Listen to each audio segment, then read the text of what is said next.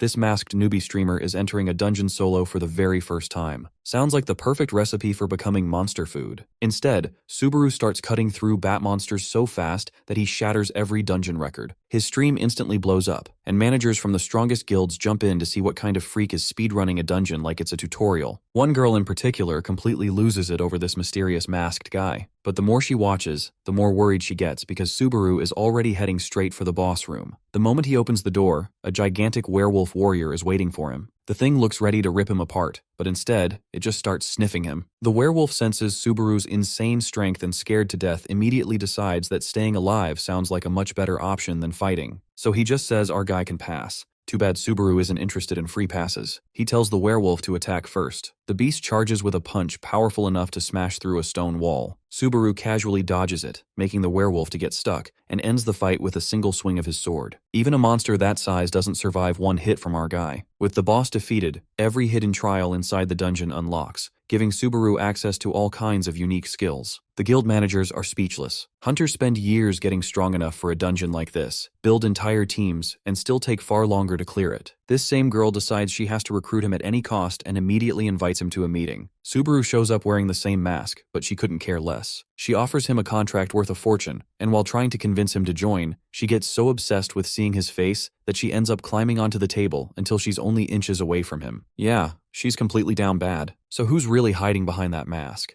Our story starts at the 8th floor of the tower located in the snowy plains called the Deadlands. The Blue Zone Guild marches through the snow, led by their guildmaster Kyojo Itsuki. While he is giving his speech, he notices a bunch of people cutting through his guild members. These guys are none other than the Blue Eyes themselves, accompanied by their leader Narukami Subaru, who also happens to be the #1 ranked fighter in the entire country and the main character in this story. The guildmaster meets him with excitement and explains that all different clans have gathered here today since they heard he was leading the charge. In other words, they are looking for the free loot they will get from this raid. Hearing this, our boy Subaru takes out an artifact and hands it over to the blonde guy. The artifact turns out to be a legendary rank item that can instantly restore half of the person's stamina if they go over the breaking point. This is an extremely valuable item, so the guildmaster is visibly surprised. Our boy simply tells him that it's for his own safety and gives him an offer to rejoin his guild once this raid is over. He can give him back the item once he joins him. However, when the guy takes too long to answer, he assures him that it's fine either ways. While the two of them are talking, they suddenly hear a loud roar and immediately recognize it as the Guardian. This is still a bit early for the Floor Guardian to show up, so all the guild members start to panic. The Guardian is revealed to be the Venom Dragon Hydra. Immediately after spotting it, our boy activates his lightning power and prepares to fight. Still, it seems like the Guardian is also prepared to fight as it starts activating its powerful attack. Noticing this, Itsuki shouts for everyone to retreat. My man Subaru is locked in.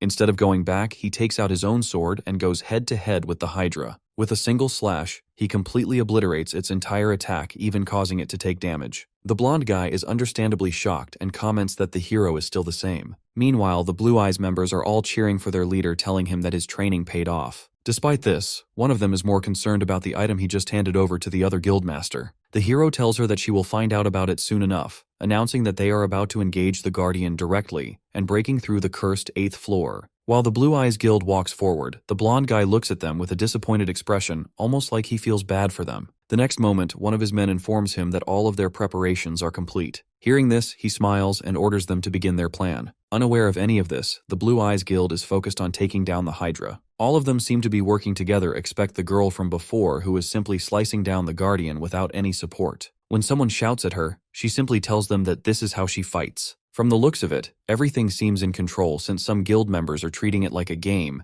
and even putting bets on who deals the most damage. While they continue slicing the dragon, a support on the ground almost gets hit by the falling parts. Still, she urges them not to stop, declaring that she can defend herself. With this, the girl puts up a huge barrier that blocks the falling pieces from hitting her. While she is keeping the barrier active, the blonde guy appears behind her and smirks, asking her if she can also defend against his sword. The girl has no time to react, and the sword cuts clean through her body. While taking her final breaths, she faintly calls out to the hero. However, when our boy gets there, it's already too late, and all he can see is his friend standing there smiling with a sword in his hands. Itsuki notices the confusion in his eyes and tells him that it's no time to be looking back. Just then, the Hydra suddenly appears from behind, ready to rip Subaru apart using its mouth. In that moment, our boy remembers the strange message he received from the system telling him that he had been chosen by the tower. It wasn't just him. Everyone who became a player saw this message telling them to climb the tower. However, no one really knew why they were climbing the tower or who put it there in the first place. All they could do was to obey the command and aim for the top floor where no player had ever reached. People from different dimensions came to climb the tower and fulfill their dreams. Today was just another day for the hero, but things didn't turn out as expected.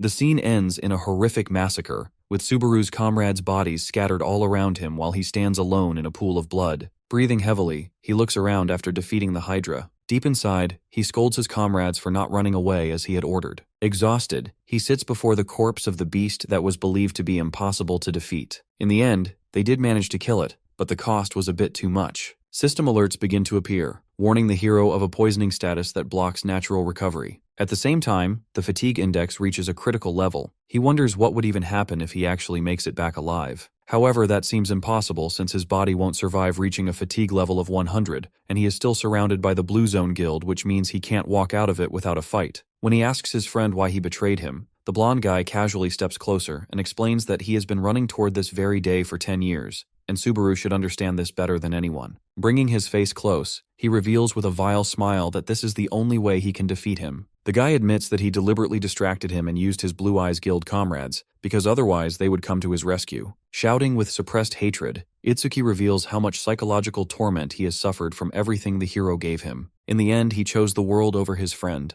With this, the guy steps back, taking out the artifact he gave him, and mockingly says that there is no need to return it anymore, since his guild is going to die with him. As he leaves, he coldly tells the hero not to be sad, because he will remain a hero in history books, even if he himself will never be around to see it. Hearing all this, our boy lets out a sarcastic smile and tells him that he only ever says what he wants, even in his final moments. Knowing that he cannot survive at this stage, Subaru still refuses to give up and takes out his legendary item, Aiolos. The blonde guy is stunned and turns back in shock, unable to believe that the hero has stood up again. The legendary item in his hands can generate a storm to blow away anyone over 10 kilometers. Without wasting any time, our boy decides to use the last 4 remaining charges of this item to save his 4 surviving guild members. Using the power of wind, he forcefully pushes them far away from the battlefield and shouts for them to save themselves. The blonde guy immediately understands the plan and panics, yelling at his soldiers to chase them at once and not let anyone escape. As the fighters move forward to carry out the order, our boy stands before them like an unmovable rock. He activates his lightning ability again and announces that none of them is allowed to move. Since he has reached a fatigue level of 95, he can only keep this up for a short amount of time. Still, this is enough to keep all of them back. Watching this, Itsuki remarks with a nervous smile that the hero is truly stubborn.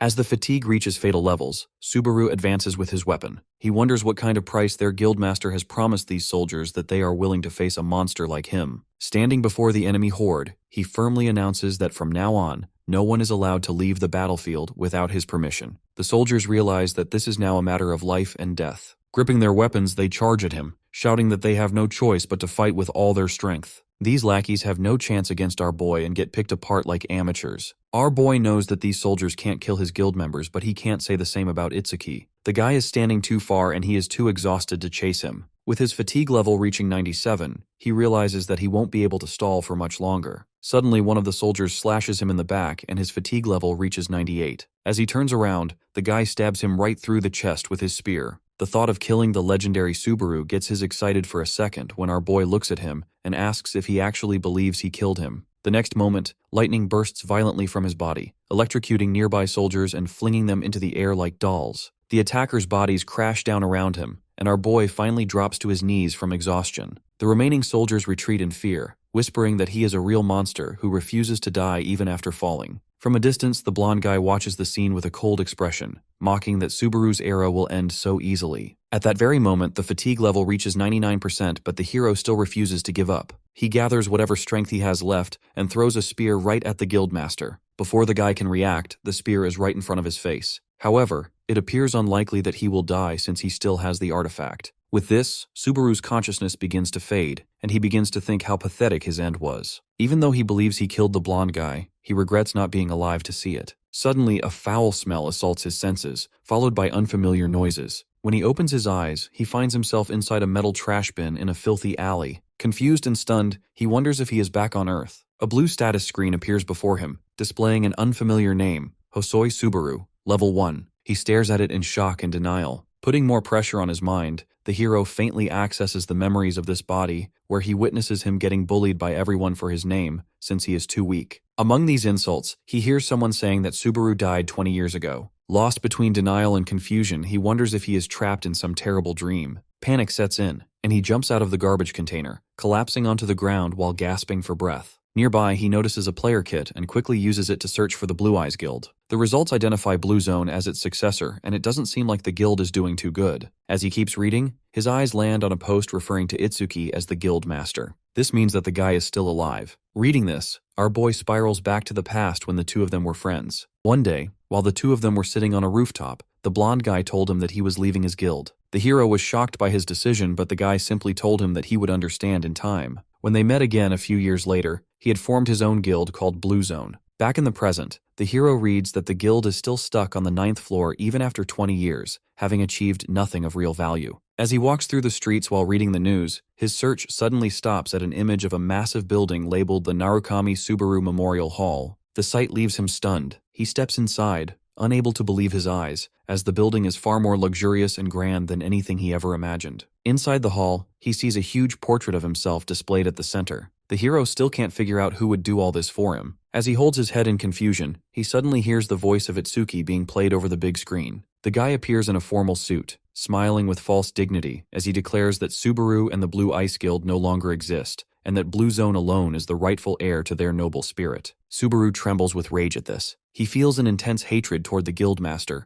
realizing that it was not enough for him to have killed him, and now he is also exploiting his memory. At that moment, the hero steps closer to his image and silently declares his determination to rewrite this false history from the very beginning. With his eyes fixed forward, he vows not to make the same mistake and swears that he will not waste this second chance. As he stands there, a small boy bumps into him from behind and falls to the ground. The hero quickly helps the child up, checking if he is all right. When the boy lifts his face, he freezes because he sees his old mask on the child's face. At that moment, the boy's parents rush over to check on their son, Minato. Subaru reassures them that it is nothing more than a light collision. He then notices something that leaves him speechless. The family in front of him, and in fact the entire crowd around him, are wearing masks identical to his old one. Shocked into silence, he touches his own face and looks around again, unable to believe what he is seeing. In that moment, Subaru recalls the blonde guy's sarcastic words about how he would remain an immortal hero in history even if he died. With bitterness, the hero realizes that this scene is the living embodiment of those words. The next moment, his eyes fall on a massive portrait of himself, featuring his iconic mask, surrounded by candles and flowers arranged like a majestic funeral altar. Subaru grasps that the entire ceremony is a farce, carefully staged by the guildmaster to steal the glory of the Blue Eyes Guild and attach it to himself. As he stares at the pile of flowers, a familiar glow of blue energy catches his attention among the bouquets. He forcefully pushes through the crowd, ignoring the warnings of the people around him, and reaches the front row. Kneeling before the flower-covered altar, he picks up a distinctive blue flower that emits faint energy. He instantly recognizes its origin and is stunned to realize that it belongs to his former guild member Asagiri Shiu. Meanwhile, on a rooftop nearby, Shiu feels relieved that another year has passed without incident. The girl standing next to him calls his actions reckless since they almost got caught and asks him why it is necessary to take such a risk every year just to offer flowers.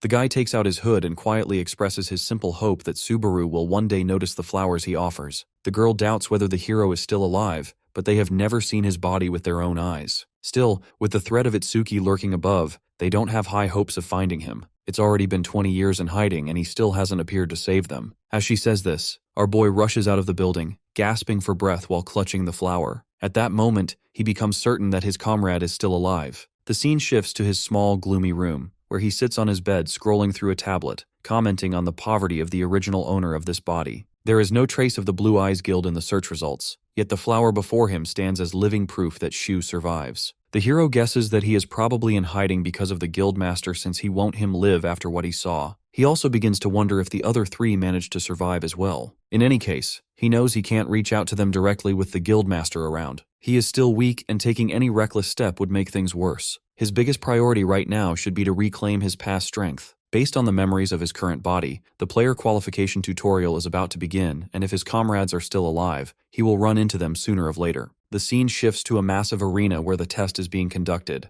A trial supervisor named Hyuga observes the candidate with a stern gaze. After defeating just 2 goblins, the guy has already reached his limit. The supervisor coldly remarks that he barely managed to pass and asks if he wants to advance to the next stage for additional rewards. Bro already knows he isn't built for this, so he refuses strongly and says that he is satisfied with just passing. Annoyed by the shouting, the supervisor threatens to fail him and presses the button to conclude his test. Even though he passes, the old man knows he won't make it past the tutorial. Among all the candidates so far, only Isak Reinhardt's son managed to stand out after making it to the 20th stage. Everyone else was just trash. Suddenly, the old man hears footsteps approaching and checks his tablet for the player's name. He finds it interesting that he shares the same final name with the rank 1 player and comments that it's quite a burden to hold. Before he can even finish announcing the start of the test with 2 goblins, a violent gust of air passes by him. Turning in shock, he wonders if something just flew past him. Subaru stands amid splattered blood with a confident smile, confirming to himself that spending 2 days testing this body's limits was the right decision. He has discovered that this body possesses exceptional abilities far beyond his expectations. When the system asks whether he wants to attempt the next challenge, he immediately agrees, stating that he has no time to waste.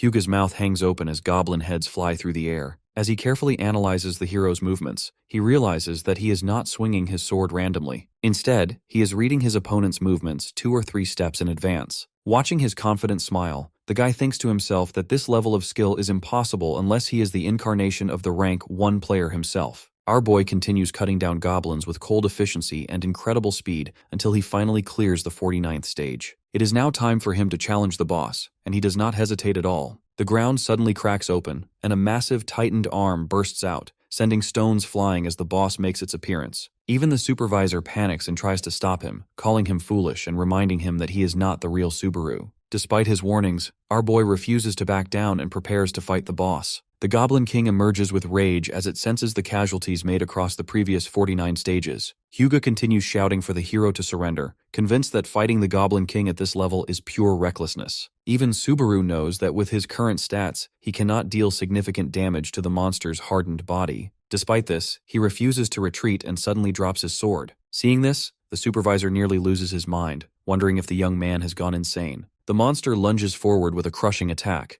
but our boy has already noticed something unusual about the arena and is ready to exploit it. The boss suddenly halts when it feels a needle pierce its leg. The hero kneels on the ground, holding a set of sharp needles. With a sarcastic smile, he challenges the monster, proposing a contest to see who falls first. He makes it clear that before the monster can even touch him, he will turn it into a pincushion. The next moment, our boy launches the needles at lightning speed, striking the monster's eyes and face with extreme precision. Enraged, the monster swings its massive axe wildly, while the hero simply moves around it, dodging every attack. While fighting, he recalls past lessons taught by Reina about rotational force and throwing power. He remembers how she once scolded him for improper technique and taught him that if a thrower understands their center of gravity, even a fountain pen can become a lethal weapon. Applying those lessons perfectly, Subaru strikes the monster's vital points with pinpoint accuracy, hitting the exact center every time. The giant monster staggers with blood pouring from its neck and needle-riddled body. Our boy stands confidently admitting that without the training from his comrade, he couldn't have pulled this off. Meanwhile, the supervisor is in disbelief after witnessing this. The goblin corpses and needles from the previous stages don't disappear till the end of the trial, and the hero used this mechanic to his own advantage. It becomes clear that he is not relying solely on swordsmanship. He is also using throwing techniques and hidden weapons gathered from the arena to target weak points. Sweat runs down Hyuga's face as he calls him a genius,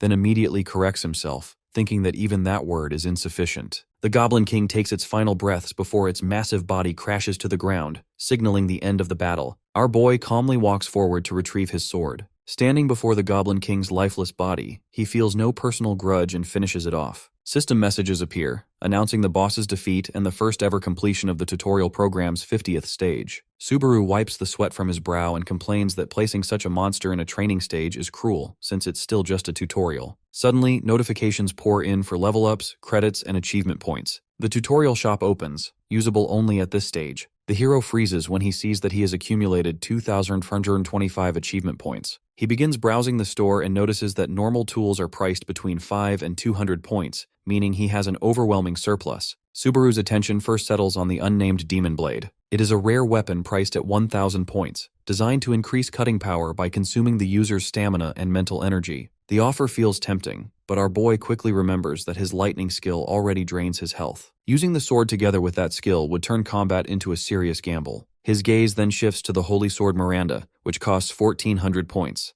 This weapon reduces fatigue and allows the user to fight for longer periods. The hero realizes that what he needs right now is not raw destruction, but safety. He becomes stuck between the demon sword and the holy sword, feeling that neither is truly ideal for him. As he scrolls further down the list, he notices an F-rank skill called Wedge of Greed, also priced at 1400 points. Its effect suppresses the side effects of skills and tools used by the player. The moment he reads this, sweat runs down his face. He has never seen such a skill before. He immediately understands that it could neutralize the negative effects of the demon sword, and possibly even his own lightning ability. Without hesitation, he decides to take the risk and buys both the Wedge of Greed skill and the unknown demon sword, spending most of his points. After summoning the demon sword to test it, he confirms that the synergy between the weapon and the skill is far better than expected. While he is testing it, the supervisor interrupts him, praising his choices and the compatibility of the items. However, he admits that, as an examiner, he cannot fully understand this decision and asks why he chose that skill, even though it's not truly efficient. Subaru responds with an annoyed expression and asks if he is really expected to explain every minor detail. His tone irritates the supervisor, so our boy quickly corrects his language and repeats his words politely. Hyuga lets him off since the hero has just cleared 50 stages. Looking at the supervisor, the hero recalls how he came to him as a young boy asking for his autograph. Our boy didn't really have a signature, so he had to write his name. While he is thinking, the supervisor continues lecturing him about respect and etiquettes. Despite his long lecture, the hero still refuses to answer any questions and asks him to keep everything about this exam confidential. The supervisor sighs, telling him that he is just repeating shallow nonsense from the internet, and shouts threats about teaching him manners. Even after all of this, he still offers to let the hero join his nightly way guild. Subaru immediately and clearly rejects the offer. This shocks the guy since he thought he was doing him a favor. Before he can say anything else, our boy quickly opens the system window and moves to the second floor. The old man stands there with a disappointed look, thinking to himself that he might have overestimated the kid.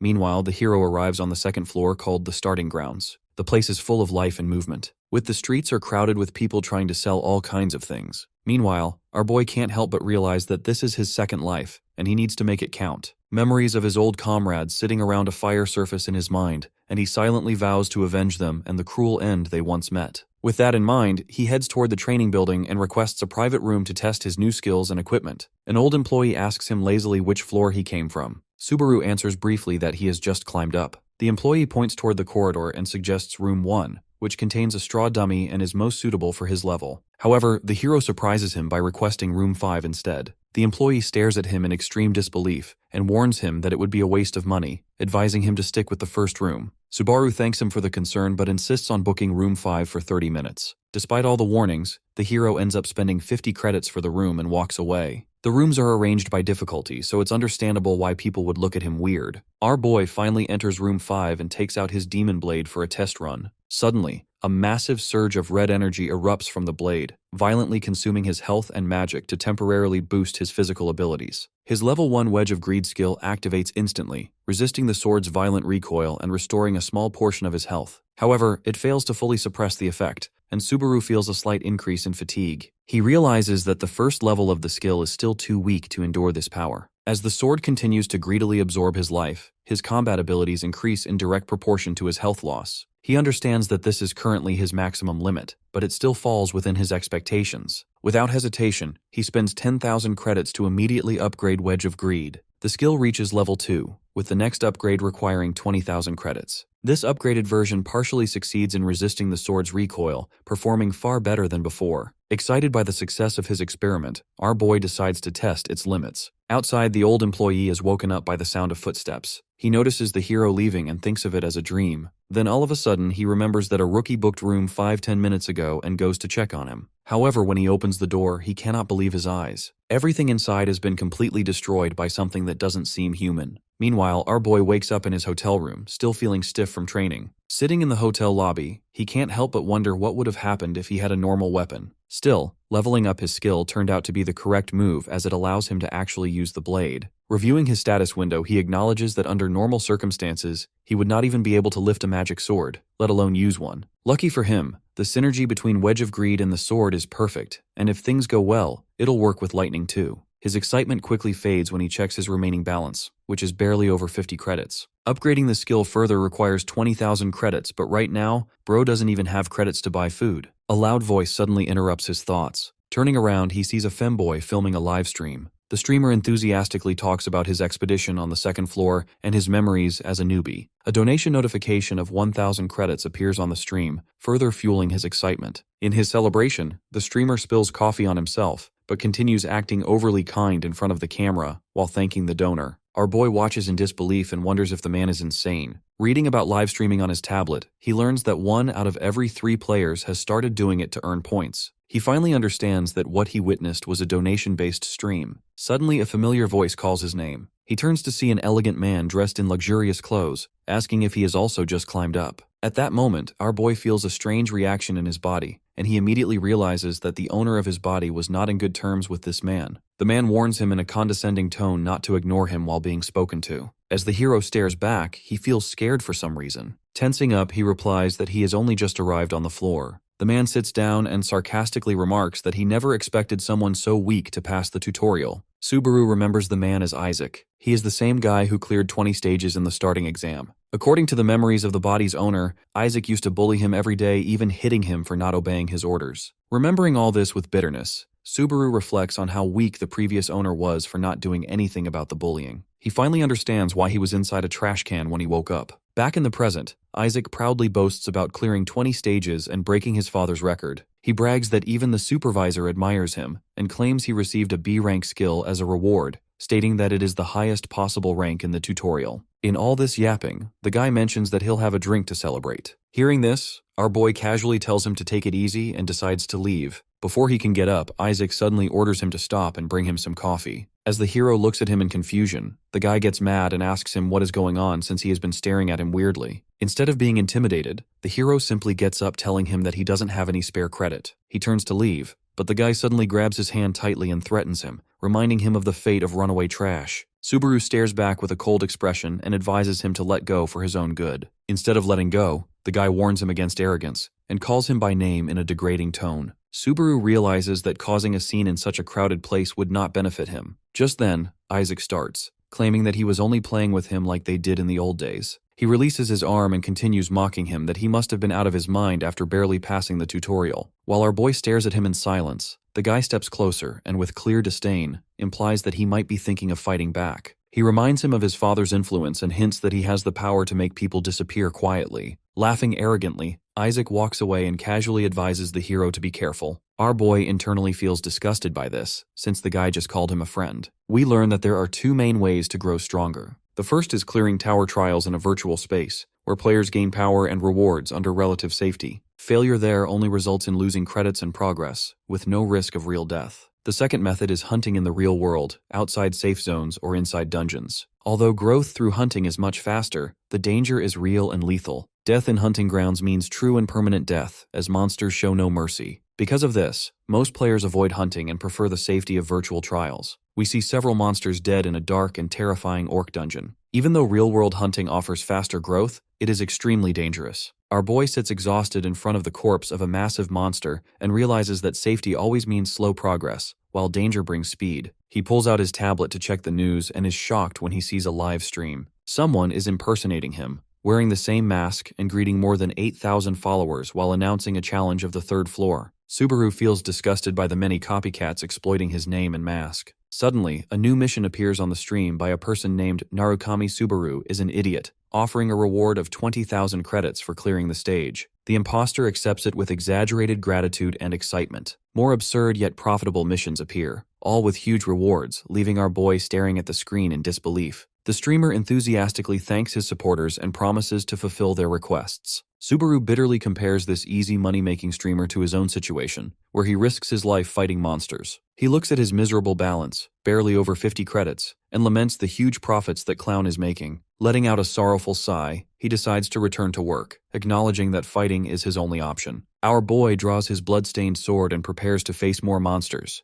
A new group of enraged orcs appears, and he rushes toward them. Suddenly, the boss emerges with a terrifying aura. The hero jokes that he might not have poison needles this time, but he has something even better. Using the Wedge of Greed skill, he absorbs his own health to amplify his power. With an evil smile, he declares that he can't waste time on trash monsters and crushes an orc's head with his foot. Then he launches himself forward at supernatural speed, slicing through enemy ranks, jumping over the orc general, and delivering a single decisive sword strike that kills the boss instantly. A dungeon completion notification appears as our boy stands victorious among the remains. Later, he takes out his old mask and stares at it, wondering if he is going to wear it again. Looking at himself in the mirror, he realizes that he can get a ton of viewers if he pretends to be Subaru, because in reality, he is actually him. With this, our boy finally decides to start his own livestream using his actual name. Meanwhile, in the main building of Azure Sky Entertainment, a female employee watches a livestream in anger, then suddenly screams in shock. Her colleague rushes over to ask what happened, only to see her pointing at the screen in disbelief. Turns out that she is mad at some streamers for not being able to clear a stage. Her colleague tries to calm her down and reminds her about the self-censorship system that penalizes foul language. He then asks about the streamer's identity. Still in shock, she answers that the name is Subakichi, making him wonder whether this is another Subaru ripoff or something new. She points out that the original Subaru's absence has allowed imitators to take the place of the real legend. This makes her mad since it's killing the entire platform. The guy shouts at her not to say stuff like this since these streamers are their livelihood.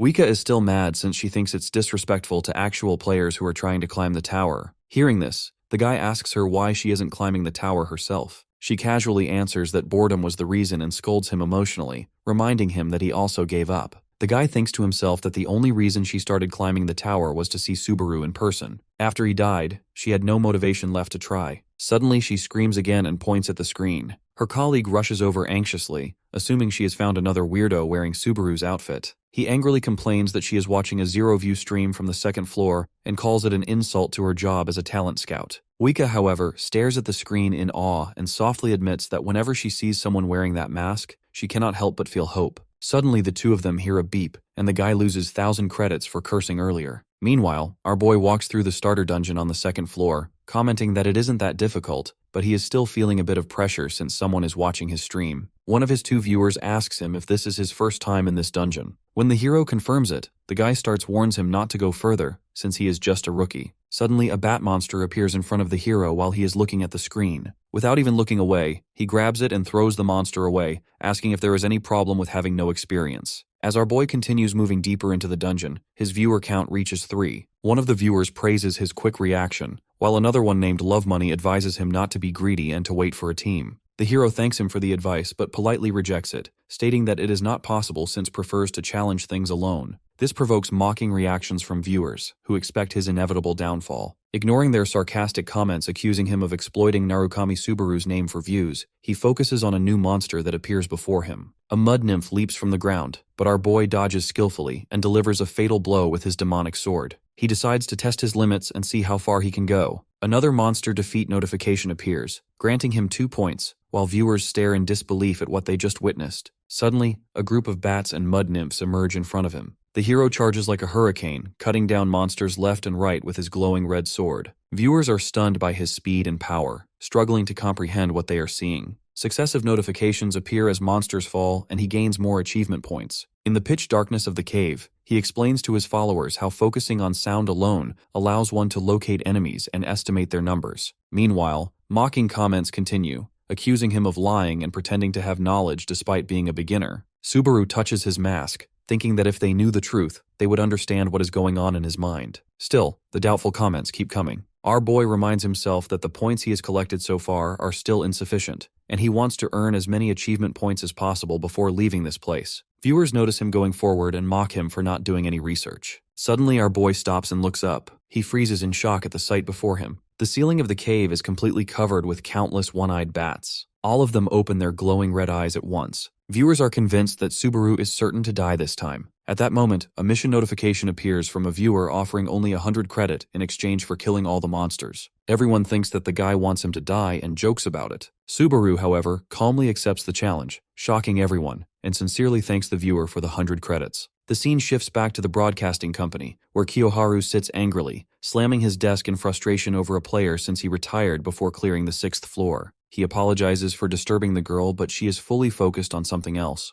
When he asks her what it is, she reacts in shock, making him think that she is referring to his gambling. However, it turns out that she is still watching Subaru's stream, and right now our boy is going crazy on those bats. Viewers flood the comments in disbelief, unable to accept that this is happening on the 2nd floor at a beginner level. In the middle of the battle, our boy recalls the words of his former guild member Shiu. He once praised him, saying that even when he changes his sword's direction mid-strike, his breathing and focus never waver. It looks as if he cuts everything down in one blow, but in reality, He calculates the enemy's fluid movements in advance and plans his actions accordingly. The hero remembers replying that he does not think about anything special, which only confused the guy further. Returning to reality, our boy continues tearing through the bats and advancing forward. While fighting groups, he does not target enemies individually. Instead, he explains to the viewers that one-eyed bats always attack head first, and the greater their numbers, the bigger the openings they leave. By taking advantage of their collective rush, he breaks through them all at once. The comments begin to argue against his explanation, saying it does not really clarify anything. One viewer mocks it by comparing it to saying that moving your legs forward lets you walk. At that moment, one of his first viewers reminds him to accept the credit reward. The hero suddenly remembers this and starts tapping his tablet in confusion. However, he can't figure out how to claim it. Eventually, with one of the viewers guiding him, he completes the task and receives 1 credit. Our boy then tells him followers that he will be pushes further and starts walking. His balance rises to 150 credits, and his achievement points reach 118. Back at the broadcasting company, Wika suddenly screams loudly, startling the guy. She points at the screen in shock and asks whether he has ever seen anything like this before. Her colleague tries to calm her down and reminds her that this is only a second-floor stream, but she seems to be fully convinced that this streamer is actually the real Subaru. The guy watches her with concern and notices that she always loses her composure whenever Subaru is involved. Wika becomes so excited that she feels dizzy and starts seeing him with her eyes closed. Her colleague gets weirded out and seriously asks whether she is thinking about recruiting this guy. The two of them continue to go back and forth about this, and the scene shifts to our boy again. He reaches the end of the dungeon, where a massive gate stands before him. As he enters, he finds himself facing a huge wolf-like monster that has been waiting calmly. The monster reveals itself as Wolf Warrior Greg. Viewers comment that the monster is aura farming and even admit to failing 8 times before he let them pass. Suddenly, a new mission appears, stating that the hero must gain the recognition of the Wolf Warrior in order to pass through the gate. Wolf Warriors are not hunting monsters, but gatekeepers that tests players' strength and decides whether they are worthy of moving forward. While our boy is standing there, another mission appears offering 3,000 credits in exchange for defeating the Wolf Warrior. Subaru is visibly shocked, and even his viewers doubt that the guy is ever going to pay up. Moments later, the giant Wolf Warrior slowly gets up on his feet and looks at our boy, wondering if he has another customer. As the two stand face to face, the Wolf Warrior stares at the hero and asks if he really came here without a party. Our boy casually remarks that it is obvious he is alone. The wolf sniffs him and comments that he is an interesting human who carries the scent of a great warrior. Hearing this, the viewers start commenting that the warrior called them disgusting and gross. The hero recalls internally that wolf warriors possess a special sense of smell that allows them to perceive not just a person's scent, but their very essence. The wolf then declares that Subaru is qualified to move forward and announces the end of the test, allowing him to pass. Viewers are stunned by this unexpected outcome. The hero is also confused since this didn't happen in his previous life. Still, he refuses to pass and mentions that he didn't came here for the door. The wolf reacts in shock, asking whether he means he came for him. Our boy calmly confirms this and explains that someone has commissioned him to kill him. The wolf bares its sharp teeth with a savage grin and admits that he truly possesses the spirit of a great warrior, just as expected. Meanwhile, at Azure Sky Entertainment headquarters, Department Head John Tail types rapidly while asking them about the streamer they just discovered. The guy nervously answers that it is around 20, but Wika interrupts coldly and corrects him, saying it has already surpassed 30. The manager takes off his glasses and asks them if they are joking. He scolds them harshly, implying that he is fully aware of their gambling and habit of watching streams during work hours. The girl ignores his scolding entirely and keeps muttering that the number has reached 30. This only fuels his anger, and he snaps that the number does not matter. The department head suggests that instead of wasting time, she should start streaming herself since she actually has the talent. However, instead of listening, she keeps giving a live report of the viewer's count, annoying him even further. Back in the dungeon, our boy stands before the wolf warrior, who growls and prepares to tear him apart. The hero grips his sword tightly, internally reminding himself to stop overthinking and focus only on the fight. At that moment, the unnamed demon sword begins absorbing energy. He steadies his breathing to maintain control. The level 2 Wedge of Greed skill suppresses the sword's side effects, allowing him to fight in his usual style, even though this is his first time doing so in this new body. The wolf attacks with its sharp claws, but our boy manages to put his sword up and blocks in time. Without giving him a break, the monster launches a relentless series of attacks that causes him to slide back a bit. Our boy quickly realizes that he can't compete with the wolf warrior in terms of physical strength alone. The wolf continues its assault and praises Subaru's resilience as a warrior, but confidently declares that he cannot defeat it. Our boy keeps defending and retreating, making his viewers think that he is about to lose. While trying to defend himself, our boy ends up against a wall. He thinks to himself that sometimes you have to rely on methods other than brute strength. Before delivering his finishing blow, the wolf declares that he has entertained him well. However, when he finally strikes, our boy bursts out of the dust and counters, remarking that those words were originally his. He points out that the wolf's attack patterns are so predictable that he can even fight him with his eyes closed. Moving swiftly, he dodges the wolf's bite and claws with ease and exploits the opening to deliver a direct cutting strike across its body. He follows with a crushing vertical slash that tears through the wolf's chest, blood spraying everywhere. While taking his final breaths, the wolf warrior acknowledges his strength and calls him a great warrior. With this, he sees a system notification announcing his victory. His level increases twice, along with boosts to strength and agility. Notifications confirm increases in concentration and mana, and he receives 500 achievement points at once. The live stream comments explode with shock and disbelief that a single person defeated this monster alone. Subaru breathes and finally announces that he defeated the beast. The viewer count reaches 56, and people praise the boldness of the one who sent the impossible mission. After getting his credits, the hero promises to use them effectively. Since he has cleared the dungeon, the massive gate before him begins to open slowly. While walking out, our boy suddenly senses a strange vibration in the atmosphere, which viewers also notice through the screen. A large interface appears, showing multiple trial paths such as ice, fire, earth, poison, metal, soul, thunder, and more. The screen fills with available choices, shocking the viewers. One mentions that the maximum number of trails is 16, and explains that the number of choices is directly proportional to a player's talent. Our boy ignores all options and fixes his gaze on the Thunder trial. Viewers excitedly encourage him, saying it suits him perfectly since he is literally cosplaying as Subaru. After confirming his choice, he calmly steps out of the gate. Meanwhile, at the Azure Sky Entertainment Building, Wika jumps out of her seat in joy at Subaru's victory. She excitedly shows her phone to her colleagues, saying the viewer count has reached 60 in record time and that 13 trial options have appeared. The department head watches nervously, drenched in sweat. He admits that defeating the Wolf Warrior, which had never been beaten before, is truly impressive. However, he quickly reminds himself that the streamer is still a beginner on the second floor, and investing in him now would be extremely risky. The girl still refuses to back down. In front of her stunned colleagues, she makes a bold bet. She proposes that if the hero fails to master the thunder element, both she and her colleague Kiyoharu will work on a fixed salary for 5 years. But if he succeeds, the manager must sign a contract with the streamer without any excuses. Her colleague is shocked and tries to object, shouting that this has nothing to do with him and that he does not even know this guy, while pushing the girl away. The department head smiles, asking the girl if she truly believes he can master thunder since the only person who has successfully done that was the original Subaru. The girl laughs and comments that they'll never know until they try. Hearing this, John agrees to the bet. The scene shifts back to the test arena, where the system announces the start of the thunder trial. Looking around, our boy wonders where he is when suddenly someone shouts a warning and rushes forward, pushing him away just in time. A massive explosion follows, and something heavy crashes into the ground, sending debris flying everywhere. When the dust settles, the hero notices a giant monster holding a massive weapon. The guy who saved him shouts at him, asking if he is really trying to die. At the same time,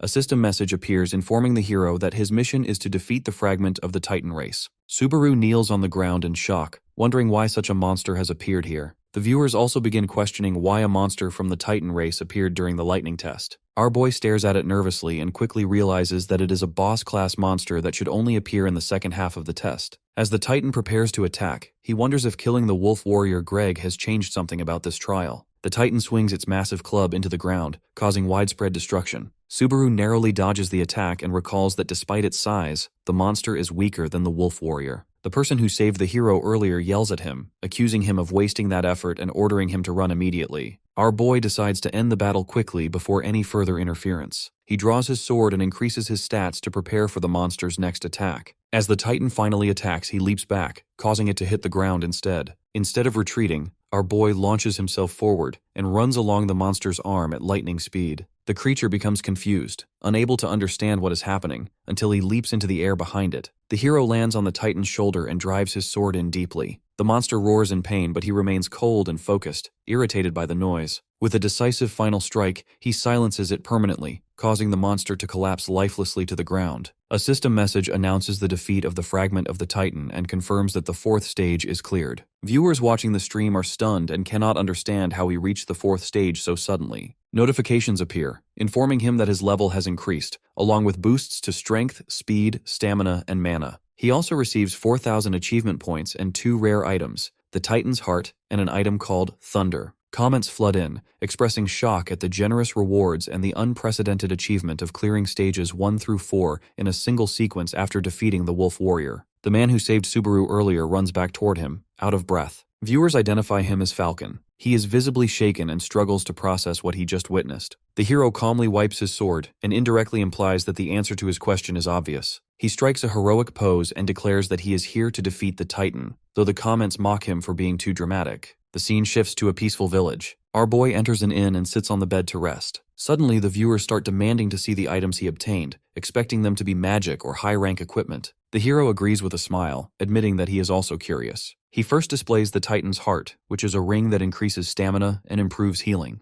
Our boy believes it's nice to have an accessory-type item, so he's satisfied with it. Next, he shows Thunder, which is a rare armor that increases defense, carries thunder attributes, and has an active skill that can negate negative status effects once per day. Our boy equips it immediately and starts to look more like himself in the past. A new mission suddenly appears from another viewer, offering 5,000 credits if he can obtain the Thunder ability. Similar missions arrive from other followers, all offering large sums just to see him use that ability. Subaru thanks everyone sincerely and promises to show them lightning power soon. As he looks at the screen, he wonders why so many people are specifically waiting for the Thunder ability. He begins to wonder if he was more extraordinary than he imagined in his past life. A knock on the door interrupts his thoughts. He allows the visitor inside, and Falcon enters with a handsome knight wearing shining armor. He introduces the knight respectfully as Lord Peleus, the commander of the village knights. The man then explains that Titan attacks have been increasing and confirms that the knights are on full alert at all times. Villagers have been advised to stay indoors unless absolutely necessary. This is the reason they found it strange to see an outside here. The knight commander thanks the hero on behalf of the villagers, acknowledging that he protected the village in his absence. Our boy responds modestly, saying he only did what felt natural. Observing the commander closely, he recognizes him as a brave knight who stands like a fortress for the village. The man reveals that they have successfully located the Titan leader during reconnaissance and declares his intention to risk his life and surround the enemy in its domain. He then bows before Subaru and humbly asks for help in saving the village from this imminent threat. Meanwhile, several comments appear on the livestream, with some trying to warn the knight commander. Our boy already knows that Peleus is supposed to die in the next stage. Despite knowing this fate, he shakes his hand and agrees to cooperate. As the commander thanks him, a system notification announces the start of the 5th stage, titled Survival. As the knight commander leads them away from the village, our boy notices that people are commenting more frequently on his live stream. This means he can't really talk back to them like before. Suddenly, Peleus orders everyone to stop and points forward at a sleeping Titan. Turns out it's their leader, and the commander plans to face it directly while the hero attacks from behind. However, Subaru interrupts him, having sensed something wrong in the surrounding atmosphere. His eyes widen as he realizes that the leader is not alone. The ground splits open, and multiple Titans appear from all directions. It is a carefully prepared trap. Smiling monsters with eerie expressions surround the knights in a tight ambush. Peleus freezes in shock as chaos erupts. A Titan manages to catch one of the knights, and before anyone can save him, he gets split in half. Witnessing this, the commander shouts at everyone to retreat. One of the knights tries to go back to save his brother, but the captain repeats his order, reminding them of their families and the village depending on them. He assigns Falcon to lead the withdrawal and secure their escape. Turning to the hero, Peleus begs him to run as well so that he can reorganize and fight again another day. Our boy takes out his sword and replies that he should be the one to leave. The commander is confused and asks him what he means. The hero walks towards the Titan army and mentions that he won't be able to move freely if he is around, and they both might end up dying. After resisting at first, the commander finally agrees, promising to gather the soldiers. As he retreats, he shouts his gratitude and begs Subaru to stay alive. With him gone, our boy charges at the Titan army, telling them that he is their opponent. He moves between their legs at lightning speed, striking with precision and dropping enemies one after another. System notifications appear, confirming the death of 2 Titans and earning him 20 achievement points. As he fights, Subaru admits to himself that even if this is just a test, he can't afford to leave anyone behind. While running away, the commander stops for a bit and looks back, torn by guilt and fear, as the hero is surrounded. Viewers begin calling the situation suicidal, pointing out that he didn't need to stay back and fight. But our boy thinks differently. Remembering Peleus's fate in the original story, he realizes that with his current strength, he may be able to change it. With this, our boy continues fighting and starts cutting through the Titans one by one. As he cuts through the giants, he receives 10 experience points for each kill. Even though it's not that hard to kill them one by one, our boy knows that he doesn't have much time left to borrow the Demon Blade's power. He knows that he needs to find the boss quickly. In order to see properly, he climbs on top of one of the Titans and jumps up while slicing his head in half. Afterwards, he jumps on another titan and leaps away. Our boy literally starts using the titans as jump pads and begins moving forward. The viewers are beyond impressed and even compare him to the original Subaru since air combat was his specialty. While moving, the hero gets a notification informing him that he is recovering his stamina and mana thanks to Wedge of Greed. This makes him a bit relieved since it makes things easier for him, but he knows that it won't last long. Just as moves forward, he notices the same titan in front of him who was pretending to sleep earlier. Our boy knows he is the boss and rushes towards him. The titan boss also notices him and prepares to attack. While internally praying for it to work, Subaru unleashes his thunderclap ability, causing a huge burst of thunder to come out of his body. The loud noise and the bright light make all the titans disoriented. Taking advantage of this situation, the hero leaps forward and stabs the leader directly in his head. His sword pierces through the titan's thick skull, putting him down. A system message announces the defeat of the titans and the successful completion of the 5th survival stage, declaring it an extraordinary achievement. His level increases by 2, along with an increase in his overall attributes. The livestream chat explodes with shock since no one has ever defeated the titan boss. Our boy looks up in a dramatic fashion and thinks to himself if he were a manga protagonist, this would be the perfect time for him to end everything. However, he doesn't get that luxury in his life since his Wedge of Greed skill fails to resist the sword's negative status. Subaru lands on the ground, gasping for air. He knows that even if he finishes the stage, the monsters will keep on coming until he finishes the actual trial. Ironically, this was the same mechanic he used to abuse in order to get more points. However, now that he is losing his strength, the titans are slowly closing in. Just as one titan is about to crush him, a devastating bolt of black and golden thunder descends from the sky and strikes Subaru directly, causing a massive explosion. The scene shifts to a distant, peaceful location. Deep in a forest, we see a woman sitting outside a wooden cabin watching something on her phone. Shu steps out of the cabin and asks why she is sitting outside. The girl explains that the weather is pleasant and the air feels clean,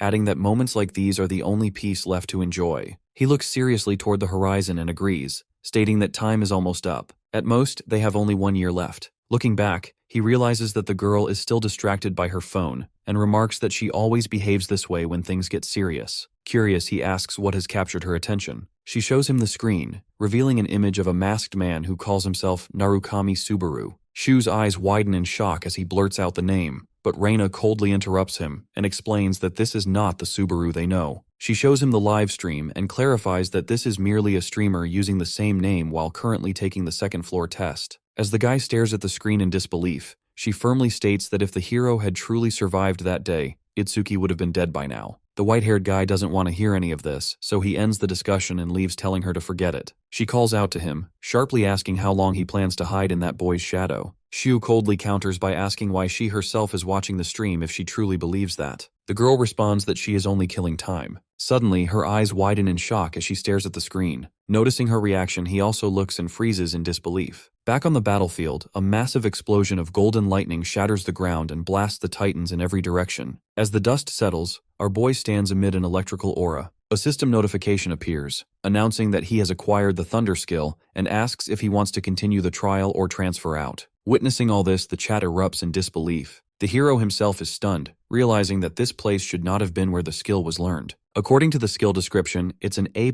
rank ability that drains the user's stamina and mana in order to use Thunder. As the Titans begin regrouping, our boy silently thanks fate for surviving. Since he has acquired Thunder, he can now claim the rewards for all the missions he received from his viewers. This puts him at a total of 20,000 credits. Remembering that gratitude should be returned, he prepares to fight again. As the remaining Titans roar and charge toward him, our boy spends all of his 20,000 credits on upgrading his skill and prepares to put on a show for his viewers. Now that his skill can resist the violent backlash of his Thunder ability, he decides to start by using it on his hand. When the Titans get close, he envelops his sword with thunder and prepares to go wild like the old days. The next moment, Subaru brings the sword down with immense force, creating a massive rift of red energy and lightning that tears through every single Titan in front of him. Even though it's a powerful ability, it leaves him drained and he realizes that he misjudged how much energy to use. Suddenly, his body starts to wobble, and his sword sinks into the ground to support him. At that moment, a group of armored knights led by the commander rushes toward him. Commander Peleus spots him collapsing and shouts in shock as he runs forward. Subaru's exhausted body gives in, and he starts losing consciousness. In those final moments, he sees the commander running towards him and mutters in surprise that he actually came.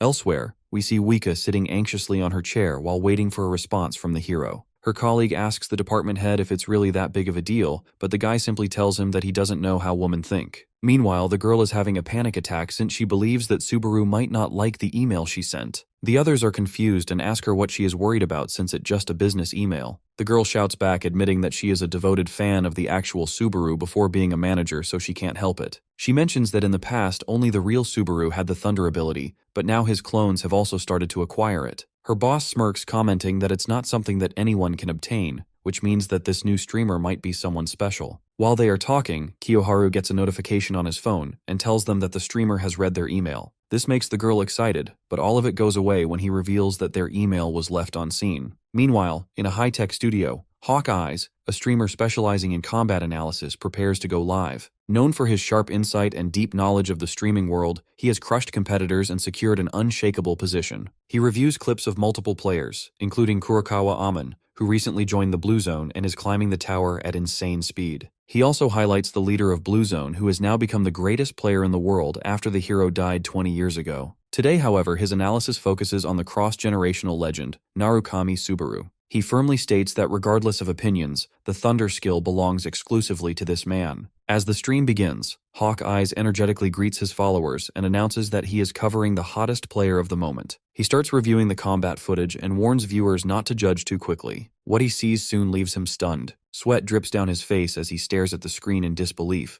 marveling at the player's focus. He explains that the hero learned the Thunder skill moments ago, yet already uses it beyond human limits. Hawkeyes points out that he controls the skill with extreme precision, injecting exactly the required amount of energy into his sword without wasting a single drop. He confirms that such precise control and flawless judgment means Subaru makes no mistakes throughout the fight. Wondering where such a monster came from, the analyst realizes that most of his viewers don't even know what is going on. With absolute confidence, he declares that this boy will undoubtedly become a major name, and that he will personally keep watching him. Before ending his analysis, Hawkeyes remembers his closing remark. With a serious gaze and shining eyes, he declares that purely in terms of control, this new player might even surpass the original Narukami Subaru at his peak. Meanwhile, inside the tower's break room, our boy wakes up on his bed, gasping for air. System messages appear, stating that the 6th stage is pending, and that his physical fatigue has fully healed. The hero decides to temporarily pause his attempt. Although the system allows it due to his cleared stage and 0 fatigue, he feels that while his body has recovered, his mind remains exhausted. He picks up his device and thanks his followers for watching. Just then, the hero notices that his viewer count has increased up to 700, which makes him wonder why everyone is watching him. He apologizes and informs them that he will stream after taking a day off. After ending the stream, he leaves the break room and heads toward the waiting area. While walking, he checks his phone and notices an incoming message from Wika of Azure Sky Entertainment's management department, reminding him to check out the email they sent him earlier. Subaru stares at the phone and wonders if this is just random spam.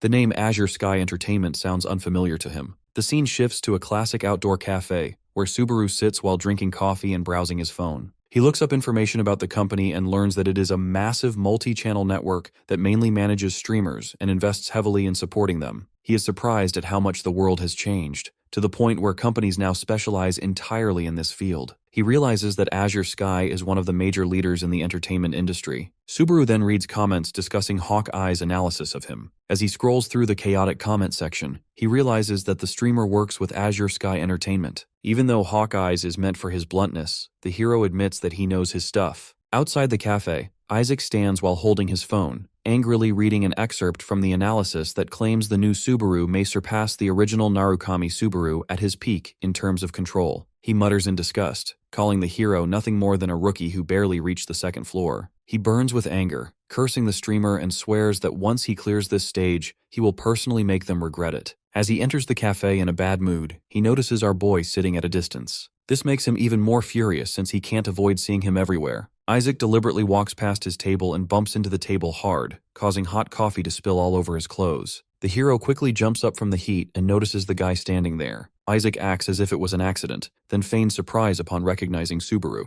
Standing over him with a provocative smile, he comments that they have been running into each other a lot lately, and that the 2nd floor is truly small. He rudely offers to buy him a new coffee, sarcastically adding that he should be grateful since he is always broke. Our boy ignores him and starts to leave. This makes the guy mad, and he calls out to him asking if he has gone mad. Enraged, Isaac grabs Subaru by the collar and insults him, threatening to crush him just like before and wipe that arrogant look off his face. Instead of getting mad, our boy apologizes coldly and states that he does not have time for such nonsense. He grabs his wrist and forces it away from his collar, squeezing it with immense strength. Isaac's expression instantly twists in shock and pain, and he wonders if the kid has always been this strong. The hero steps back and coldly tells him to consider it payment for the coffee, thanking him for the treat before leaving. The guy loses control and shouts after him, ordering him to come back, but the hero exits the cafe without looking back. After our boy leaves, the bully mutters in frustration, thinking that he only wanted to climb the tower peacefully. He curses both Narukami Subaru and Hosoi Subaru, believing that the two of them have pushed his anger to its absolute limit. Meanwhile, our boy looks at his tablet and remembers something he forgot. He pulls out his phone to reply to a message. Elsewhere, Wika relaxes in her bathtub while playing with a rubber duck when she receives a surprising message from the hero telling her to meet in person. The scene shifts to a dark dungeon where the corpses of monsters lie scattered through the waterways. Our boy enters the boss room gripping his sword as it glows with radiant energy, ready for a decisive confrontation. A system message confirms that the Wedge of Greed skill is resisting the recoil of the demon blade. The hero notes that he is slowly getting used to his new body. Suddenly, the flaming dungeon boss appears and rushes at our boy. He knows that he needs to figure out his limits so he can avoid making the same mistake like last time. As the monster runs down the wall, he charges his thunder ability in his legs and leaps upward. For a moment, Subaru gets a glimpse of his past self performing the same action. At the same time, the fire lizard releases its flames towards him. Our boy lunges forward at supernatural speed, tearing through wind and flames as he collides violently with the monster's attack. Since he is using the thunder ability in addition to the demon blade, his passive skill fails to resist the negative effect of the blade, causing his fatigue to rise up. Despite the pain, our boy continues his assault and delivers a decisive, powerful strike that tears through the monster amid a massive energy explosion. The system announces that the dungeon is cleared. He levels up, and his strength, stamina, and mana increase. He exits the dungeon and returns to the dark forest, noticing that the stamina drain is lower than expected. Checking his fatigue index at 61, he concludes that he can safely increase his energy output further. However, anxiety lingers as he looks at the upgrade cost for Wedge of Greed, which requires 40,000 credits. He finds the doubled cost for leveling brutal and extremely expensive. As he walks, he takes a deep breath and wishes that someone would suddenly appear and offer him a good job to solve his financial problems. At that moment, he senses someone in front of him asking whether he is going hunting. He stops and turns to see Isaac emerging from between the trees with a malicious smile, approaching confidently. The bully remarks in a sarcastic, chilling tone that they have known each other for a long time, yet he still manages to surprise him. Our boy looks at him coldly and calls him persistent and annoying. The bully admits that he thought carefully about it, but that his anger reached a point where he could no longer suppress it. He steps closer and suggests in a threatening tone that they should finally settle their score and end everything.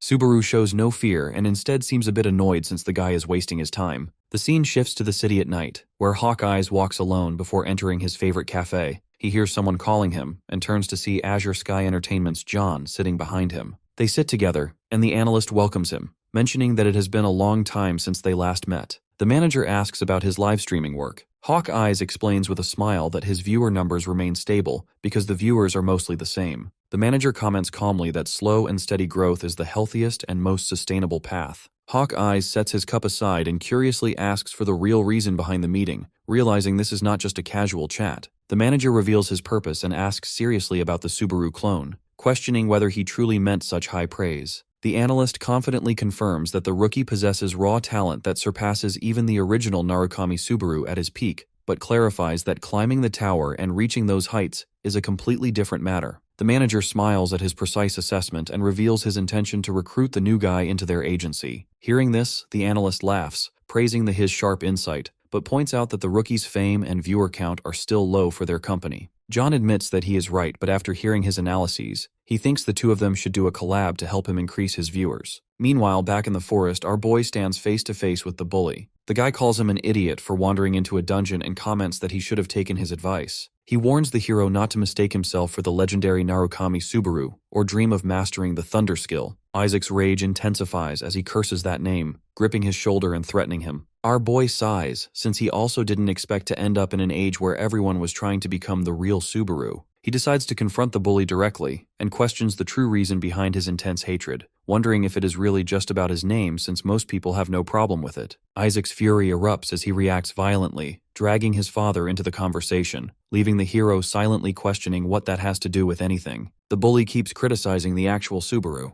During this, he reveals that his father's name is Reinhardt. The moment our boy hears this, he realizes that the guy is talking about the one-slash-swordsman. His memories pull him back to a shocking incident that once shook the entire tower. At that time, unbelievable news spread everywhere. Narukami Subaru, an Earthling player who appeared like a comet, defeated the one-slash-swordsman. The battle ended in a single strike and lasted less than 30 seconds. Our boy clearly remembers Reinhardt screaming while drenched in blood, still trying to fight before collapsing into the crater created by Subaru's strike. The scene snaps back to reality. Isaac is now shouting like a madman and warning the hero not to take that name lightly. At last, the hero understands that Isaac's hatred is not personal, but comes from resentment toward his father's shattered title. He gives him a sharp, angry look and scolds him, questioning whether he has any idea how much suffering Hosoi endured because of this petty grudge. Hearing this, the guy explodes with rage and orders the hero to stay quiet. Flames begin glowing around his body as he prepares to attack. He releases his fiery power and declares that there is no need for further talk, ordering our boy to die quickly. As the flames rise, the bully hysterically admits that he hates Narukami Subaru so much it makes him sick. He blames him for turning guild leaders arrogant as well. With a demonic smile amid the fire, Isaac announces that those arrogant people are now rotting in hell and that this is their just punishment. He launches a massive fireball toward the hero, claiming that gaining that name was the end of his luck. A huge explosion follows, filling the area with fire and smoke. The bully covers his face and pretends to feel regret, sarcastically lamenting that he failed to control his power and killed his friend in such a horrible way. As he looks at his burning hand, he coldly decides that his next target will be the masked streamer. Suddenly, a voice speaks from within the flames, questioning which masked person he is referring to. Isaac looks ahead in shock to witness our boy coming out of the flames wearing that same mask.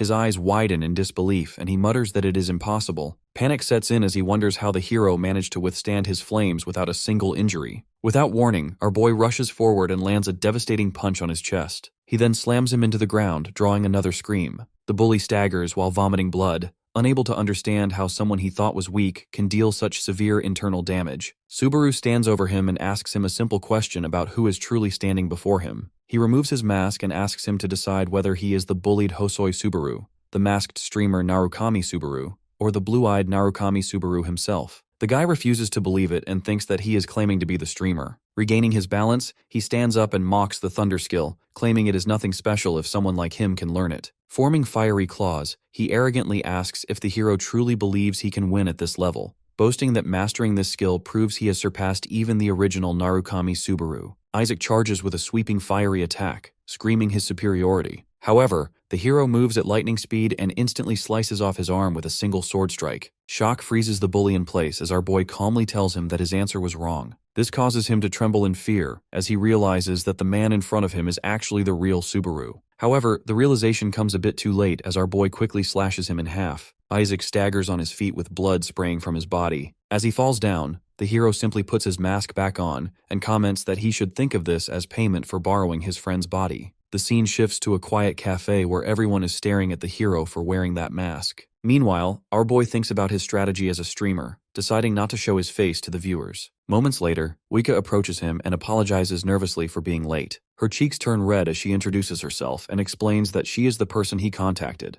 The hero shakes her hand and introduces himself by his streamer name. After taking a closer look, the girl realizes that this guy looks exactly like the actual Subaru. The hero interrupts her thoughts by loudly asking if something is wrong, startling her. She remembers her boss's strict warning to leave a good first impression and earn the client's trust, and realizes with despair that she is already messed up. Our boy then asks if she was a fan of the old Narukami Subaru. She instantly responds with unfiltered excitement, admitting she is an extremely passionate fan. Subaru tries to calm her down and explains that he is not the original, but the girl admits that she is also a fan of his. She starts yapping and explains that she has followed him since his viewer count was 0. The hero is stunned by how accurately she remembers every detail, even events he himself has forgotten. He smiles beneath his mask, recalling how clueless he was at the start, and feels admiration that she watched him even then. Wika tightens her fist with excitement, claiming that their meeting was destiny, and reveals that this is why she begged the company to assign her to manage him. Regaining her composure, she decides to act professionally and earn his trust. She pulls out a prepared contract and begins summarizing the clauses, explaining that they will help increase the value of his brand name through ads and stream clips. Reading the contract, our boy asks what he needs to do in return. She simply explains that he only needs to continue streaming the way he already is. Subaru is surprised and wonders if being a streamer is really this comfortable. She explains that this is because he is the first person to master the lightning skill,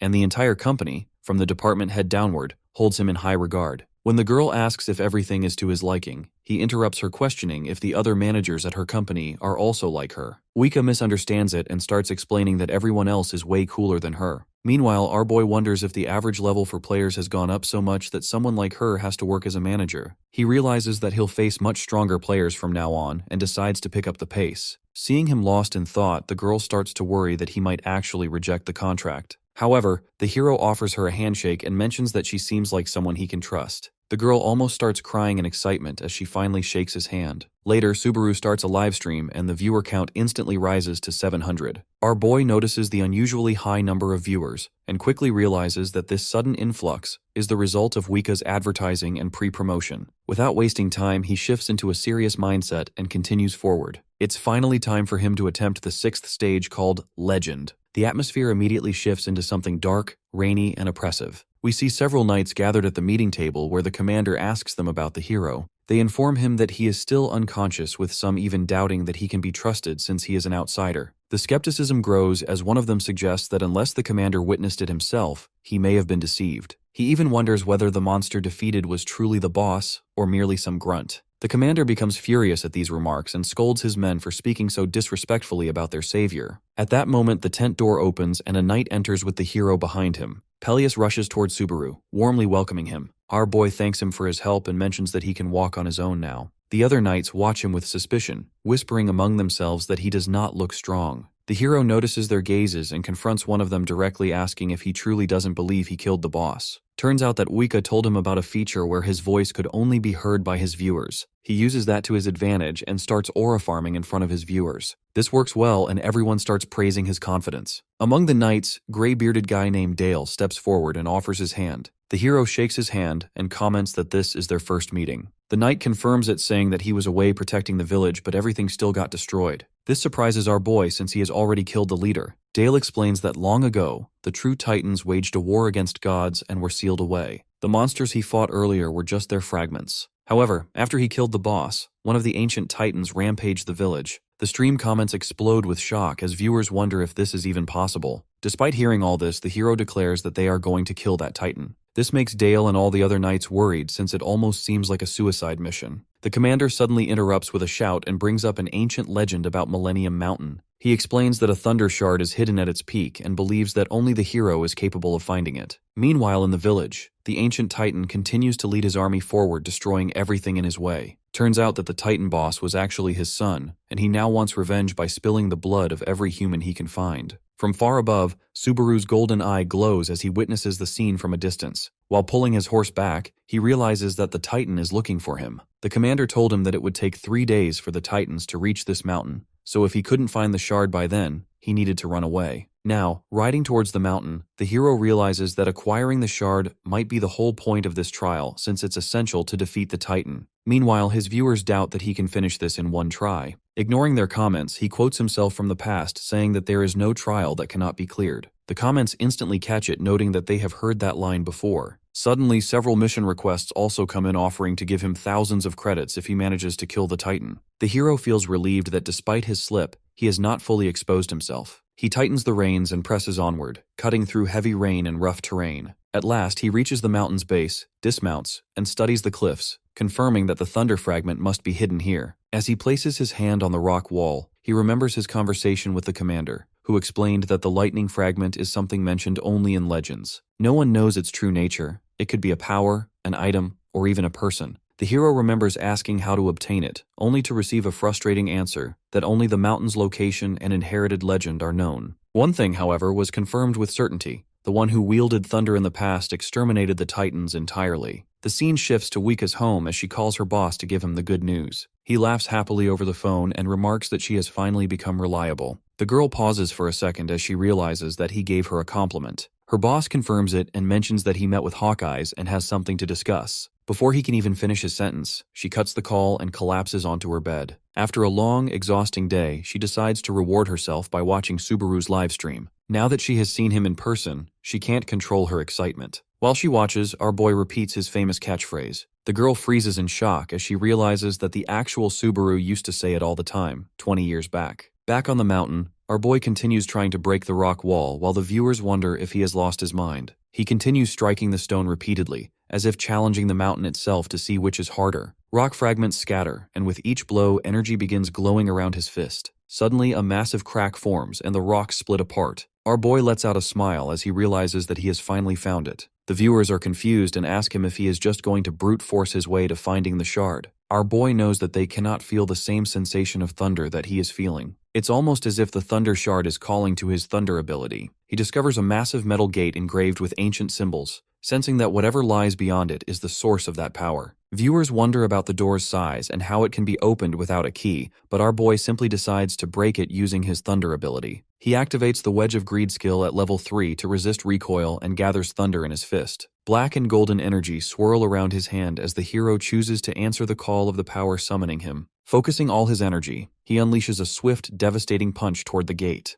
A massive golden explosion fills the area with a thunderous boom. The giant doors burst open, revealing a long, dark corridor beyond. As our boy walks in, a system notification informs him that he has entered the pathway of thunder. Moments later, the door closes behind him, and another system notification mentions that he cannot leave until he clears the stage. Meanwhile, all the knights gather around the table discussing their strategy. The guy with the white beard wonders whether the hero can truly obtain the Thunder Shard. The commander remains completely confident as he drinks calmly, and states that Subaru will definitely succeed. He insists that this stranger has already proven his strength, and that there is no reason to doubt him. Suddenly, a terrified knight interrupts, shouting that it does not matter whether he gains the shard or not, because they will die either way. The knight stands trembling with sweat pouring down his face, screaming that the commander does not understand the magnitude of the horror they are facing. The commander tries to steady everyone, reminding them that even if the enemy is overwhelming, surrendering and waiting for death is not an option. He insists that they must trust the young hero who is risking his life for their sake without asking for anything in return. However, the knight stares at him with eyes full of fear and mutters that such hopeful words are easy for him to speak. Before anyone can respond, a cup suddenly slips off the table and crashes to the ground.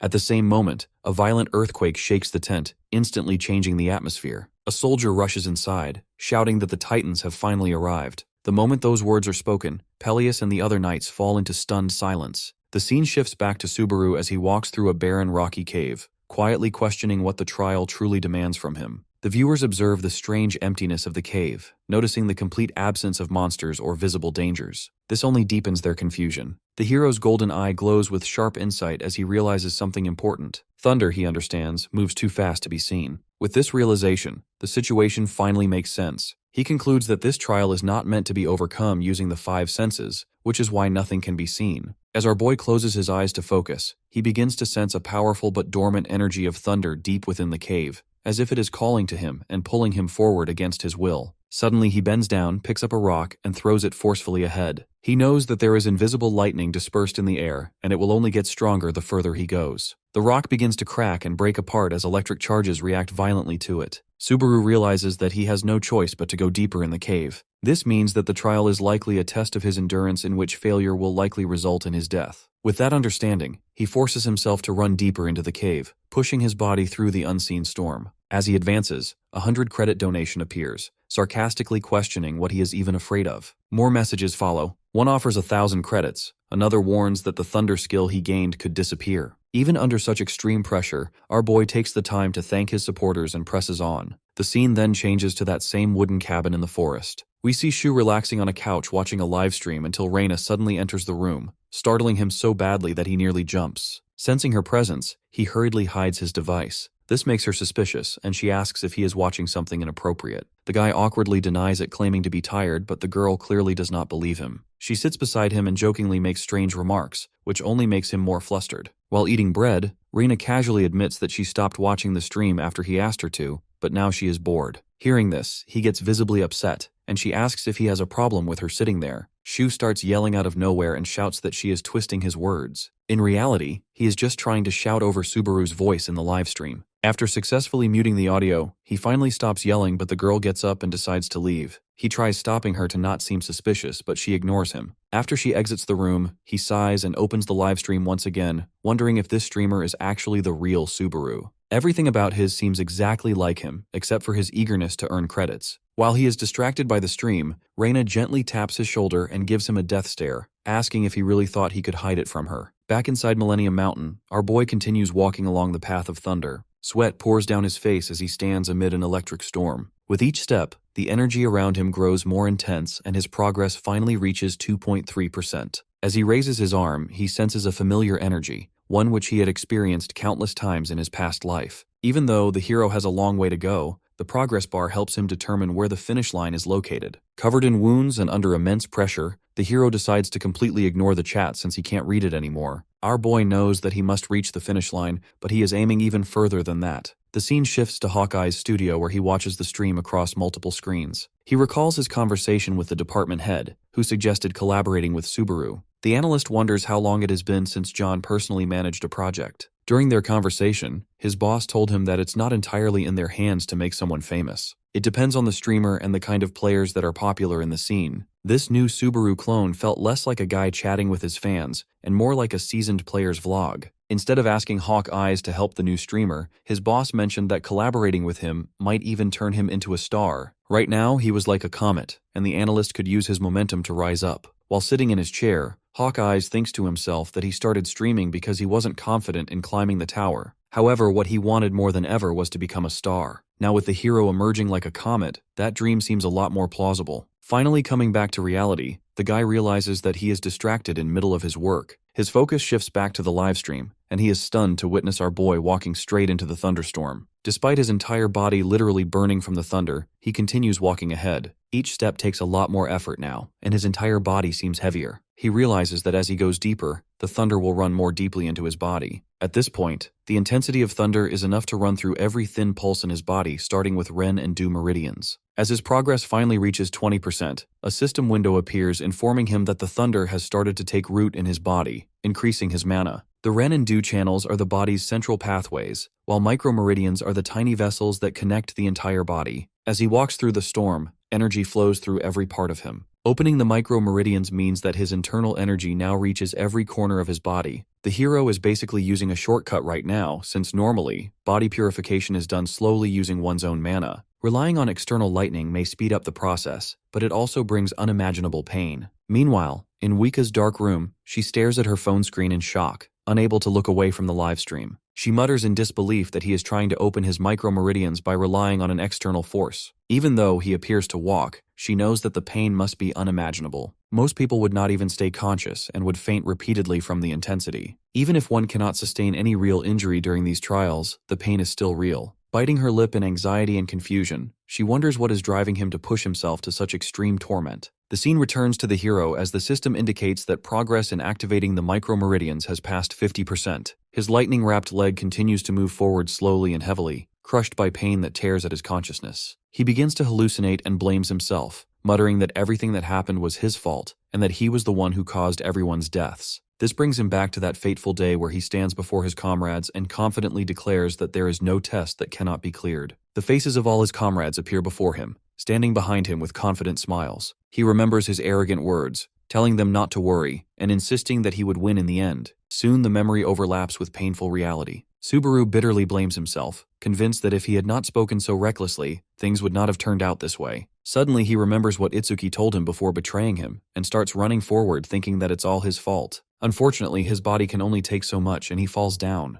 The scene shifts again, and our boy finds himself walking through a sunny green field under a clear blue sky. He wonders in astonishment where he is. A gentle breeze brushes through his hair, and he notices a group of people sitting peacefully under a large tree on the horizon. His eyes widen as he recognizes them one by one. Subaru runs toward them with eagerness and hope, wondering if the nightmare and deaths were nothing more than a bad dream. With a bright smile and tear-filled eyes, he convinces himself that this must be the true reality. However, when one of them calls his name, their features suddenly become terrifying and distorted. They shout accusations at him, claiming that he truly led them to their doom, and one of them cries out that he never wanted to die. The hero stumbles back in extreme horror, calling their names in a trembling voice, unable to believe the sudden transformation. Tino appears before him with a torn body, asking him why he couldn't save her despite talking big all the time. The scene turns into a living hell. The bodies and souls of his comrades surround him with flames burning all around. He screams in panic as all of them get swallowed by the darkness and he fails to save them once more. Suddenly, he returns to cave, gasping for breath with blood flowing from his mouth. He realizes that everything he just saw was nothing more than a hallucination caused by the thin pulse penetration. A system window appears, announcing that the penetration progress has reached 97.87% and that the thunder is taking root inside his body, granting him an additional mana point. Bro curses the guy who designed this trial and thanks them at the same time for reminding him why he is still alive. As yellow lightning sparks fly around him, he sees Itsuki's image smiling at him, like a reflection of his sworn enemy. The scene shifts to the village, now plunged into total chaos. An army of titans storms the arena as villagers and knights desperately try to repel the attack. Among them is a massive titan who appears to be their true boss. Seeing him makes the knights tremble in fear as they realize that the hero isn't here to save them this time. Amid the panic, the commander shouts that their savior will definitely return. He angrily scolds his soldiers for doubting the man to whom they entrusted the village's fate, even if they do not know his name. Dale places a hand on his shoulder and firmly reminds everyone that before blaming others, they must remember that protecting the village is their duty. Drawing his sword, he declares that knights are not the ones meant to be protected, but those who provide protection. He courageously advances toward the battle, calling on his men to fight and die as true knights. Peleus and the others follow with a war cry. Meanwhile, our boy has finally reached a glowing sphere filled with thunder, and his progress is at 99%. Even though he isn't sure what it is, he knows it must be the goal. Suddenly, his fatigue index rises to 97, and blood seeps from his eye beneath the mask. Even so, he pushes himself to take one final step. Ignoring red system warnings, he launches himself toward the target with a powerful jump. Back on the village battlefield, Dale charges into a direct clash with the giant boss. Moving with incredible speed, he slashes the monster in its leg. While the titan is distracted, the commander shouts for him to leave the rest to him and charges forward with all his strength. Leaping high into the air, he aims his sword at the titan's weak point and delivers successive energy-charged strikes that split the monster apart. The beast releases a final roar as its blood sprays through the air and its massive body collapses to the ground. Joy spreads among the soldiers as they cheer in victory, celebrating that they have finally defeated the monster. They surround the lifeless corpse, stomping it in anger and vengeance. On the battlefield, Peleus breathes a sigh of relief, believing that the greater danger Dale warned them about has been avoided and that they can finally relax. However, the old man denies it, saying that he was talking about another titan. Behind them, the other soldiers continue laughing and exchanging congratulations, when all of a sudden a massive titan foot descends from the sky and crushes them instantly. The old man stares at the titan in shock and declares that he was the one he warned them about. Meanwhile, inside the Thunder Trial, the progress indicator reaches 99.99%. The hero stretches his hand forward through the golden storm and grabs the energy sphere tightly. He swears to make his enemy beg for forgiveness in hell. As the system announces 100% completion, Subaru stands amid an explosive aura, directing his killing intent toward Itsuki and vowing to take his head as proof. Golden lightning erupts violently, flooding the area with blinding light. Our boy stands there, gasping heavily, whispering that it is finally over. However, he soon gets another powerful shock as the system announces the completion of the penetration process. As a result, all of his attributes and skills also increase. Subaru complains that he should have received a warning before the second shock and collapses on the ground. With this, he gets another system notification informing him that he has successfully cleared the 6th stage. Meanwhile, the department head stares at the monitoring screen with intense focus. Subaru's health indicators plummet at a frightening pace, and the man mutters under his breath that the boy is pushing himself far too hard. No matter how impressive the performance is, he concludes regretfully, this kid is not suited to be a streamer. At the same time, he gets a call from Hawk Eyes, who appears a bit too excited by what just happened. The manager tells him to calm down and explain in easier terms. Hearing this, the analyst confidently announces that the hero is going to be a big star, both as a player and as a streamer. John mentions that the original Subaru was never a streamer but a player. However, Hawk Eyes insists that it is exactly what the viewers want, a version that comes as close as possible to the original legend. In other words, what they are witnessing right now is the birth of the new Subaru, and they can broadcast all of it live. The manager listens in stunned silence as he realizes what it means. Meanwhile, on the live stream, the hero struggles to stand as comments flood the screen expressing shock that he is still alive. The hero grips his head and curses as crushing fatigue weighs down his entire body. He opens his status window and pauses when he sees his fatigue index has dropped to 81. This makes him a bit relieved since his fatigue went down as a result of his stats going up. Despite the messy final strike, he still considers this a win. After receiving all the credits from his assigned mission, our boy manages to reach around 20,000 credits. He considers it decent.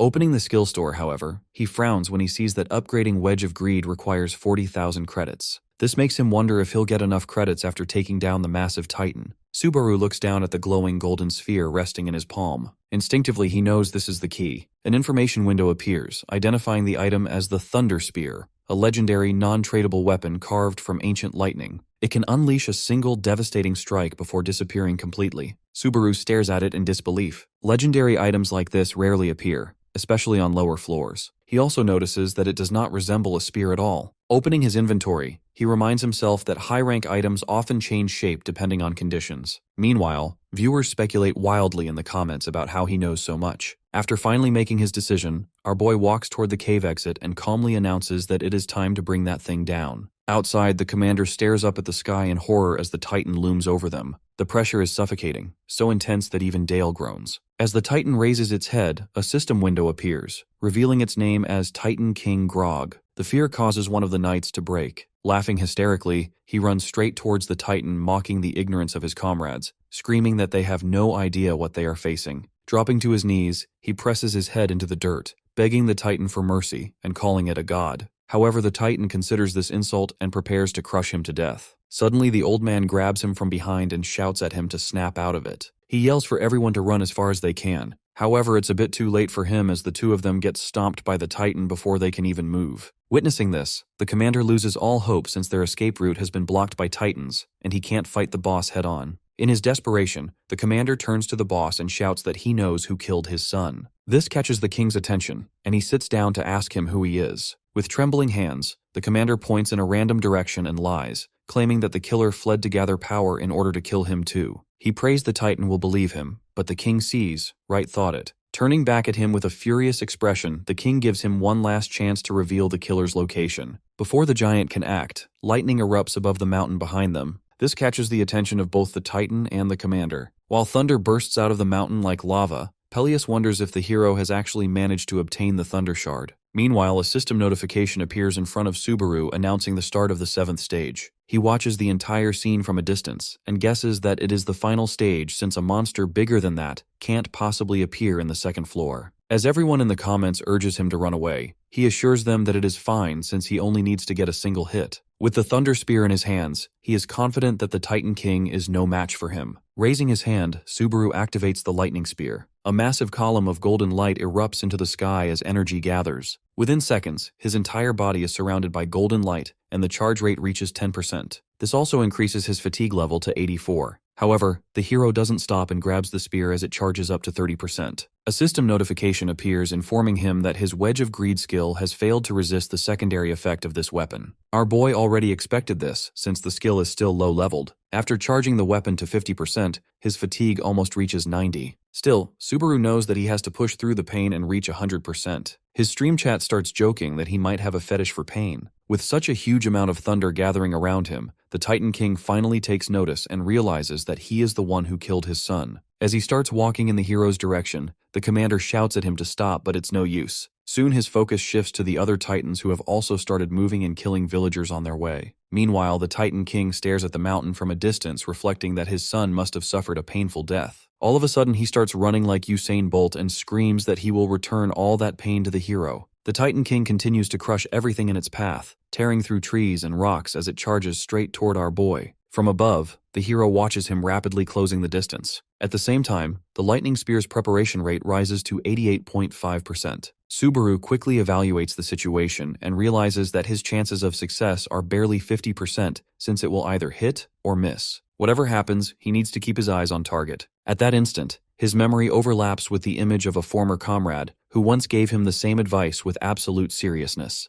The guy told him to forget about everything related to throwing and simply hit his target based on pure instincts. Putting his hand on his shoulder, he added that the hero was not like other spearmen because he was the legendary Narukami Subaru. Back in the present, our boy holds the Thunder Spear as its activation rate reaches 95% and wonders what he should do now. Then, he remembers something else his comrade once said. This weapon is not meant to be thrown like a normal spear. Instead of simply throwing it, he should detonate it and unleash its energy. From down below, the Titan King rushes toward him at insane speed. Noticing him, his viewers start to spam his comments telling him to throw the spear. The hero, however, stays calm with his eyes on the target. Finally, the preparation reaches 100%, and the system announces that the weapon is fully ready. Subaru realizes he has only one chance. He must end it all in a single flawless strike. As the Titan draws close and opens its jaws to devour him, the hero finally releases the spear, which transforms into a massive beam of golden lightning. The beam pierces straight through the giant's head with overwhelming destructive force. A colossal explosion follows, shaking the surroundings as sparks and raw energy scatter in every direction.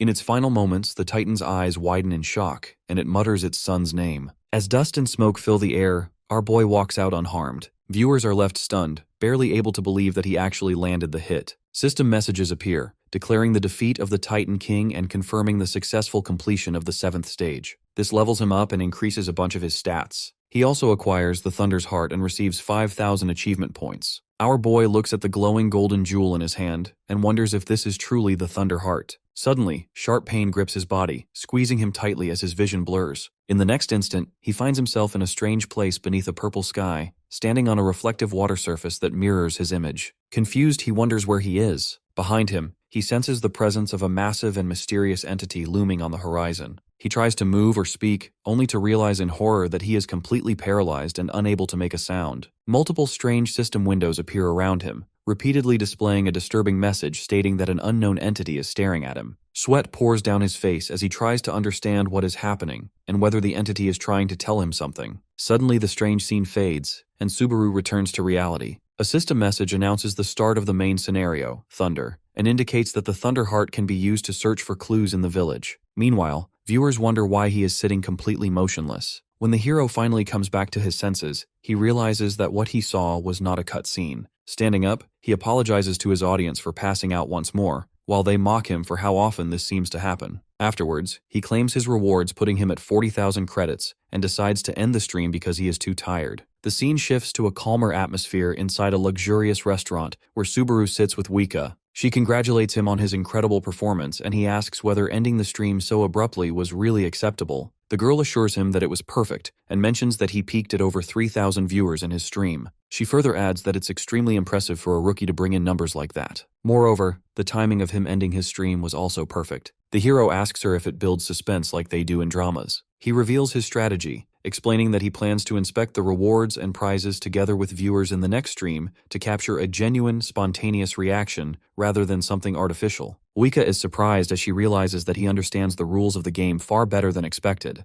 With a sly smile, she places her hand on the table and announces that she brought him a gift. Our boy is surprised and asks what kind of gift it is. Leaning a bit further, she comments that it is something he cannot possibly refuse. The girl then asks him to search for a streamer named Hawk Eyes. Although the hero already knows the name, he searches anyway. The analyst is still live, speaking to an audience of 9,000 viewers. Our boy watches as the guy tells his audience that they will be reacting to content related to the new Narukami Subaru. The analyst begins breaking down his trial step by step in detail. As evening falls, our boy continues watching the analysis stream. Hawkeyes mentions that the streamer endured immense pain during the trial, meaning he took on an additional hidden trial alongside the exam itself. Wika, still waiting nearby, turns red with embarrassment. As the analyst's stream comes to an end, he concludes everything with a single statement that shocks everyone. He declares that the new Subaru is, in fact, Narukami Subaru himself, and that no further explanation is needed. The hero is slightly stunned and wonders whether his manager thinks the same. Suddenly, she nervously asks why he started streaming in the first place. She feels it must be for something bigger than just money. However, the hero shocks her by stating plainly that money is the only reason. Feeling embarrassed by the anticlimactic answer, she apologizes for her strange question and quickly changes the subject back to the gift she brought. She pulls out some documents and explains that Hawk Eyes is also affiliated with Azure Sky. He has been under contract with them for 6 years and is a trusted streamer known for his analysis-style content and solid fanbase. Smiling, she explains that all revenue from his recent stream and future content related to the hero will be split 50-50. At first, Subaru is confused about who the split applies to, but she clarifies that the split is with himself, since the analyst is using his material. This includes ads, donations, and archived content. The hero is stunned and remarks that good things keep happening since signing with the agency. This makes the girl flustered, and he adds that to him, this feels like an unexpected bonus. The girl then asks if he would like to do a collaboration stream with Hawk Eyes as a small gesture. Later, when the hero goes back to his room, reflects on his meeting with the manager and thinks that he shouldn't have worn the mask. He also regrets coming off as materialistic by saying that he only streams for money. While looking at himself in the mirror, he realizes that the more connections he makes, the less he can hide his true identity. Setting those thoughts aside, he opens the system window and upgrades his skill, Wedge of Greed, to level 4. The skill's rank increases, but the next level requires 80,000 credits. Subaru has only 120 credits left. He knows money must remain his top priority if he wants further upgrades.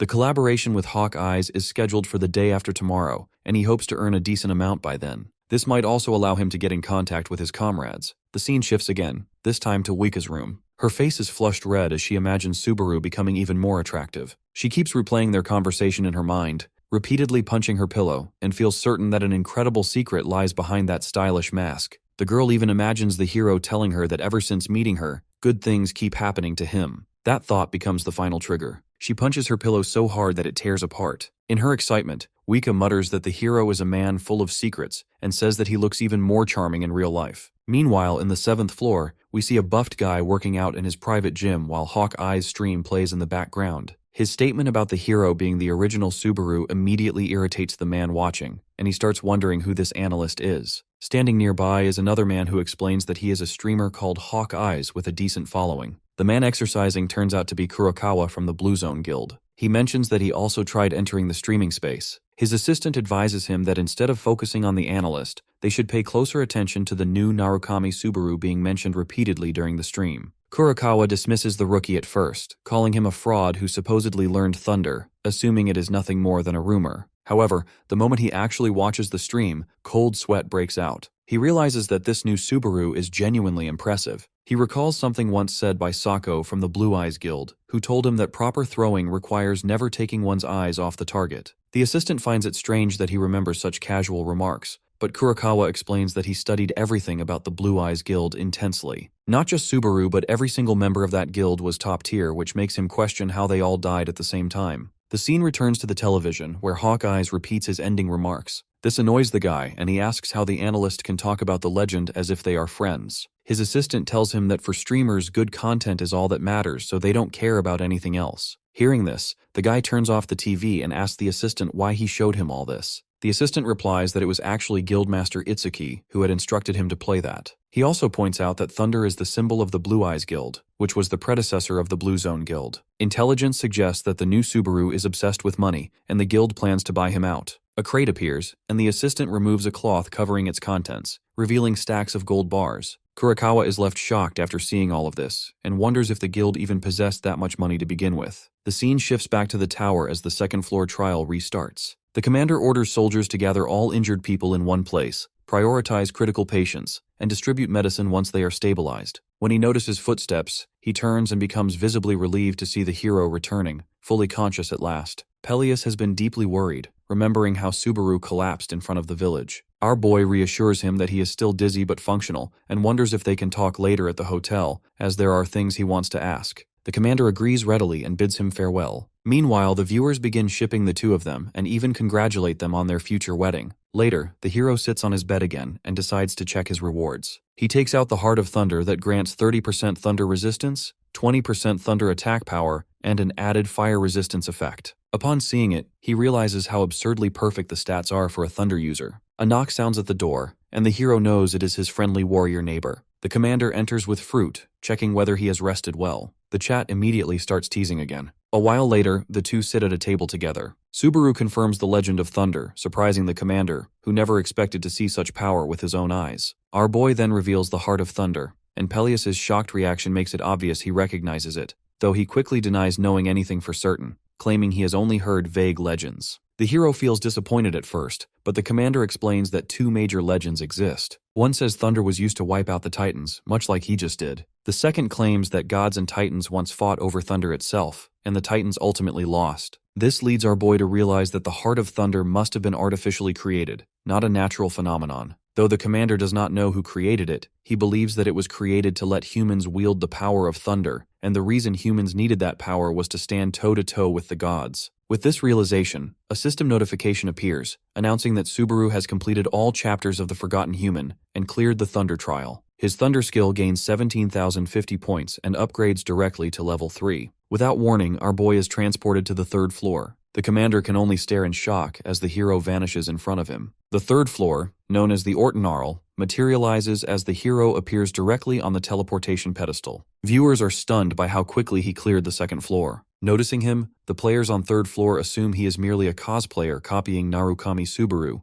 wondering when the trend will die out. At the same time, one of his viewers gifts him 1,000 credits to celebrate his arrival on floor 3 and questions how he feels. Reading the message triggers a trance-like state in the hero. Memories surface from his past when he first met Reina, who was blushing nervously after being separated from her party. She asked him if he saw someone about as tall as him. After thinking for a bit, the hero told her that he had seen someone like that, pointed forward saying that he went that way. The girl got excited hearing this and started running. As he watched her leave, she stopped in the middle of the road, not knowing which way was to go further. Seeing this, the hero walked up to her and offered to help her find her party since he didn't have anything else to do anyway. The girl thanked him sincerely and introduced herself as Kyoka Reina. The hero looked back with a smile and told her that he was Narakumi Subaru. Thinking back at all of this now, he wonders if all of his comrades would still be alive today if he simply pointed the way for her and left. While he stands there, the same viewer donates once more and urges him to share his feelings. Subaru looks up at the sky and reveals that he feels like he lost something important. Hearing this, one of the viewers jokes that he is talking about losing the commander. With this, the hero puts down his phone and reveals that he will be collaborating with Hawkeyes for his next stream. His viewers aren't happy to hear that he is ending the stream, but it can't be helped. The scene shifts to a luxurious hotel on the 3rd floor, where the hero waits. He hears the familiar voice of the department head apologizing for the delay and explaining that Uika is on her way since it takes more time to move up different floors. The department head introduces himself as John Tail from Azure Sky Entertainment. Seeing him, our boy asks if he is the nagging boss. This catches the man off guard and he asks what he means. The hero quickly decides to move on and says that he has heard a lot about him from the manager. After sitting down, the department head mentions that he usually doesn't meet streamers in person, but the manager only ever praised 2 players in her life, so he got curious. As the hero looks at him in confusion, John reveals that the first person is obviously Narakumi Subaru, so it shocked him when he found out that she took interest in someone using that same name. As our boy nervously laughs, the guy gets serious and asks if he is interested in the Blue Eyes Guild. The hero flinches after hearing this name,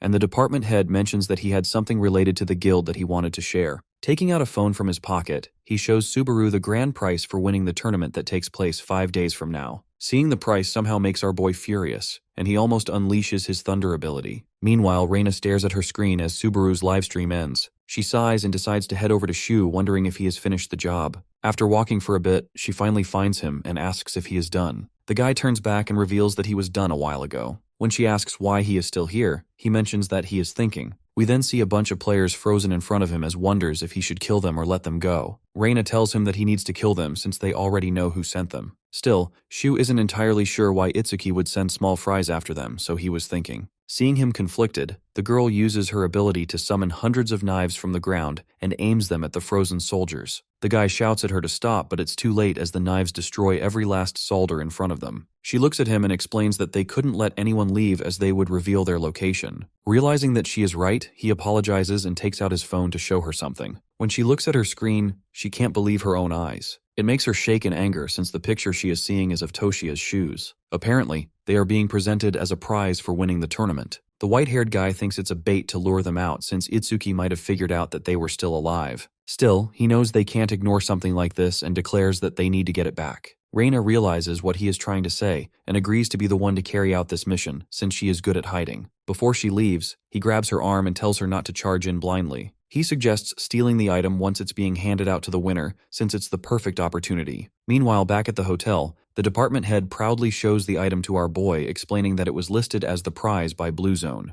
When he asks Subaru if he is interested, he agrees instantly. Underneath his mask, he is almost burning from anger. The department head is surprised that he convinced him this easily, and mentions that the whole thing wouldn't have worked without him. Turns out, they are trying to create a storyline in this tournament around his Subaru character, as he will go around trying to collect the relics of his past comrades. This almost causes our boy to lose his composure and he starts shaking. Noticing this, the department head asks if anything is wrong, but the hero simply agrees with his plan and gets up to leave. As he walks out, the guy tells him that they'll cheer for him behind the screen. However, Subaru is burning inside, thinking to himself that he will never give that item back to them even if it means fighting till death. Back in his own room, our boy lies down and begins thinking about the structure of the upcoming tournament. He hopes it will involve individual matches, as those would allow him to move more efficiently, but he knows he cannot afford to be picky. What matters above all else is securing the relic as quickly as possible. His thoughts are interrupted by a knock at the door. Uika has come to see him. As he gets up, he briefly wonders whether he should put his mask back on, ultimately deciding to wear it. When he opens the door, she is visibly startled to see that the hero is masked even in his own room, briefly wondering if he ever removes it at all. Our boy casually invites her inside, completely unfazed. The girl, on the other hand, blushes furiously, unsure whether he truly expects her to enter. To the hero, the situation feels entirely normal. He even suggests that they could talk in the hallway if she prefers. Flustered by her own awkwardness, Wika quickly steps inside. Once in the room, she sits nervously on a stool, noticing how simple his room is. At the same time, she notices him staring at her. From the hero's perspective, he is trying to analyze her mana. The depth and quality of it make him realize that she is far from an ordinary manager. Growing self-conscious, the girl wonders if something is wrong.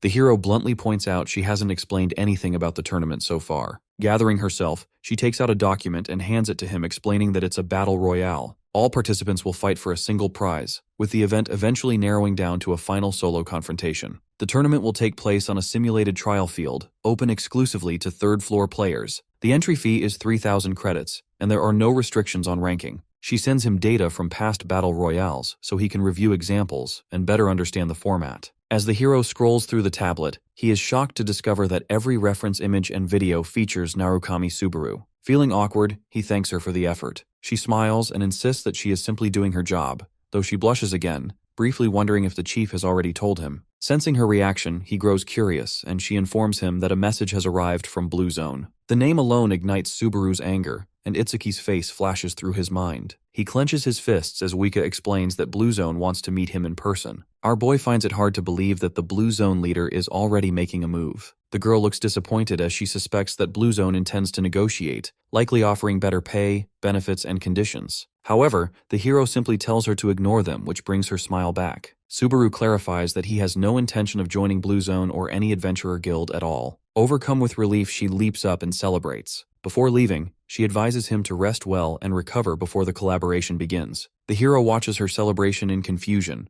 unable to understand why a regular employee would be so emotionally invested. Still, he knows instinctively that Wika is anything but ordinary. The scene then shifts to a massive stadium, where John stands with Hawkeyes. The chief reads his screen and realizes that today's project will be a talent comparison test between the original Narukami Subaru and the new one. The analyst asks him if he likes his idea, and the chief praises him for being too straightforward, as it can lead to backlash if it fails. Hawkeyes remains unfazed, insisting that honesty and results are the only way to earn viewers' trust. He is still confident since he has never lost a battle yet. John laughs and reminds him not to get ahead of himself, as everything depends on Subaru. Wika soon arrives with the hero, waving enthusiastically. The analyst looks at him, realizing that this collaboration is his long-awaited chance to shine, while our boy simply looks around, wondering if they rented this entire arena. The analyst introduces himself and offers a handshake, which the hero accepts politely. Hawkeyes remarks that meeting him feels no different from meeting the original and expresses disbelief at meeting the trending streamer. While the analyst glazes our boy, the chief interrupts and suggests doing it on stream since viewers might like it. Once the stream begins, viewers flood in almost instantly. Within minutes, the count surpasses 12,000, then 14,000. Hawkeyes announces that he has brought the most sought-after figure onto the stream. As Subaru greets the audience, the chat explodes with excitement, immediately speculating about his hidden face and teasing him for keeping his identity a mystery. Reading the comments, Hawkeyes reveals that he also hasn't seen his face and asks the hero why he wears that mask. Our boy simply replies that it's nothing serious and starts aura farming by saying that he is handsome underneath. This only fuels their enthusiasm more, and even impresses Hawkeyes, who is surprised to see him interacting so well with the audience. One of the viewers questions him about his girlfriend, but the hero denies it, which makes Wika relieved. As they reach 19,000 viewers, the analyst decides it's time to start their main event and commences the trial. We see hundreds of dummy targets preparing to fight the hero as Hawkeyes explains his reasoning for choosing this trial. The first reason is that the trail is ideal for measuring control. The second reason is that the original Subaru scored is the top scorer in this trial, which makes for a perfect comparison test. Before the trial begins, donations start coming in asking the hero if he can truly finish this. Our boy casually stands there declaring that if he didn't believe he could do it, he wouldn't be here in the first place. The leaderboard displays the target number of robots he must defeat. The original Narukami Subaru's record stands at 43. The chat buzzes with excitement, wondering how this Subaru will perform against such a high benchmark and whether he can break the record in a single attempt. The hero glances at the leaderboard, looking at the record he once set himself. Credits begin pouring in again. Viewers challenge him to defeat 43 robots in one run for 10,000 credits, or reveal his face if he fails. Our boy hesitates and initially refuses. However, as more viewers contribute credits and the total gets a bit too high, he changes his mind. Meanwhile, some viewers complain that a 50-50 revenue split is unfair since Hawkeyes is not taking any risks. Realizing they are right, the guy decides to give Subaru all the credits earned from this challenge. With this, the event officially starts. He activates a stopwatch, and a 3-minute timer begins.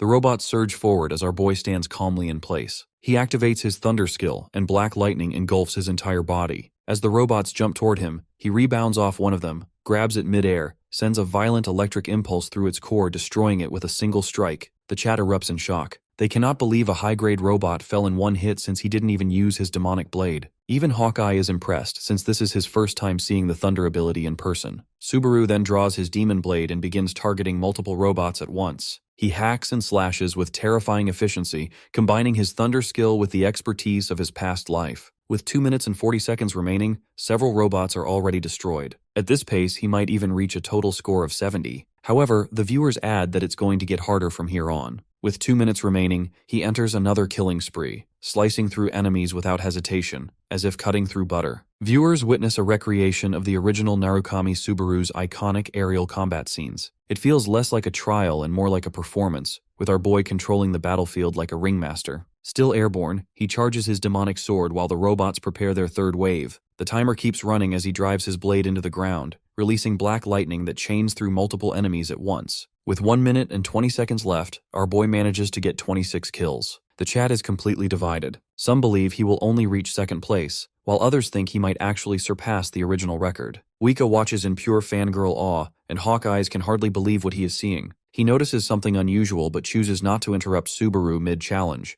With only 13 seconds left, the kill count reaches 41. The hero shows no signs of exhaustion as the robots grow increasingly lethal, clearly attempting to kill him this time. With 5 seconds remaining, 42 robots fall. Our boy knows he needs just one more. Spotting a dual-sword robot, he targets it instantly and destroys it with a single strike before time runs out. The kill count stops at 43, and with this, the system announces the end of the trial. The record updates, placing both Subarus tied for first place. Over 38,000 viewers witnessed the moment live. The chat floods with mixed reactions of excitement, disappointment, and disbelief. The analyst rushes toward him, stunned that the hero has tied with the original Narukami Subaru. Nervously, he asks the chat for their thoughts, and viewers celebrate by sending even more credits. Some even question if this is truly a collaboration, or if Subaru is carrying everything alone. Suddenly, someone named Reinhardt sends him 10,000 credits. The analyst freezes in shock, and the chat begins wondering if this is the legendary one-slash-swordsman. The guy continues sending credits and even admits to be inspired by this new Subaru. Our boy, however, feels a bit uneasy, wondering if he has found out about what he did to his son. Suddenly, the one-slash-swordsman sends another donation asking the hero if he would collaborate with him. When Subaru looks toward his manager and John, both signal that he should accept no matter what. Instead, he unexpectedly rejects the offer, telling him that he needs to focus on the trials for now. The decision nearly gives Hawkeyes a heart attack. Wika and John are equally shocked, while the chat spams question marks in confusion. The other two are also equally stunned. Our boy simply apologizes and mentions that he is a bit tired to continue, so they should wrap it up fast. Without waiting for an answer, he prepares to leave. As he passes by the chief, he asks him why he refused the offer since it's extremely rare to get collaboration with rankers. The hero simply replies that if being a ranker is such a big deal, then he will become one himself. These leaves the two of them speechless. At the same time, Hawkeyes walks over praising our boy for his incredible performance. He tells him that he will receive his cut once the revenue comes in. However, there is something on his mind. Looking at the hero, he asks if he is hurt or anything since he seemed a bit different while he was fighting earlier. Subaru realizes that the guy is sharp since he tried hiding it well. He decides to come clean and explains that losing or whining to the real Subaru would have given him no benefit. All of this hype is around the question that whether he can beat the real Subaru. If he won, he might have attained temporary boost, but it would kill the hype. Similarly, if he lost, people would call him a fake. Tying the score was his only option since it allowed him to keep the hype alive. Hearing all this, the analyst asks him if he could have won if he wanted to. Our boy stays true to his earlier words and tells him that it all depends on what they think. The scene changes to a red-lit office where Reinhardt, the infamous one-slash-swordsman, explodes in rage. With sheer physical strength, he smashes a heavy table in half, revealing his fury over Narukami Subaru's recent actions. Ranked 121 and serving as the guild master of the prestigious Golden Lion Guild, Reinhardt is unaccustomed to defiance, especially from a rookie streamer. Hearing all this voice, his assistant comes in and asks if there is something wrong. The guy mentions that it's the hero and explains that he turned down his offer. He had intended to use the collaboration to humiliate him publicly and silence rumors that he was surpassing the original. The wasted credits mean nothing to him. What truly enrages him is the insult to his pride. Hearing all this, the assistant picks up his phone from the ground. Reinhardt then asks him about the matter he assigned to him earlier. The guy starts scratching his head and explains that they are still searching for his son. When the assistant cautiously suggests that it is not unusual for someone Isaac's age to disappear briefly, Reinhardt snaps. Using psychic power, he lifts the guy by the neck, choking him midair and accusing him of mockery. Unable to even apologize, the assistant nearly suffocates before the guildmaster throws him aside, slamming him into a wall and causing severe injuries. As he looms over him, he coldly questions when servants began choosing which orders to obey. Terrified, the guy begs him for forgiveness and promises to resume the search at once. The scene then shifts to Wika, who gets a call from her boss, John, whose contact name in her tablet is tellingly saved as Nagging Boss. Clearly unenthusiastic, she gives him minimal responses. The guy complains about her attitude and wishes she would talk to him the way she talks to Subaru. Ignoring all this, she asks if he called her about Reinhardt's collaboration proposal. Her boss confirms it and mentions that the hero cannot afford to refuse such an opportunity. He asks Wika, as Subaru's manager, to convince him to reconsider. However, she refuses, explaining that the hero prioritizes climbing the tower over collaborations, and for a player, that mindset is valid. This makes her boss mad and he starts arguing with her, but she quickly cuts the call. Although she refuses to admit it, she knows Reinhardt's offer is a massive opportunity, so she decides to give it one last try. As the girl knocks on Subaru's room, she is surprised to see him opening the door almost immediately. Once again, she wonders why he always wears a mask. Our boy explains that it makes him feel more comfortable for now, and asks if she is also curious about his face. This makes her nervous, and she starts explaining that it makes him feel closer to the actual Subaru. Hearing this, the hero asks her why everyone is so obsessed with Narakumi Subaru. Without wasting a second, she starts listing down all the reasons and explains that despite having poor stats and origins, he became the strongest, and his existence alone gave them hope. She recalls the early days in the tower with monsters everywhere, no food, no money, and no stability. The only way to survive was to climb. Credits earned from climbing allowed people to eventually settle down, making the tower feel like a world they could claim. Back then, the strongest players gave others hope that the tower could be conquered, and among them, standing at the very top, was Narukami Subaru, the first to prove that it was possible. When the hero asks if she also thinks the same, the girl simply smirks and teases him, saying that it's a secret just like his mask. He then invites her inside to talk, but the girl is too flustered, so she simply says goodbye and leaves. In her mind, she doesn't think it would be right to ask him about that collaboration after what she told him. As she leaves, our boy looks at her and reflects on her words about hope. Later, he turns on his stream again, and his viewers start donating almost immediately. The hero guesses that it's probably due to his recent collab and prepares to start the third trial. In this trial, he has to choose between two given factions, and his trial will play out depending on this choice. Most people choose the first option, but our boy goes with the second for an unknown reason. This takes him to the Conrad Kingdom mercenary rest area. As soon as he enters, some jackass decides to mess with him and intentionally bumps into him. Unfortunately for him, the hero barely feels a thing and keeps walking. This does not sit well with the guy, so he calls out to him trying to start a fight. He suddenly grabs him by the collar, confidently announcing that he is a B-rank player. The crowd notices their tense exchange and start cheering for him to hit the newbie. Meanwhile, our boy decides to use him as a test subject for his thunder ability. Before the guy can react, he kicks him in the face using his knee, causing him to fly back. The others are stunned and wonder if the E-rank just kicked a B-rank player. This makes them mad, so they decide to gang up on our boy. As expected, all of them get dropped instantly. As the hero stands there alone, another older guy comes up to him, impressed by his skills. He offers to shake his hand and introduces himself as an A-rank examiner named Raymond. The guy asks him if he has cleared any jobs, but the hero responds that he is an E-rank, so he can only take on limited jobs. This makes his chat suspicious, and they wonder if he caused this scene just so he could speedrun all the jobs. Turns out that in order to clear this floor, players have to take on jobs and obtain a total of 10,000 achievement points. However, for E-rank mercenaries, a single job only provides 50 achievement points at best. This is too slow for our boy, who doesn't have a second to waste. Hearing all this, the examiner asks him if he is an otherworlder, which is basically another word for player. Still, he refuses to give him special treatment, saying that he has to follow the rules. When our boy insists, the guy asks him why he should give him special jobs, since he will leave eventually. The hero knows he has to give him something extraordinary, so he offers to try something he didn't even do in his past life. He turns to the examiner and promises to conquer the Cave of Thunder for their nation if he gives him what he wants. This makes the guy shocked, since that job is only taken by A-ranks. Subaru already knows this, and explains that the cave is an A-rank dungeon located between both kingdoms. Both nations have fought over this dungeon for decades, since it allows easy access through the mountains and holds great strategic value. The hero once again offers to clear the dungeon if he grants him A-rank privileges for the job. While the examiner thinks it over, Subaru activates his chat voice and tells them that he will kill the man if he refuses. This makes everyone worried for him, and they try warning him to run. However, the guy agrees to write a recommendation letter for the hero and unknowingly saves his own life. He informs him that the raid party will leave in 5 days and walks away to get his letter. Meanwhile, huge missions start coming in from viewers challenging him to take on that dungeon alone. Subaru, however, is more focused on the tournament at floor 3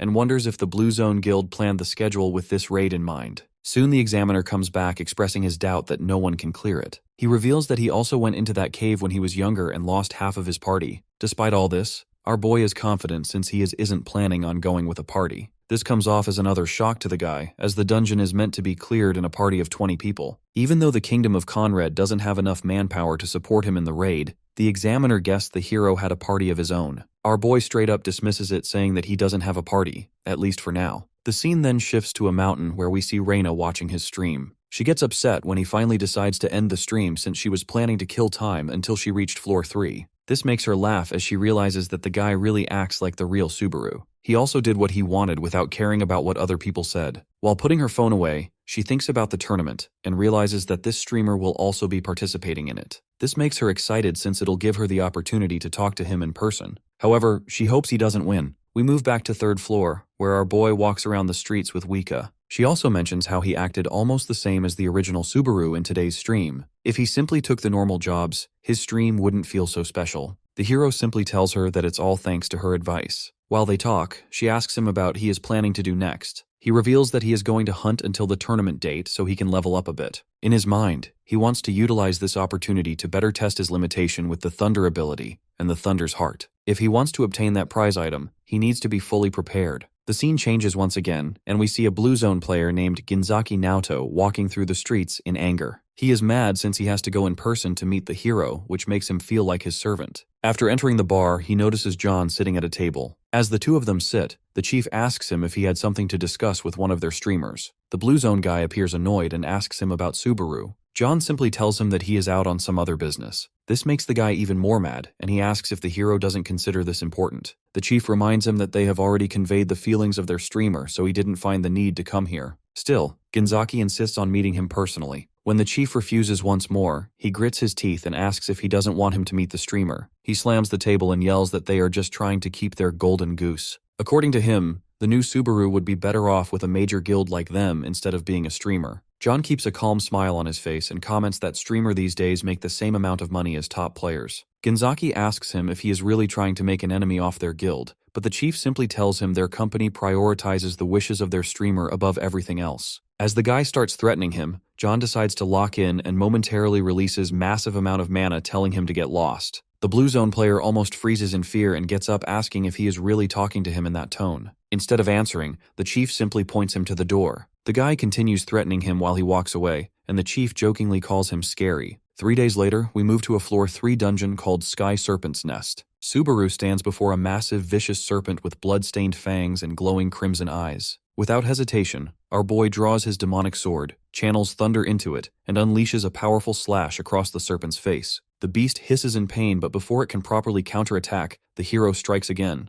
inflicting even greater damage. Staring at the serpent, he comments that it's enough for the test run. In the next instant, he leaps forward to finish things up. As the serpent opens its mouth, the hero channels thunder once more and collides with the beast, flooding the dungeon with blinding lightning. When the light fades, a system notification announces that the Sky Serpent boss has been defeated. Subaru levels up, gaining 1 point each in strength, stamina, and concentration. The scene shifts to him sitting atop the serpent's lifeless body, staring at a glowing crimson fang in his hands. He wonders if it could sell for 10,000 credits, recalling that it was worth that much even 20 years ago. Setting it aside, he opens his status window and sees that he is now level 35, with strength, stamina, and mana at 36, speed at 33, and concentration at 30. He is stunned to realize he has gained 9 levels in just 3 days. Remembering that his comrade is waiting, he decides to wrap up. The scene shifts once more to Wika, who excitedly waves at the hero. Noticing her expression, he asks if something good happened today. She glows up even more, asking him if he has seen it. Our boy stares back in confusion, trying to figure out what she is talking about. He finally realizes that she is talking about the collab video and apologizes, explaining that he is too busy grinding to watch it. The girl repeats that it's fine since it's exactly how the real Subaru acted. She then reaches into her purse and hands him the revenue statement from his collab streams. Our boy is shocked to see that he made almost 50,000 credits. Wika reveals that there was another reason she came to see him today. Now genuinely interested, he listens as she explains that she knows someone named Kiyoharu, a man obsessed with gambling, and through him she learned that there is a form of gambling where people place bets on players, predicting who will win. Players with higher chances of victory offer lower payout rates, meaning the returns are smaller, but far more reliable due to their skill. What shocks the hero is discovering that his own current payout rate stands at 6.1 times. Meanwhile, another player has odds of only 1.2 times, making him the absolute favorite. Curious, he asks who this person is. Wika reveals that his name is Omar Schneider, a Blue Zone player who has been stuck on the 3rd floor for 10 years, completely obsessed with clearing the Cave of Thunder. Because of this extreme fixation, he became famous despite being neither a streamer nor a ranked player. She believes that Omar is probably already scheming to meet him somehow. For the guy, Subaru's public announcement of solo clearing the Cave of Thunder feels like mockery of his 10 years of struggle, as if his efforts are being laughed at and trampled on.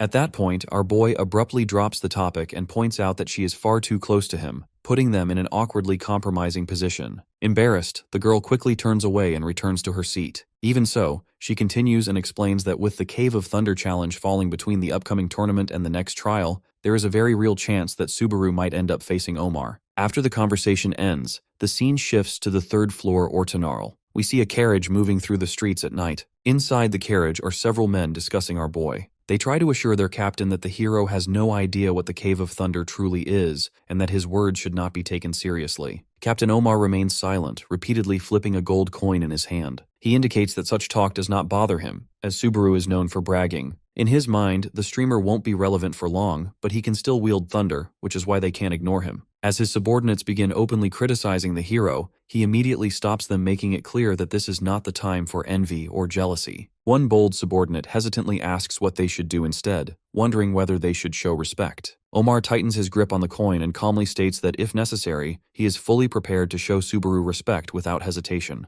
The subordinates are stunned as they realize that the pride of their captain has been completely shattered, and that makes him extremely dangerous. They recall how casually Subaru spoke on stream and wonder how he plans to take responsibility for his words in front of a monster like Omar. The scene shifts again, and we see the hero in his room studying every detail about Omar. He reads that the guy only started standing out 5 years ago, around the same time he entered Blue Zone. What truly shocks him is learning that Omar immediately took center stage in the Cave of Thunder challenge. He has already advanced deep inside the cave, and now stands only one step away from clearing it. At last, our boy understands why Itsuku seemed so confident while hosting the tournament. If there is an internal favorite to win, this explains everything. Still, he isn't going to let him win this easily. Meanwhile, in the central marketplace of the 3rd floor, we see a shopkeeper arguing with a hunter about the quality of his hide. He offers 1,500 credits for it, and the hunter hesitatingly agrees, since he needs the money. After the guy leaves, the shopkeeper praises his luck, knowing that red troll hides slowly self-repair over time and are extremely valuable. The next moment, our boy places the sky serpent's fang on his table and asks how much he will pay. After inspecting it, the shopkeeper internally confirms that it is flawless S+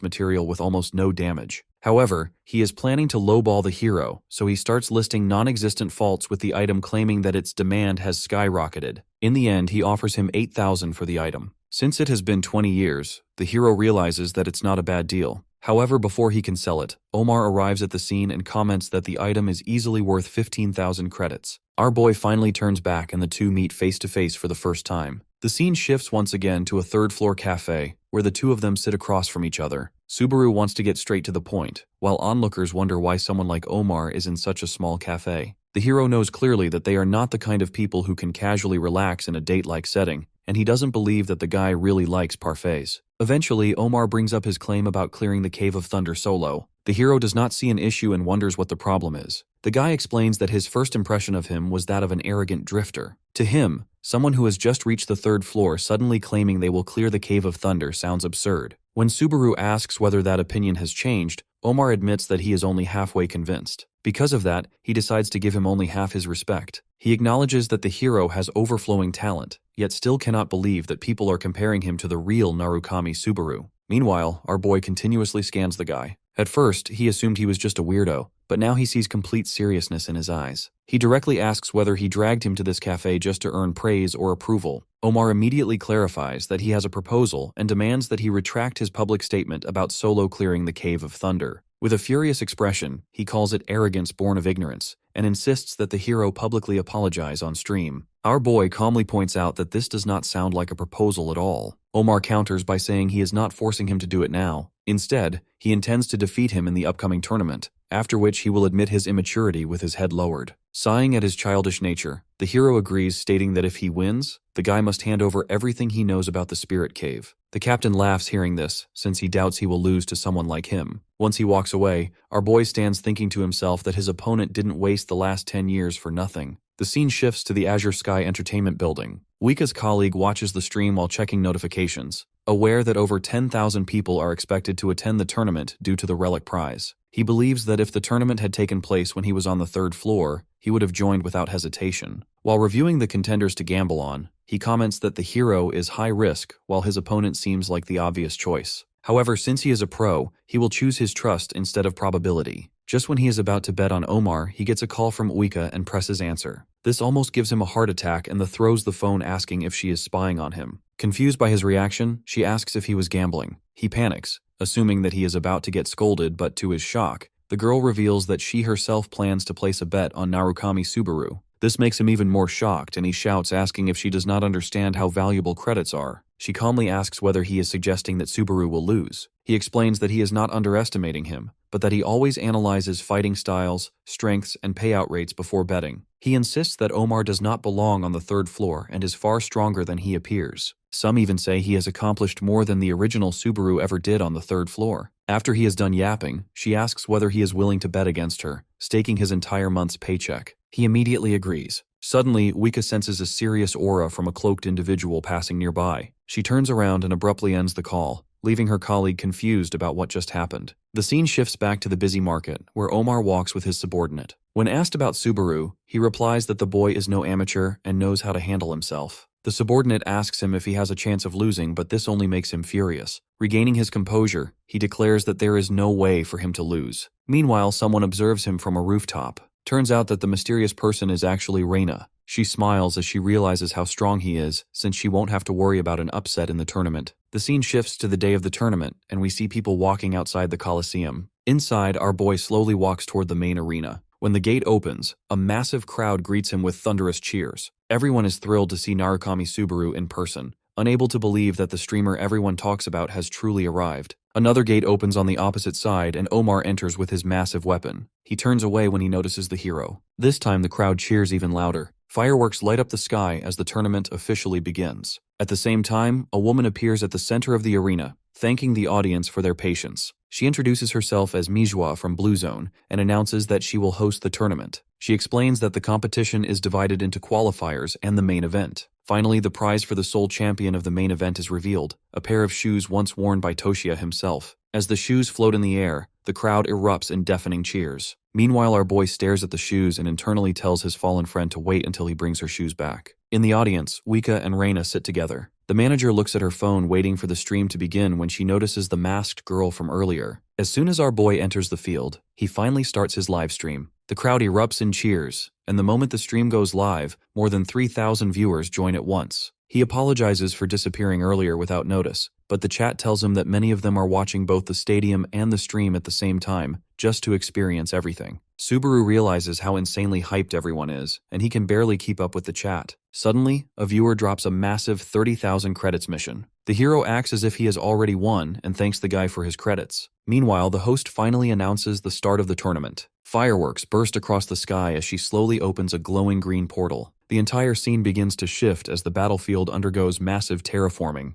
The audience feels both amazed and terrified, recognizing this as a next-level ability expected from the Blue Zone. Even Subaru understands that magic of this scale does not come overnight and requires an absurd amount of practice. The arena is completely transformed, and a notification appears before the hero, informing him that he has officially entered the preliminaries. The view pulls back, revealing the stadium enclosed inside a massive green sphere. The environment now resembles a dense forest. In the preliminary round, anyone who dies is eliminated. Every participant except oneself is an enemy. The round will only end once the number of survivors is reduced to exactly 1,000. Subaru is shocked when he sees that there are over 10,000 participants. Since this is a solo match, our boy guesses that he won't get targeted early, which means that he can save his strength for the final round. Just then, someone from his audience posts a mission for 100 credits per kill. Moments later, other missions also start coming in, with one viewer even offering 10,000 credits if he eliminates Omar. Suddenly, our boy senses someone someone behind him. An assassin-type adventurer is less than an inch away, but Subaru dodges flawlessly. The attacker knows that targeting him early is brutal, yet still decides to gamble on his luck. Unfortunately for him, the hero is already ready with his demonic sword, especially with credits practically flying around him. As time passes, the number of survivors drops to around 8,500. Elsewhere, Omar moves forward like a lone war hero. He doesn't really care about weak players since his only target is our boy. An ambush suddenly comes his way, but he dodges at the last moment. Looking forward, he notices an archer hiding in the bushes, mistakenly believing his shot was close enough. More players emerge from hiding, planning to gang up on the captain to make a name for themselves on the 3rd floor. One of them is smart enough to realize that this is a terrible idea and tries to back out, noticing how effortlessly he avoided the attack. However, the others are confident they can beat him since they have the numbers. Omar calmly acknowledges that the plan itself is not terrible, but the opponent they chose is wrong. When one reckless attacker steps forward, the captain ends him instantly. The remaining attackers freeze, unable to process what they just witnessed. Bro starts aura farming by spinning his spear and literally shadows steps through one of them. Every screen in the hall focuses on Omar as he carries out a completely one-sided massacre using refined spear techniques.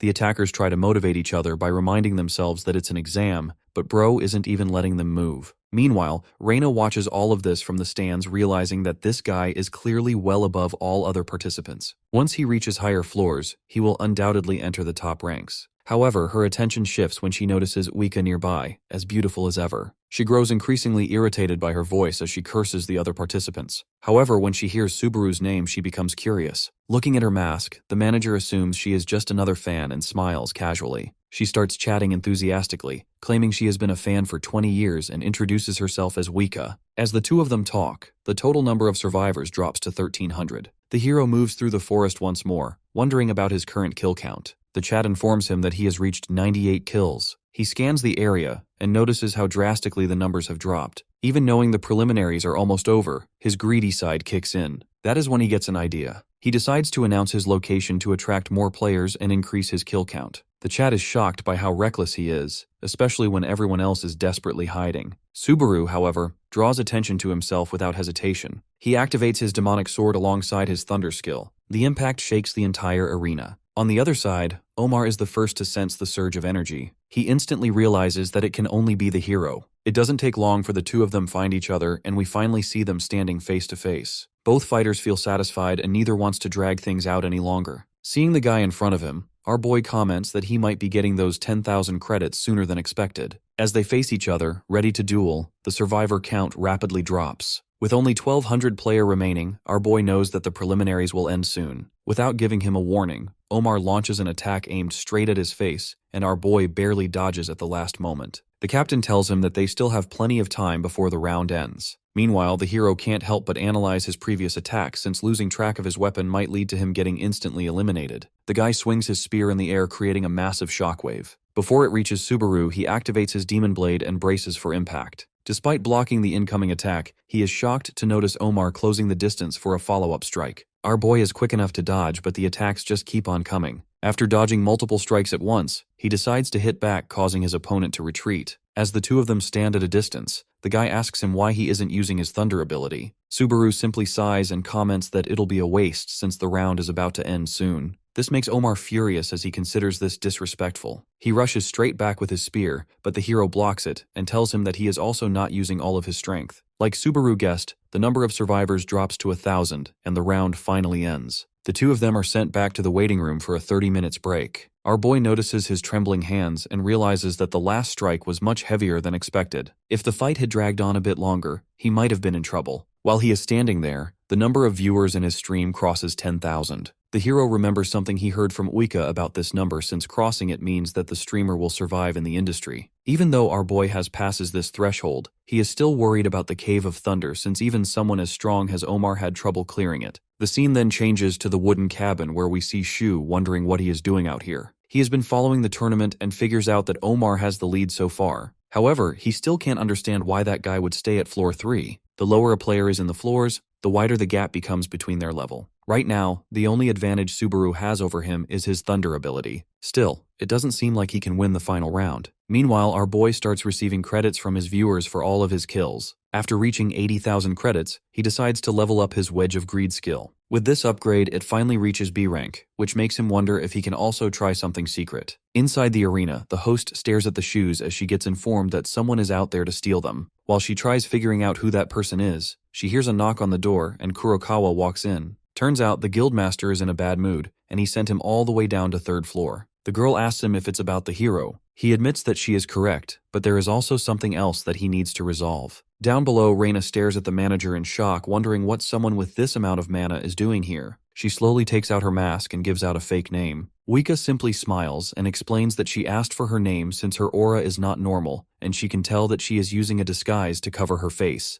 This makes the girl surprised, and she wonders if the manger is an assassin sent by Itsuki. Wika assures her that she doesn't really care about her disguise, and asks if she has any plans to disrupt this tournament. Reina smirks and asks her what would happen if she says yes. Suddenly, the manager releases an insane amount of mana, declaring that she will try to stop her with everything she has. The scene shifts back to our boy as a system window suddenly appears before him, announcing that the break has ended. As soon as the message shows up, the entire environment begins to change again. The other players start yelling in confusion as they realize they had been standing close to each other without noticing anything. Before they can fully process what is happening, a massive arena forms in front of them, becoming the battlefield for the final match. A large system message explains that the finals will use a territory capture format. Once the match begins, each player receives a territory. Only 2 people can be inside one territory at a time. Players must defend their own territory while trying to steal others. If an opponent inside a territory is defeated, that territory becomes the victor's. When the time limit ends, the player who controls the most territory wins. The host finishes by announcing that owner of Teleria will be decided in 2 hours. As soon as the final round starts, every player gets their assigned square or territory. Among them stands our boy, calmly observing the situation. He notes that no one is moving yet, since they know that killing a player earlier will only result in them gaining 1 tile. In a situation like this, it's ideal to wait until the player count has dropped. Immediately after saying this,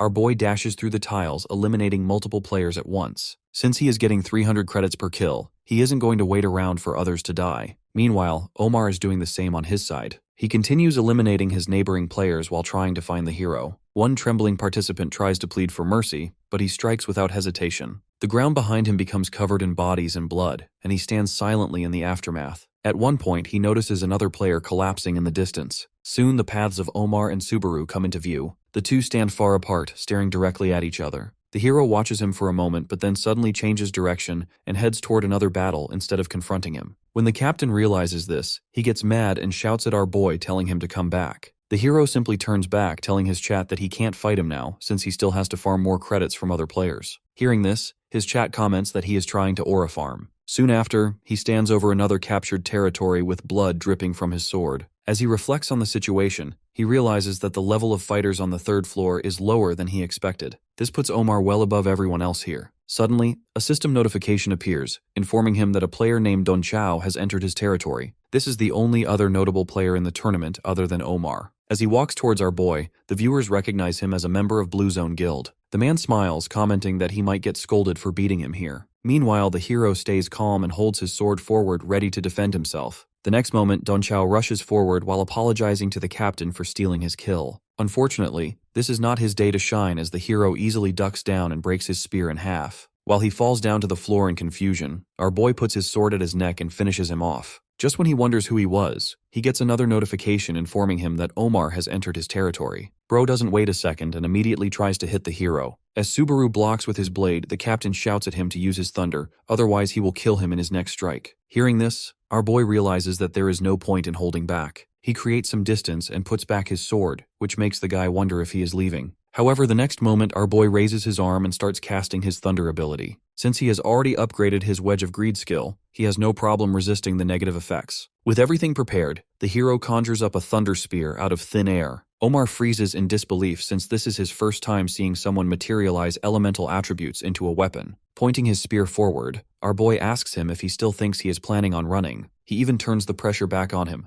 asking if he is going to run now. Omar's pride doesn't allow him to back down, so he refuses immediately. This takes him into a flashback where his subordinate asks him why he is so obsessed with the Cave of Thunder, since someone like him can easily make it to the 6th floor if he ignores the cave. Omar simply replies that people who are fixated on a single thing forget why they even started. He can't say if he will overcome the cave or not, but he knows that it will definitely change his life, which is why he can't let it go. Turns out, he has started to feel the same obsession about defeating our boy. While the two of them move across the battlefield, Subaru thinks to himself that he won't hold back in order to acknowledge his 10 years of hard work. With this, both of them clash in an immense battle of gold and purple. Both weapons press against each other, causing a huge explosion that rocks the entire arena. We move back to the crowd where the two girls silently stare at each other in suspicion. Wika finally reveals that she is Subaru's manger, so she can't let her disrupt the tournament since it will also affect his stream. This makes Reina excited and she almost turns into a fangirl. The tension between them transforms into admiration, as the manager explains how hard it was to actually get this position since her boss and colleague kept opposing everything she said. The dark-haired girl thinks it's amazing and reveals that she has been watching Subaru's stream ever since his fight with the Wolf Warrior. While the two of them are talking, they suddenly notice the huge explosion on the screen. Wika quickly takes out her phone and opens the stream only to be shocked by what she sees. Back in the test area, we finally see our boy standing in front of Omar as the dust slowly settles. The hero literally gave him the Toji treatment by putting a huge hole in his body. As the guy falls down, Subaru stares at him with respect and hopes they meet again soon. With this, he is officially announced as the winner of the tournament. The entire arena erupts in cheers and sounds of fireworks. The manager nervously laughs as she notices that the girl sitting next to her doesn't seem too pleased by his victory. Internally, Reina is disappointed that she now has to steal the prize from someone who seems exactly like Subaru. From above, the host once again announces the hero as the winner and signals for the shoes to be presented. As the long-awaited prize is finally lowered down,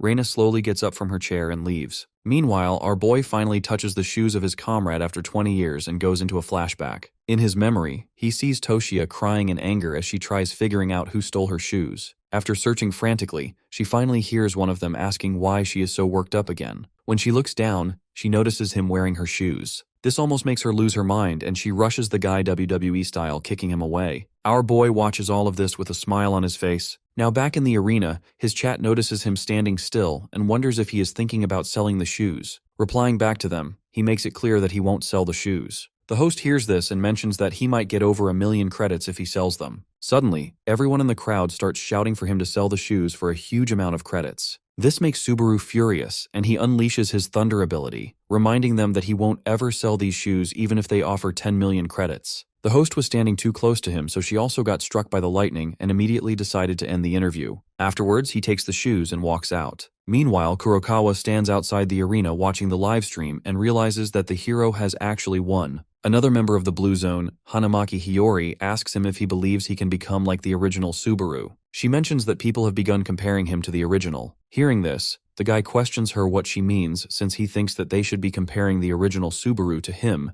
and not the other way around. As he continues talking, the girl turns away with an annoyed expression. When he calls her out on that, she quickly changes her tone and asks him what he thinks is going to happen now. Kurokawa starts walking away, telling her that it doesn't matter since they still have a job to do. As he walks, we see several hooded figures appearing out of nowhere and following him. Meanwhile, our boy stands there with the shoes in his hands, thinking about his old comrade. He thanks his chat for supporting him and opens up the item description. The shoes have a 30+ level requirement and provide increased movement speed and jumping ability. Suddenly, Subaru gets a message on his phone from Wika, telling him about a mysterious girl who was just watching his match. When then see Reina blended in the crowd wondering if she should steal the shoes. She finally makes her choice and decides to cut off the hero's ankles so that she won't get noticed. A bit later, the hero walks into a bar to meet with his manager. She congratulates him on winning and mentions that she already ordered for him. Instead of doing any small talk, Subaru asks her about the messages. This makes her a bit worried as she explains that she met someone weird in the crowd. When he becomes curious, she explains that it was a female player hiding her face using the same mask as him. The girl looked suspicious at first,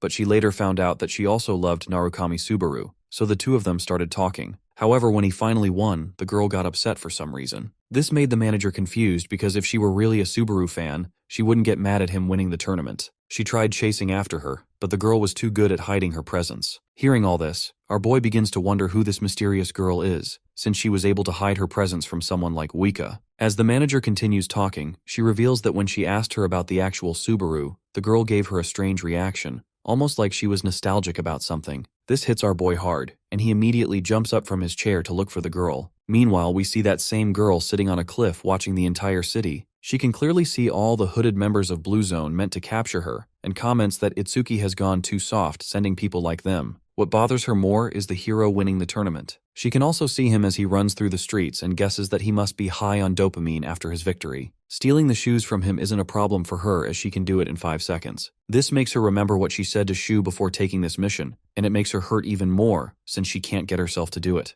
Everything about this Subaru reminds her of the original. Frustrated, she gets up screaming that she won't let him off easy if he ever decides to join Blue Zone, and even warns to cut off his head. Despite all this, she still wants to talk to him at least once because he resembles the dead Subaru too much. With this, she finally decides to go back and disappears. Meanwhile, our boy is out of breath after running through the entire city. He realizes that he could have used those shoes to lure out his past comrades. It makes sense why Reina would deliberately hide her presence since she was here to steal them. The hero had previously sensed Shu's mana from those flowers, and now hearing about Reina gives him hope that all 4 of his comrades may still be alive. Looking up, he decides not to reach any conclusions since it's still too early. At the same time, she hears Wika's voice calling him from behind. With a worried look on her face, she asks if he is okay since he ran out of the bar without saying anything. The hero replies that he was looking for someone he thought he knew, but it turns out it was all a misunderstanding. Hearing this, the girl makes a sad expression and asks if he doesn't have any female friends. With this comment, our boy finally has enough, so he decides to go home. Somewhere else, the girl from the Blue Zone complains about being tired and asks the other guy if the thief got away. He simply denies it, which makes the girl annoyed,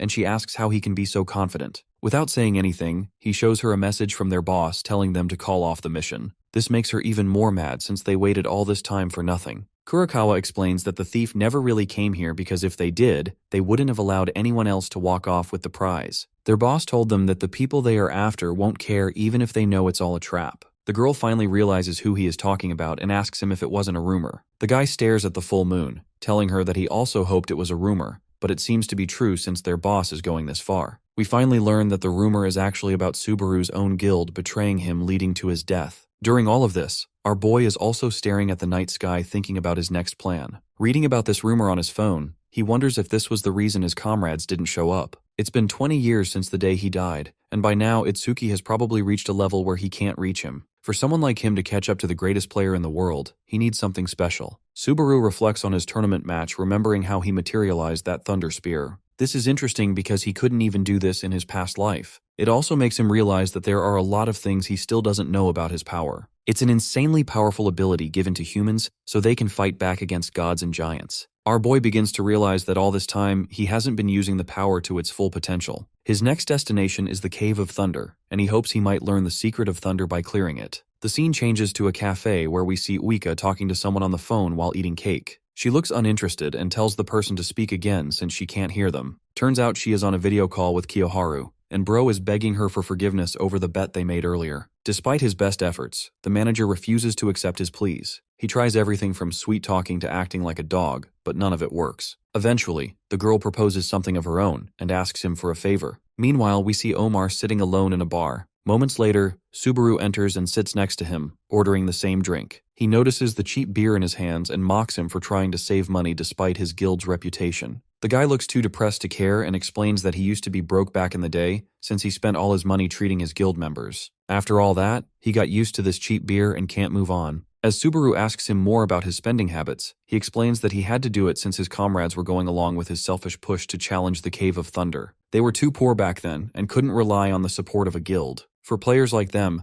hunting was the only option to earn credits. One day, as they were out hunting, they ran into a sky serpent. Their party was way too inexperienced to deal with such a monster, and as a result, 4 of them ended up dying. Those guys weren't just his teammates but his best friends. This makes Omar grit his teeth as he remembers that tragic day. Hearing all this, Subaru asks him if his comrades hate him for that. The guy replies that it's worse than hate. All he can hear is their screams asking him why he chose to sacrifice them just because of his foolish dream. Our boy is traumatized by hearing all of this and asks him to stop. Omar asks him if he is feeling bad for him, but the hero simply mentions that anyone else in his place might have given up already. The captain replies that he couldn't give up since it would mean that those people died for nothing. This is why he has been so obsessed with the Cave of Thunder, but now, thanks to the hero, he has some hope. Subaru is a bit confused and asks him what he means, but the captain ignores it and starts telling him about the cave. Meanwhile, Shu is shaking in his cabin, wondering if Itsuki figured out their plan to steal the shoes. His anxiety turns into anger as he activates his freezing ability and prepares to hunt down the rank 1 player. Suddenly his phone rings and he gets a message from Reina apologizing to him. In her next messages, she casually mentions that she couldn't steal the shoes. Bro almost loses his mind as he hears this and starts screaming. Somewhere else, Subaru finally starts his live stream again. Streaming to about 6,000 viewers, he reveals that he is going to clear the Cave of Thunder today. Just then, someone calls out to him from behind and asks if he is the streamer Subaru. When the hero confirms it, the guy nervously asks if his party can also join him in his quest, since they are trying to clear the Cave of Thunder. Before Subaru can respond, he gets a text from Wika, telling him that this party is just trying to ride on his clout. The team greets him, expressing that they're also bent on challenging the Cave of Thunder, though they're really surprised to meet someone famous like Subaru today. Our boy is completely clueless on what these guys are talking about, until the crew explains that they're headed for the same stage as him without any intentions of bothering him. This creates an awkward silence. Subaru lets out a sigh of annoyance, ultimately deciding to tango with these guys to complete this stage. After all, it would look bad on him if he declined this request and fled from the mission. Unfortunately, this is the nature of the system, though our boy does leave them with a chilling note that he wishes he could kill everyone just because he felt like it. This statement terrifies the other guy. Subaru wishes to make one thing absolutely clear for these clowns: he's not going to be talking with them, they're merely travel companions. In the next scene, we find ourselves in the Conrad Kingdom's gathering point. There's already a fuss over the fact that several mercenaries have gathered just to challenge the Cave of Thunder. Demon, the macho, scary-looking guy, is actually an S-tier mercenary who doesn't fancy the group for having E-rankers. Shortly after he learns that our boy is an otherworlder, he thinks the kid is on a suicide mission anyway. Pissed off by this guy's shit talk, Subaru amuses the idea of beating him half to death to make him vulture bait. His chat is surprised that a mere E-ranker is even familiar with the concept of vulture bait.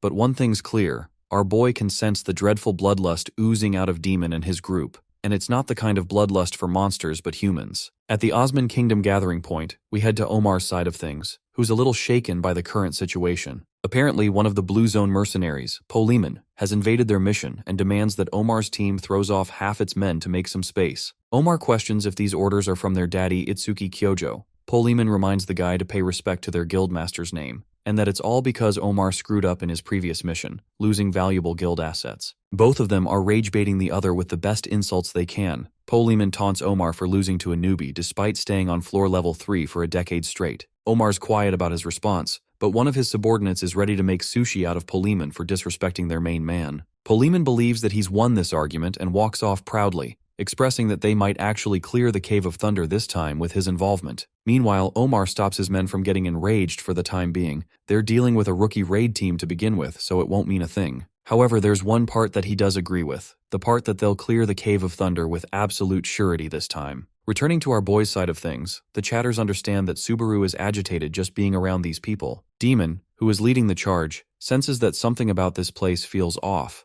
The doors are opening precisely with a set time limit, which means some humans must have made it. Finally, he ushers his buddies to look up ahead at the daunting scale of the stage they call the Cave of Thunder. It has spikes protruding with thunder roaring down the skies. Demon adds that the lightning never stops striking the entrance, which is why it's impossible to access the gate except for a few precise moments. The purple-haired dude from earlier chats up the big guy asking how many times he's challenged this dangerous cave. Demon shares that it's his third encounter, and he's one of the rarest survivors ever. Despite the risks, Demon repeatedly challenged the gate, and it's not like he wants to either. The only reason he's here is to extract the traces of thunder, something that if he can get his hands on, he can forever quit his death-provoking mercenary life. In other words, the S-rank mercenary won't even be accompanying them all the way. Demon isn't planning on exploring too deep because he knows how intimidating the cave truly is. E-rankers are just cannon fodder in his eyes who are going to get swept. We arrive just in front of the colossal cave's entrance. The thunder is hyperactive right now, but it will settle down in 1 hour with the entrance opening. To show them the scale of the situation they're in, Bro tosses a squirrel straight towards the entrance. And guess what?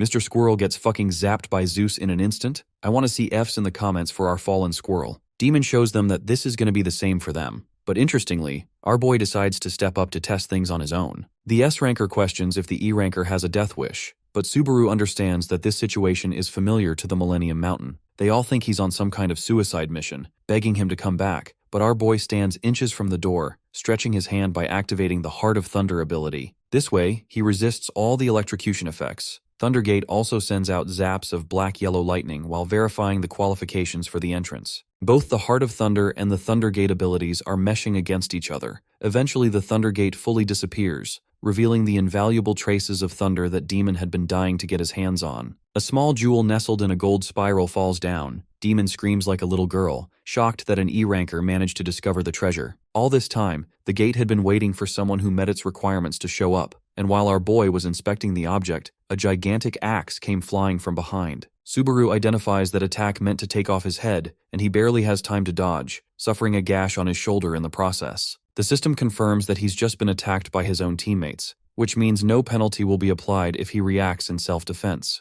This beefy guy is out for blood, refusing to let his treasure go to an E ranker. The big guy calls our boy lucky. Subaru questions why he should follow his commands, but Demon's team is pretty clear on their position. They call the rookies outsiders who have no business stealing from the locals, and even though they don't belong to this world, it's obvious that anyone would avoid dying. They're actually right, as Subaru internalizes the pain of dying in the trial, feels 100% identical to actually dying in real life, leading anyone to suffer from permanent PTSD back into the real world. Demon licks his weapon like a barbarian, hailing himself as the bringer of death, and that he's actually used to killing outsiders in the first place. The rookies are frightened as the atmosphere shifts. All this time, the rumors of the Conrad mercenaries secretly killing previous team rookies ended up real. Subaru's rookie team called out to him, begging the guy to be rational about the situation and negotiate. But before he could continue further, blood splatters across the guy's face, because our boy has already made his first move vaporizing one dude like he never even existed. He then takes care of the second guy by impaling him too, hoping to train these idiots into becoming his vulture baits. Demon's reaction is priceless, unable to understand how a mere E ranker is capable of outclassing them.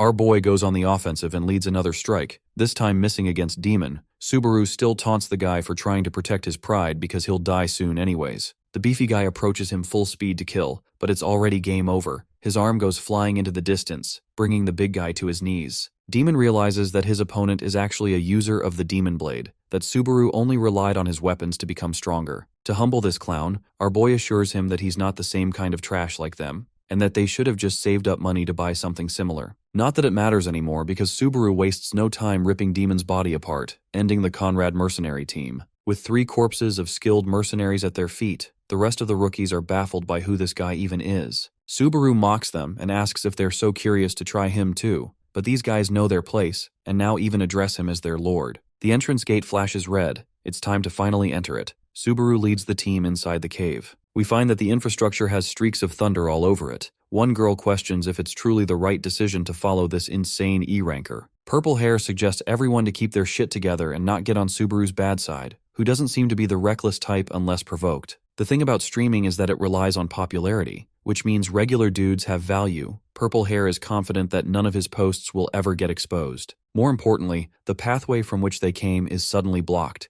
Even the front is gone, blocking them from both directions. Omar's words ring in Subaru's head, who warned our boy to be cautious of the Thunderwolves upon entry. Since there's a metric ton of these puppies, fighting them is going to be pointless as it will only drain stamina. So while the rest of the rookies are busy facing them, our boy rockets ahead into a pack of Thunderwolves with a strategy of his own. His goal is to directly target the boss of the group, which is usually the largest monster in the vicinity. But for these Thunderwolves, it's the opposite. The smallest one among them leads the whole. Subaru starts his assault by cutting one wolf, before activating Cloud Stride and bursting with incredible airwalk abilities for 3 seconds, leaping over the wolves. He reminisces on his dear friend Toshia, who once donned these same shoes and danced in the air. Before Subaru could get to the boss, the leader decides to go for the offense instead, speed blitzing behind our boy and successfully connecting a powerful blast. The good thing is, Subaru appears unscathed from the impact. The Thunderwolf advances for a second encounter, while our boy prepares Charging Thunder into his Demon Blade. He chants that his thunder is way faster than the leader of the wolves and beautifully slaughters the creature with a single hit. Thanks to the decapitation of their leader, the rest of the Thunderwolves are vulnerable. Subaru levels up,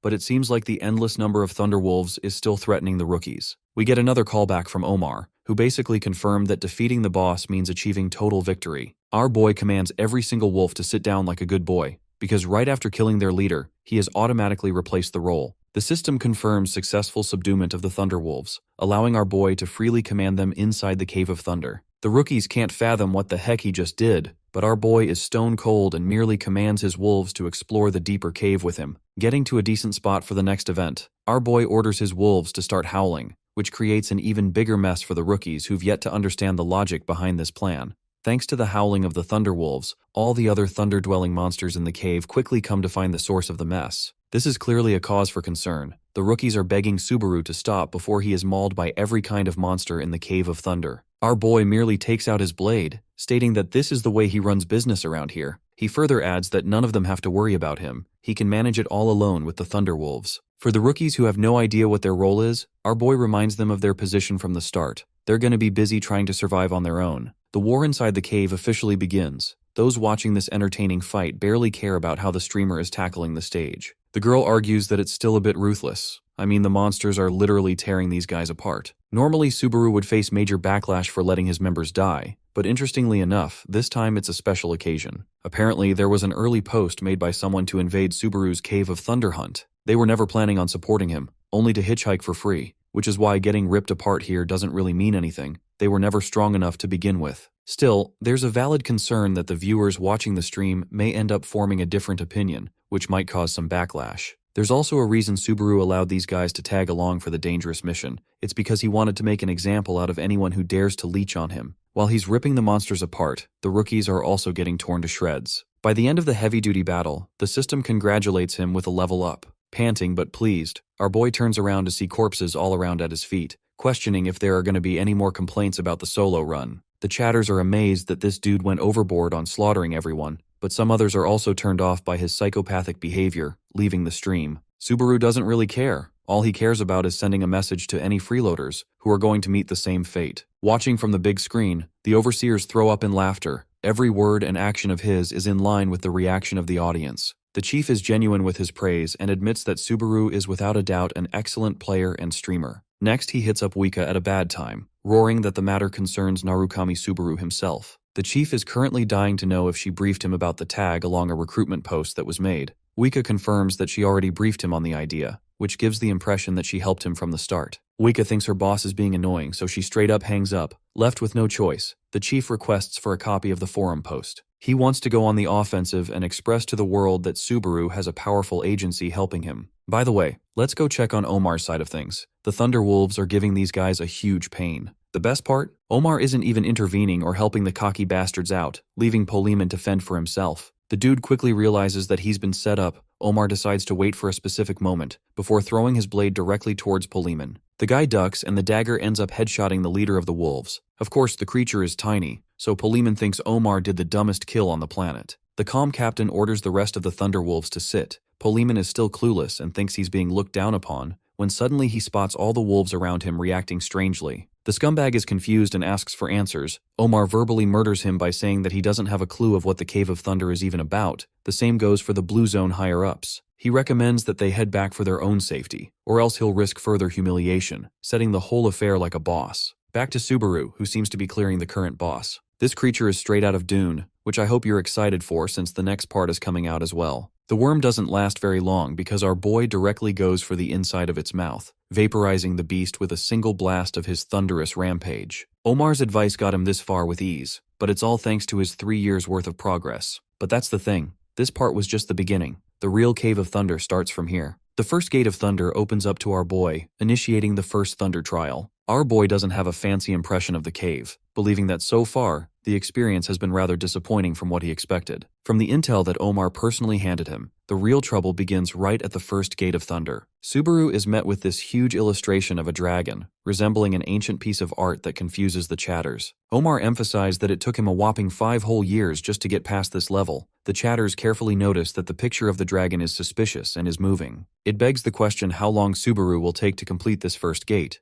The system assesses thunderclap qualifications for him, and sure, while the ability is part of natural phenomena of a crackling sound right when lightning strikes, it's still connected to thunder. All of these powers are the same, which means the Cave of Thunder's actual reward may or may not have something to do with Subaru's own abilities. He's clueless for the time being, because the same element doesn't always guarantee the same outcome. For now, he's just eyeing down this glorious dragon materializing from a picture into a gorgeous blue beast in its thunderous form. This is Ragnall, the judge of Thunderclap. Omar warned him carefully back then that not even defeating Greg the Wolf Warrior is going to be enough to boast the same results against Ragnall, who is a force of nature. Even our boy is confident that he can't beat this monster at this stage, and that he only challenged Greg out of sheer desperation. The thing about the trial of Ragnall is that it's always different depending on the one challenging it. One of those trials is forcing the challenger to suffer millions of lightning strikes back to back. Other times, it cuts off your senses and tosses you into an abyssal void, while other times, it summons a monster to make you fight in its place. It's time to determine our boy's fate. Ragnar directly addresses the challenger for the trial of thunder. Our boy nonchalantly confirms that he is the challenger indeed. The dragon is intrigued most by this human, boasting that he's already proven so many qualification tests. Next, the dragon orders him to take out the item in his pocket. The trace of thunder that Subaru obtained at the entrance is acting up. He reaches for it in his pocket, recalling that not even Omar mentioned a word about its relation. Ragnar assesses that the human opened the thunderclap gate and walked inside, but our boy is most curious if there wasn't anyone else who managed to secure the same object and made his way inside. Apparently, no one. Not even the guy with the spear managed to do it. That guy only managed to pick up a similar stone formed from the condensed energy of the dungeon itself. This adds up quite a bit from Subaru's personal assessment, who knows that he's the only person to wield thunder, so everything makes sense. Ragnar cuts the casual talk, believing it's time to offer the boy his trial. His grand task? To swallow the damn jewel. Yup, that's it. Subaru doesn't even know if he should do that since this object is invaluable in this world. Even the chatters point out that Bro's dreams of selling the thing are crushed. Subaru doesn't really have a choice here, contemplating his options, because even if he passed the trial, it doesn't mean he's bound to gain a better reward like the traces of thunder.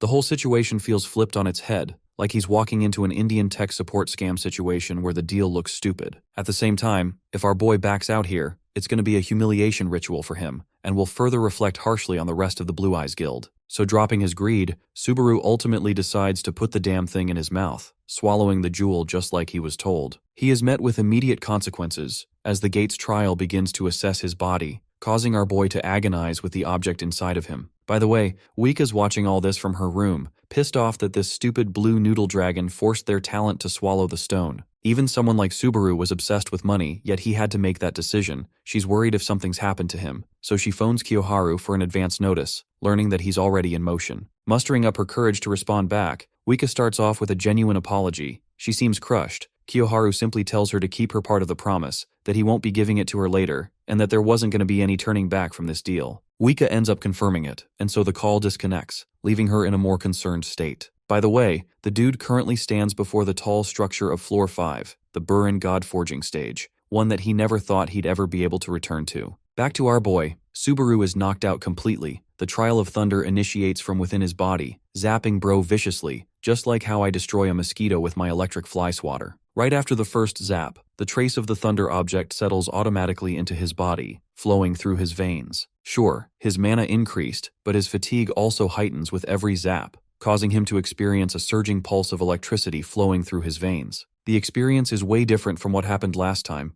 It's as if something is genuinely disrupting the flow of his magic here, something he can't figure out. Subaru's movements are restricted, and since he's constantly getting zapped, the object is taking over his body. It's only the Heart of Thunder that is capable of resisting the trace of Thunder's will. Both are reacting oppositely to each other, which reminds our boy that his Thunder Heart is supposed to be an equipable item. Bro's thoughts are getting one shooted with another zap piercing into his shoulder. He jots down the different nature of his Thunder Heart from the trace of thunder. Quickly, our boy takes out the second stone, recalling Ragnall's advice to swallow the first one. Maybe this was the idea all along, that the beast wanted him to swallow the Thunder's Heartstone too, which has clearer benefits attached. Knowing that he can't keep up with more of this electric fly swatter shenanigans, he ingests the golden stone. The Thunder's heart quickly comes into effect, resisting the harsh nature of the traces of thunder. Now Subaru's body is coursing with a dual nature of lightning, one pristine blue and the other a black sparks. This man's feeling himself right now. Ragnar looms over the human's special condition, impressed that the player finally deciphered the trial. The mighty dragon observes closely at Subaru's newly transformed state.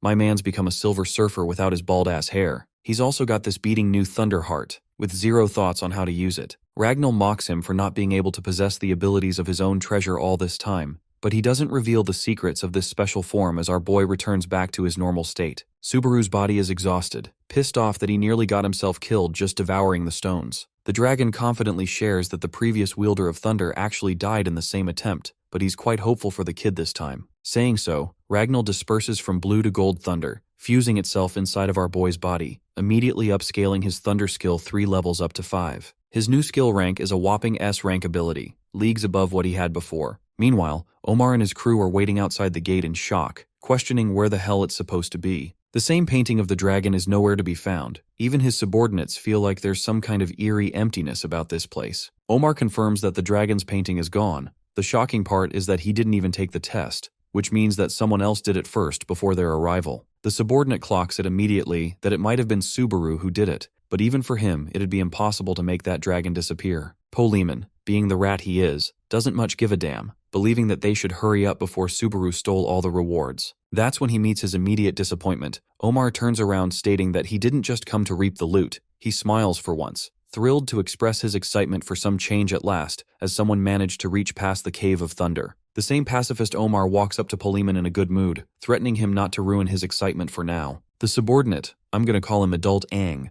explains that he's already fought the kid in a tournament before, and from what he's experienced in that duel, Bro's confident that not even 2 Subarus combined could get past the level ahead. Regardless of their expectations, Captain Omar orders them to be cautious, as they might be witnessing a historic record of the first completion of the Cave of Thunder trial. Polemon is baffled that not even the captain is hoping to clear this stage, begging the question why they're advancing any further at all. Omar stands before the next gate, expressing that everything past this point is the end of the cave, which means Subaru has already gotten past this level. The captain opens the final gate with those expectations, as the system welcomes the raid team into the second gate of Thunder. Here, the whole place has been thrashed. The throne room welcomes the person to seize their position on the throne. The captain and his team advance fourthly, but here's the most confusing part of all. The same man who conquered Rangel's trial, Subaru, isn't here at all. Polemon is bummed out by another weird change, finding it annoying already that Omar can't shut up about this Subaru kid, pondering if he just sat on the throne and moved to the next level. The captain shuts down that idea, explaining that no one can do that. The system notices that a bunch of players have trespassed into the domain of the throne, summoning a powerful bolt directly in front of them as their final obstacle. This daunting monster is the Knight of Thunder, clad in gorgeous armor which reminds me of the Regressed stage from solo leveling. Polemon and the others are confused why there's a human being used as a boss monster for this trial. Omar unfortunately shares the bad news.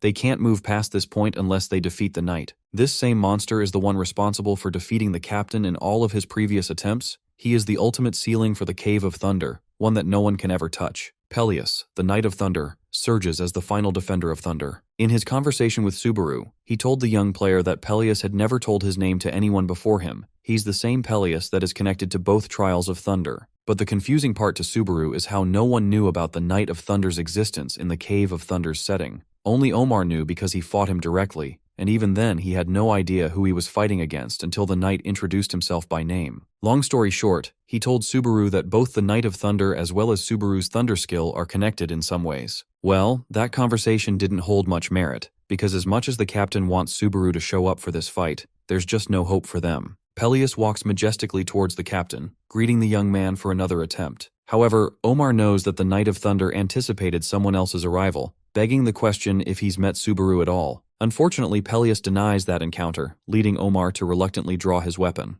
Before he could devise a strategy, Polemon the imbecile calls forth his men and tasks them to block the knight's escape, jumping him Jujutsu Kaisen style. Little do they know the captain is against this decision, begging those idiots not to charge recklessly against Peleus. It's already too late as the vicious Knight of Thunder offers a single slash, splitting human bodies open like paper. The captain is horrified, but before he could even finish his sentence that these strategies won't work against the powerful knight, it's already game over. Polemon goes for the offensive as well, like a brain-dead idiot who didn't just see his men get barbecued just now. His sword clashes against Peleus, who doesn't do anything except block, causing Bro's weapon to shatter in a single hit. It's game over for this clown, as Peleus charges his weapon aimed directly at his neck for the kill shot. Let's explore what Subaru's really up to, since he's gone off disappeared. The man wakes up in this jagged cave. He's been knocked unconscious all this time, not knowing how long he'd even been gone for. The chatters mention that it's been 30 minutes, even taunting Bro for going into comas way too often. Some kind of special ability at this point. One kind donator offers him credits just to shit talk in his face that he passes too often.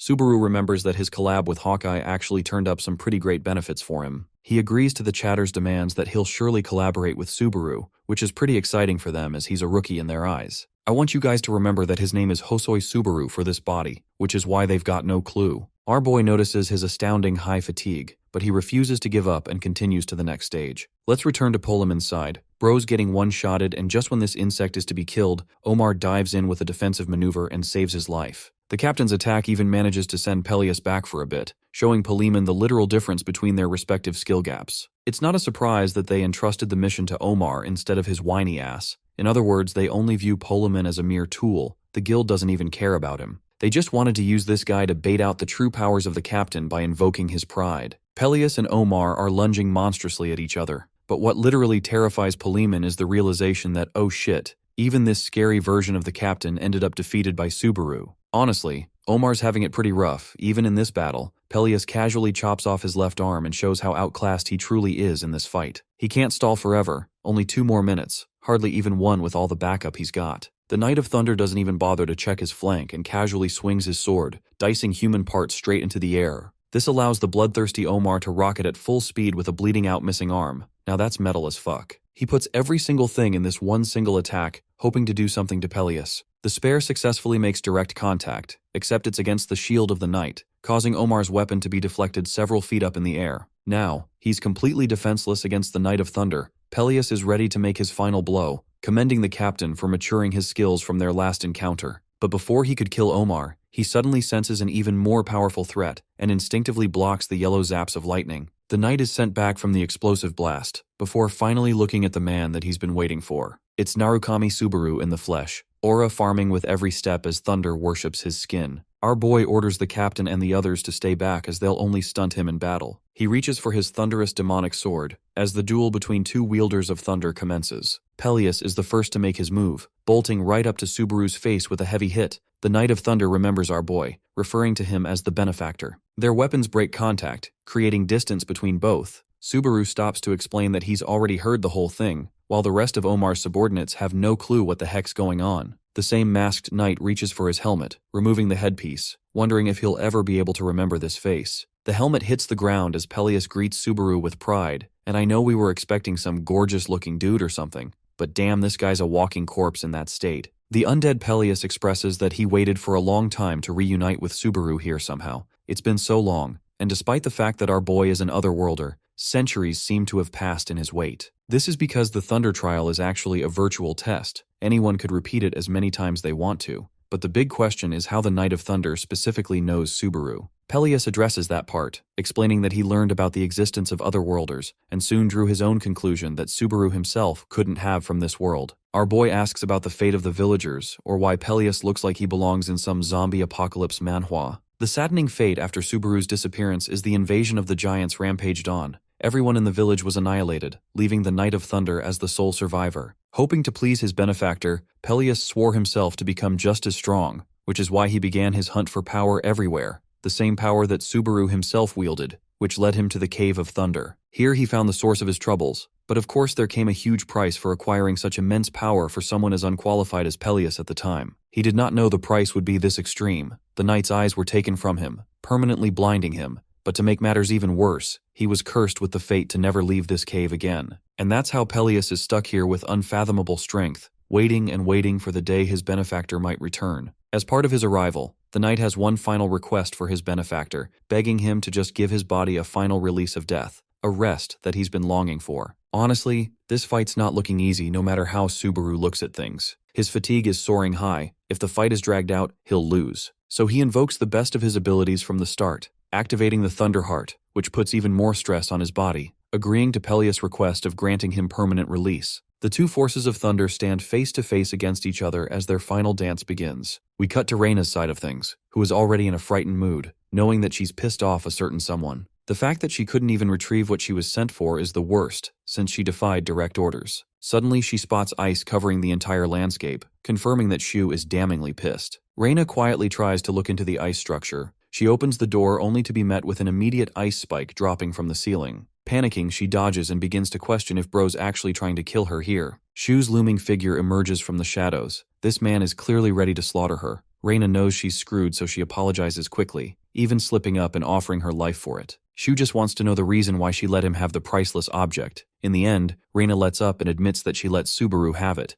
and it's because though she couldn't glance at his face, the guy's presence felt identical to their old leader. This is the reason she trusted her gut to let him have the object. Shu doesn't seem much satisfied with this explanation, though he forgives her after assigning a burdening task. Reina is amazed that he's letting this slide. As punishment for at least something, Shu instructs her to quickly set up the house and return it back to its original state, which annoys her since he's the one who ruined it. Let's cut away from their banter and focus on the main dish of the day. Omar's group is struggling to hold on even at the third floor. Both fighters are clashing their weapons with tremendous speeds, channeling their own thunder. The captain shares that Peleus' greatest disadvantage stems from his blindness, which is the reason why our boy lands a successful kick to the knight's chest, pushing him back. It's not easy on Subaru either, who is panting as his fatigue soars up to 81. The only reason he can create openings is through hiding his presence in front of the knight. Peleus thinks this much damage is dog water in front of him, but to his shock, Omar's sword suddenly comes flying, stabbing deep into his arm. While Peleus is startled, our boy turns around to confront Omar for disrespecting them one-on-one.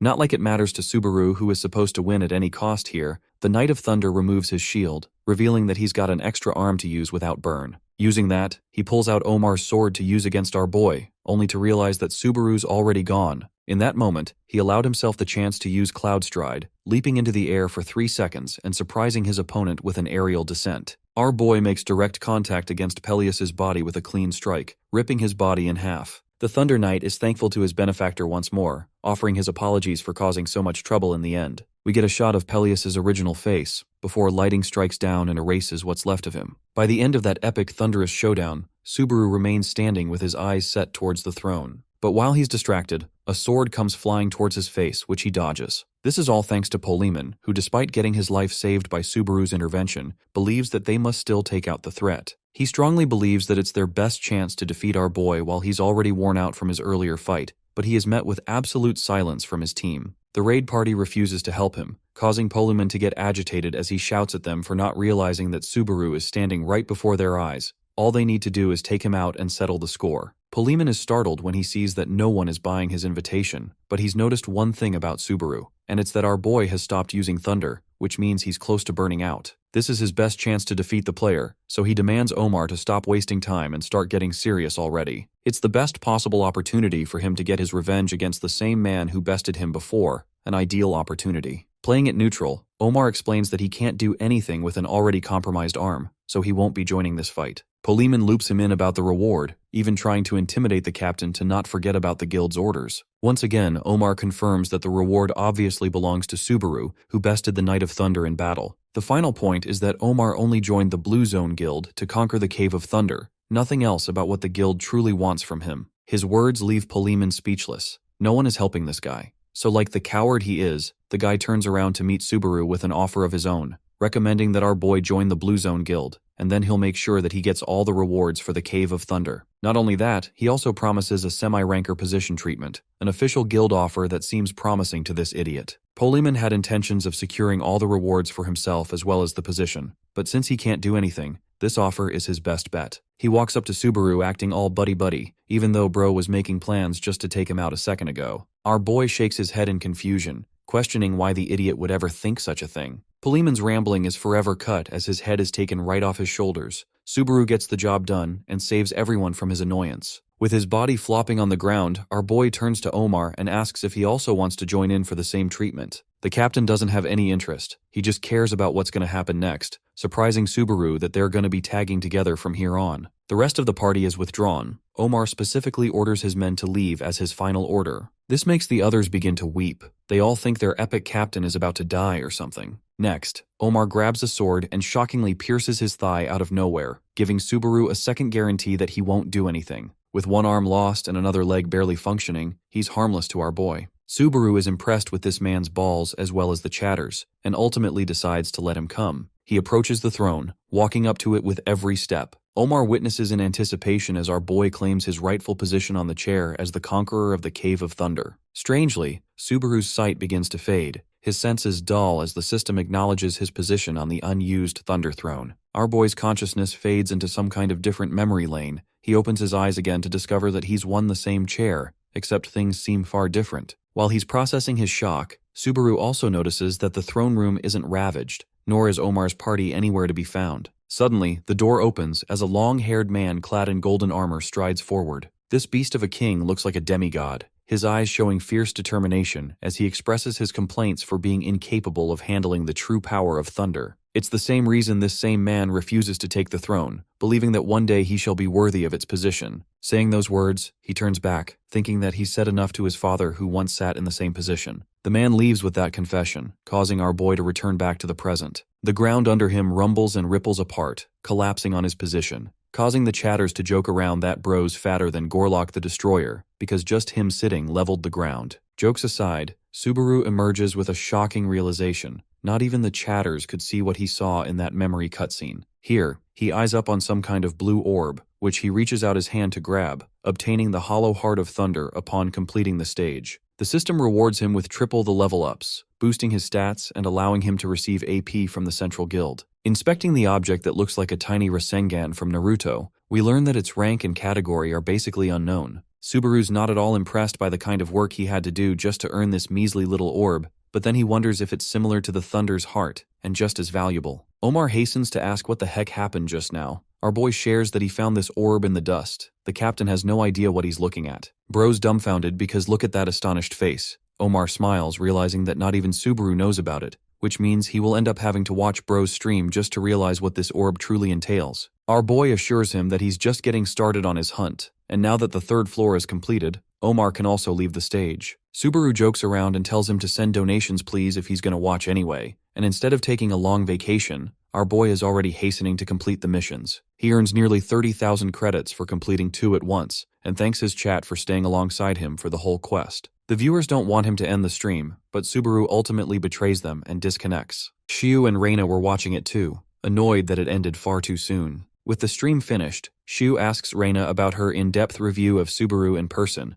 She vaguely tells him that the kid does resemble their fallen leader, but it's obvious that this person can't be the original Subaru. Well, Reina isn't too certain because of that stupid mask, but nothing really adds up. She explains that it's far too strange for the two Subarus to be connected, because the original one hated attention and would never live stream publicly. The next is how the tower system is formed. No one can restart the trials unless it's some kind of reincarnation story. Damn, did she just break the fourth wall here with that one? Anyway, to her, for Narukami Subaru to exist, he must bypass both impossible conditions, which seems ridiculous for both Shiu and Reina to accept. Let's head to Floor 5, the Burin God-forging stage, where Kiyoharu is sent. In this world, the Burin is only second to the martial alliance. It represents the heights of martial ability, and it's the same location Kiyoharu grew up, except the guy is being handled so harshly it makes him question if he's some kind of criminal. The guards tell him to basically shut the fudge up since they never told him to talk. Kiyoharu senses that Wika definitely found this a desperate mission because she never asks for favors otherwise. Anyway, he stands before the gate where his own uncle awaits him, questioning if he's capable enough. The gate opens as Kiyoharu walks past to meet the Lord of the Fifth Stage, the leader of God Forging, and one of the strongest high rankers of the tower, ranked only second in the martial world, Unten Kyoku. Being polite in his advances, Kiyoharu greets the Lord, but his uncle assures him to drop his formal courtesy and just address him like he used to. Kiyoharu follows obediently, and they find each other well. Lord Kyoku even praises Narukami Subaru for becoming famous in the Azure Sky Entertainment Company.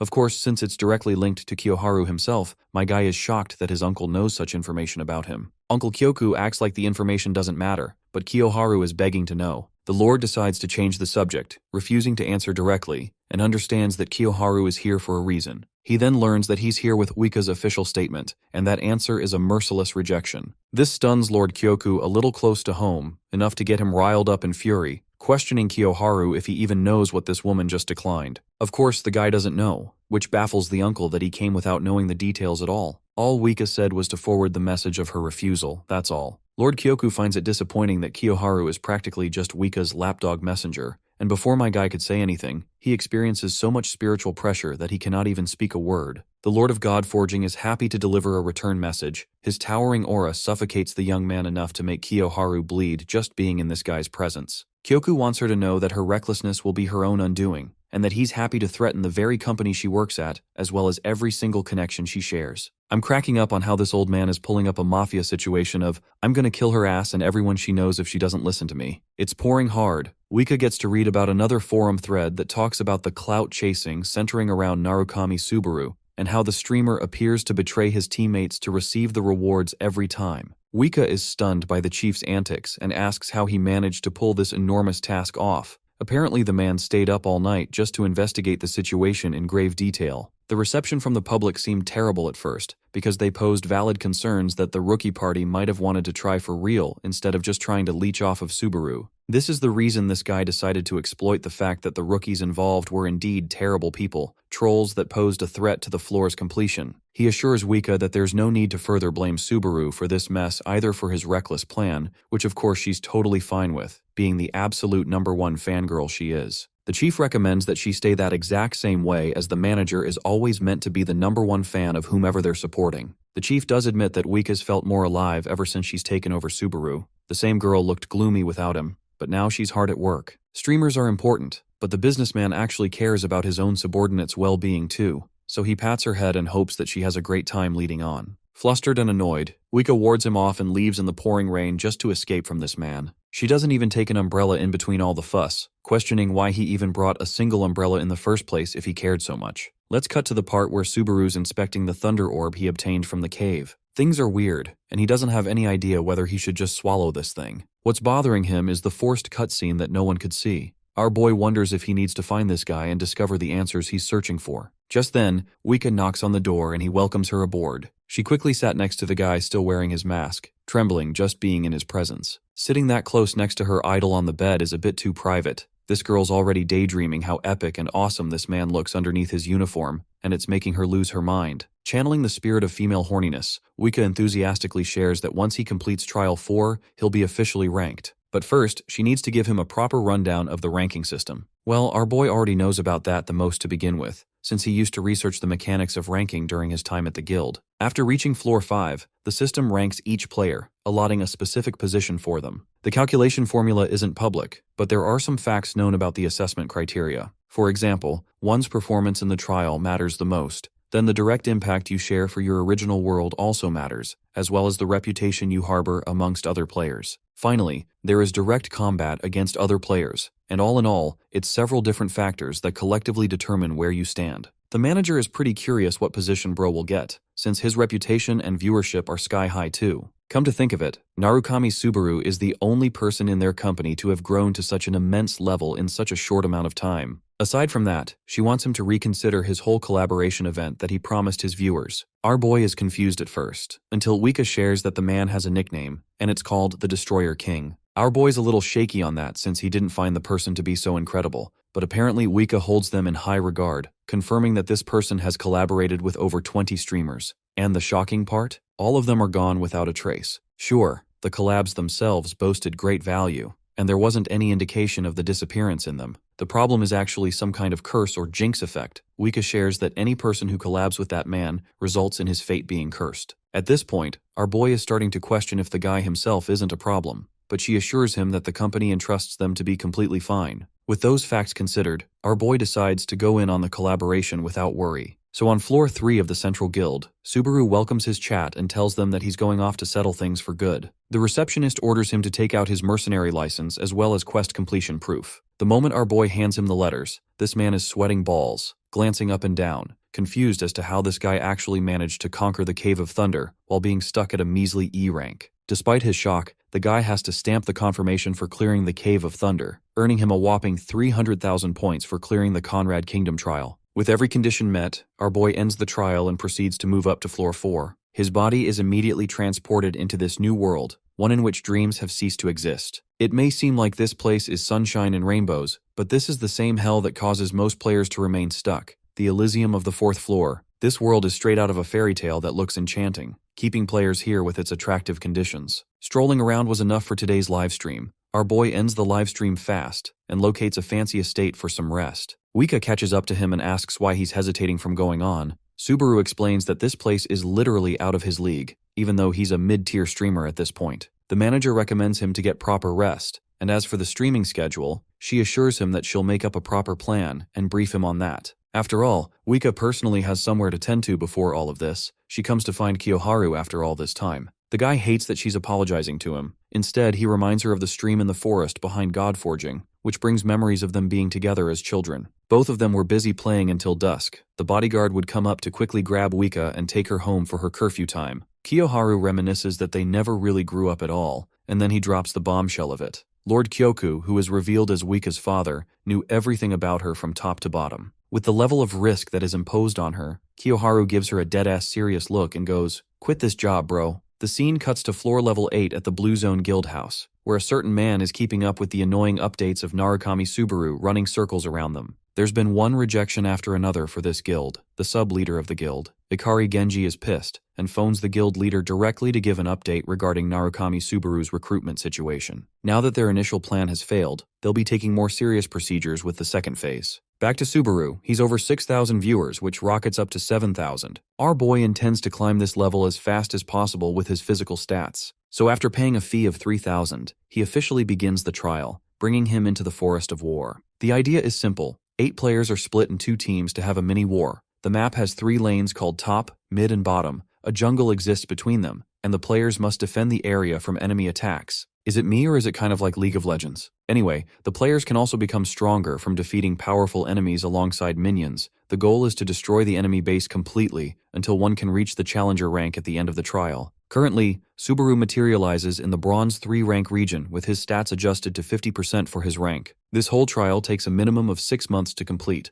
One must progress from Bronze to Silver, then Platinum, Diamond, and lastly, Challenger. This is also one of the reasons this floor is considered impossible to complete for many people throughout their lives, especially with the task of climbing up to the Challenger rank. The more enemies defeated means more points. Enemy bases being destroyed is the game goal. Other players also materialize just next to our boy. These are all Platinum level players, who are shocked that they've been paired with a low-level Bronze. The only person to recognize Subaru's significance is Rowan. She knows that this dude's the streamer going popular recently. Big fella Niall throws a temper tantrum that streamers don't get a free pass for ruining their game, and that they're guaranteed a loss with this shitty Bronze. Our boy butts in and requests the idiot to just leave if he's got just a problem. A fight is about to break out, so Rowan de-escalates the situation for them. She knows that they're nerfed too, but nothing can be done anymore. Subaru is tasked to handle the jungle while they take care of the lanes. Since he's a Bronze, she dumbs down the strategy aspect of this game, expressing how the jungle player commands the influence over the lanes. It's the safest option in the eyes of the Platinum players who can't risk him getting a lane position.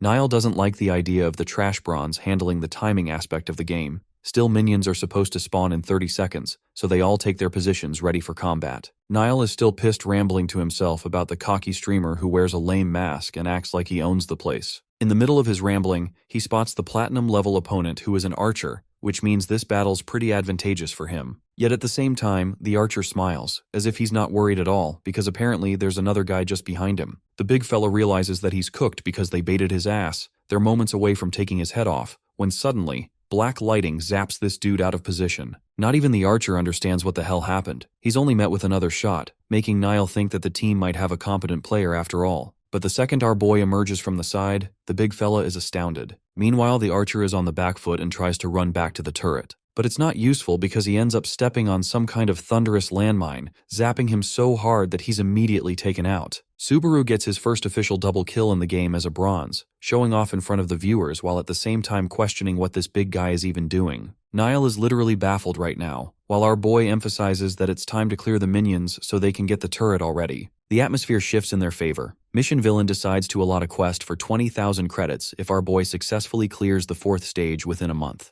The time duration is genuinely way too short, and while the chatters argued over how long it could take for Subaru to finish the mission, more and more fans joined in on the bet for the same mission. Some people have already started discussions of Blue Zone's pursuit after Subaru. A third person shares the same mission, then a fourth person uploads the same mission too, leading up to 5 different people. One person literally puts up 50,000 credits if he completes the 4th stage in 15 days, way more than all the others. In the end, the enemy base is successfully destroyed, winning them the match. By the way, even after that much of a rank difference, Subaru only managed to jump up a single level, yet in the eyes of the viewers, earning 150 points is like a cheat code since the normal amount is 30 at best. At this point, our boy has climbed up to 12,000 viewers, with more and more chatters uploading missions. One of them is ready to throw in another 50,000 credits if he doesn't lose a single match from here on. Subaru is happy to meet these guys head-on, further thrilling his chat with the anticipation of his plays. In the next scene, we're introduced to a girl called Dedal, who goes by the name of Mizumega. She kinda carries the style of Misa Amane from Death Note, but you see Dedal is in a bit of a pickle. She's averaging 50 viewers right now, earning her the category of a dead streamer. She even promises her viewers that she'll stream non-stop until the diamond rank, but they don't care, and find her fitting for trolling in platinum already. The interesting thing is, Dedal believes that she could have hit the challenger rank if she wasn't streaming all this time, but this is the only path for her to make money. So she keeps up the persona of being content when deep down girl's pissed. Luckily for her, she ends up being paired with Subaru, as well as the rest of her team members. Our boy is currently Silver 4, but she's thrilled to recognize him as the famous streamer Subaru. Yet her disappointment is immeasurable and her day is ruined when she realizes bro's just a noob stuck at Silver. Hilariously enough, the same guy who placed a bet of 50,000 for Subaru to win every fight, places a second bet for Dedal of 30,000 to sabotage this match. Long story short, the girl is being paid just to make bro lose the match, and doesn't find an issue with earning this dirty money. The match starts off, and an interesting pattern emerges where D-Doll is being defeated several times. Subaru's chat notices that something's not right. Our boy plays it cool and knows he's close to her anyway. He watches from the distance how she's handling the fight. D-Doll pretends to make a mistake, but she's not smart enough to fool our boy, who recognizes her trolling. As suspected, the girl is defeated another time with a smile on her face. Subaru understands what she's doing here, which begs the question of who she even is. One chatter reveals critical information about how some guy gave her a mission to lose on purpose. Subaru is more than happy to disappoint the viewer behind all of this. He holds onto his sword and promises his chat that he'll make sure D-Doll doesn't get the credits like they planned. For his next opponent,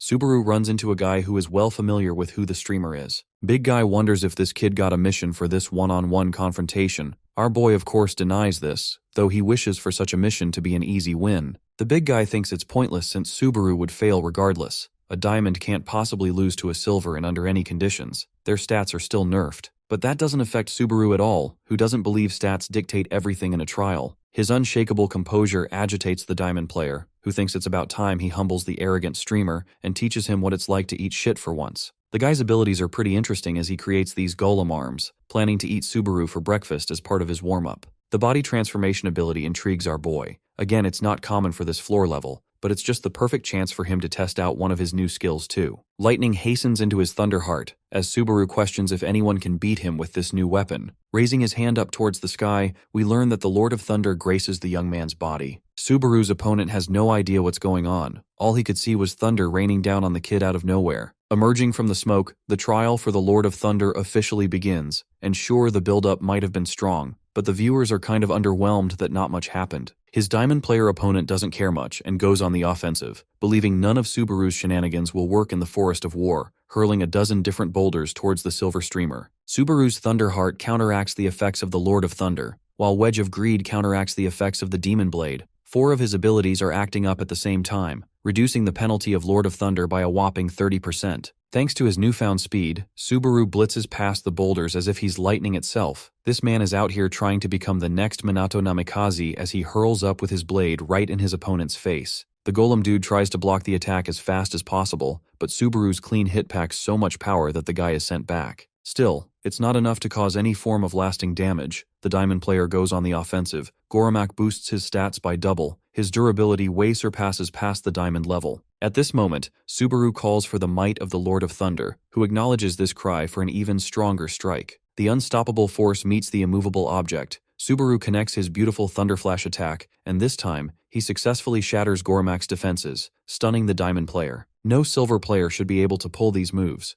And yet Subaru emphasizes that stats don't mean everything in the trial as his opponent explodes from the force of the impact. Even the chatters are fed up and think that bro is trolling the system with how many rules he's rewriting in every fight. By the way, this same kill managed to stop Goromak's kill streak for D-Doll, who can't fathom how a diamond-level player went down so fast. Subaru cleans up the rest of the trash by single-handedly wiping the other team, ruining her chances to sabotage further. Her own chatters hate her, and even express their desire to go back to Subaru's stream, provoking her to the point she lashes out on them for making her do these absurd challenges. All this time, she hid her colors. But now that her actual feelings towards her chatters are out, they've seen enough. D-Doll rants at the keyboard warriors who slander her day and night, but then comes Subaru's personal message, egging her forever believing that she could do anything by trolling. Troll Girl's dreams are destroyed when she sees the enemy team raising up their flag for a surrender, ending the match. Feeling satisfied with his run, our boy ends the stream, expressing that he'll do another tomorrow, temporarily shifting to a daily schedule for his missions. With the livestream finished, our boy walks stress-free at night, where a certain voice calls out to him. It's his lovely manager, who waited for him all day just to hand him a schedule as promised. Wika is serious about her job and has one more matter to discuss with him. Our boy inquires what's up,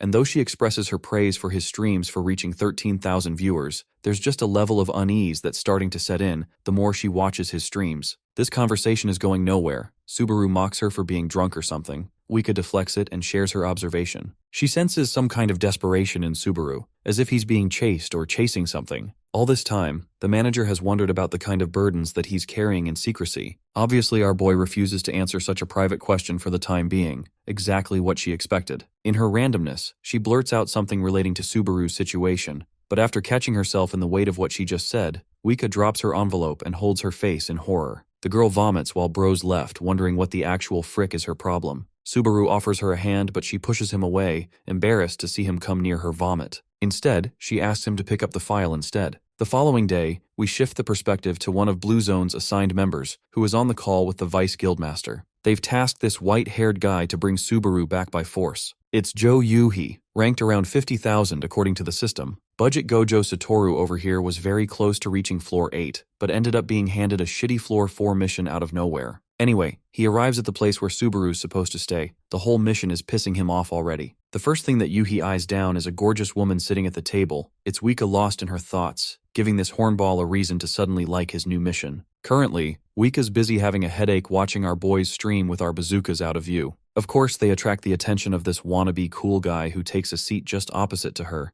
inviting her suspicion towards the stranger. Playing it cool, Yuhi stares at her with a smile and asks for her name. Frustrated that he's not being straight to the point, she gets up to leave, refusing to state her identity. But that little effort gets her startled when the man suddenly teleports right in front of her. Wika couldn't even sense when he moved, let alone appear in front of her like that. Yuhi tries to win her with charm, expressing that he was really happy to meet such a beautiful woman, and that he doesn't have any intentions of being shady. Hilariously enough, the girl's feelings creep the hell out with his advances, until she read the card he just handed her. Hailing from the Blue Zone Guild, Wika expresses her shock, which makes this douchebag think that he's got her under his control. Bro thinks just flexing his card will be enough to sway a girl. What really bothers her is why a Blue Zone ranker is doing on this level. Continuing to be suspicious, he refuses to not only answer her question, but tells her that they should get closer instead. Annoyed, the manager turns the opposite direction, crushing this man's ego a second time until he grabs her arm. At this point, Wika's pissed off, roaring that he shouldn't casually touch her like that. That's until Yuhi decides to ask more pointed questions,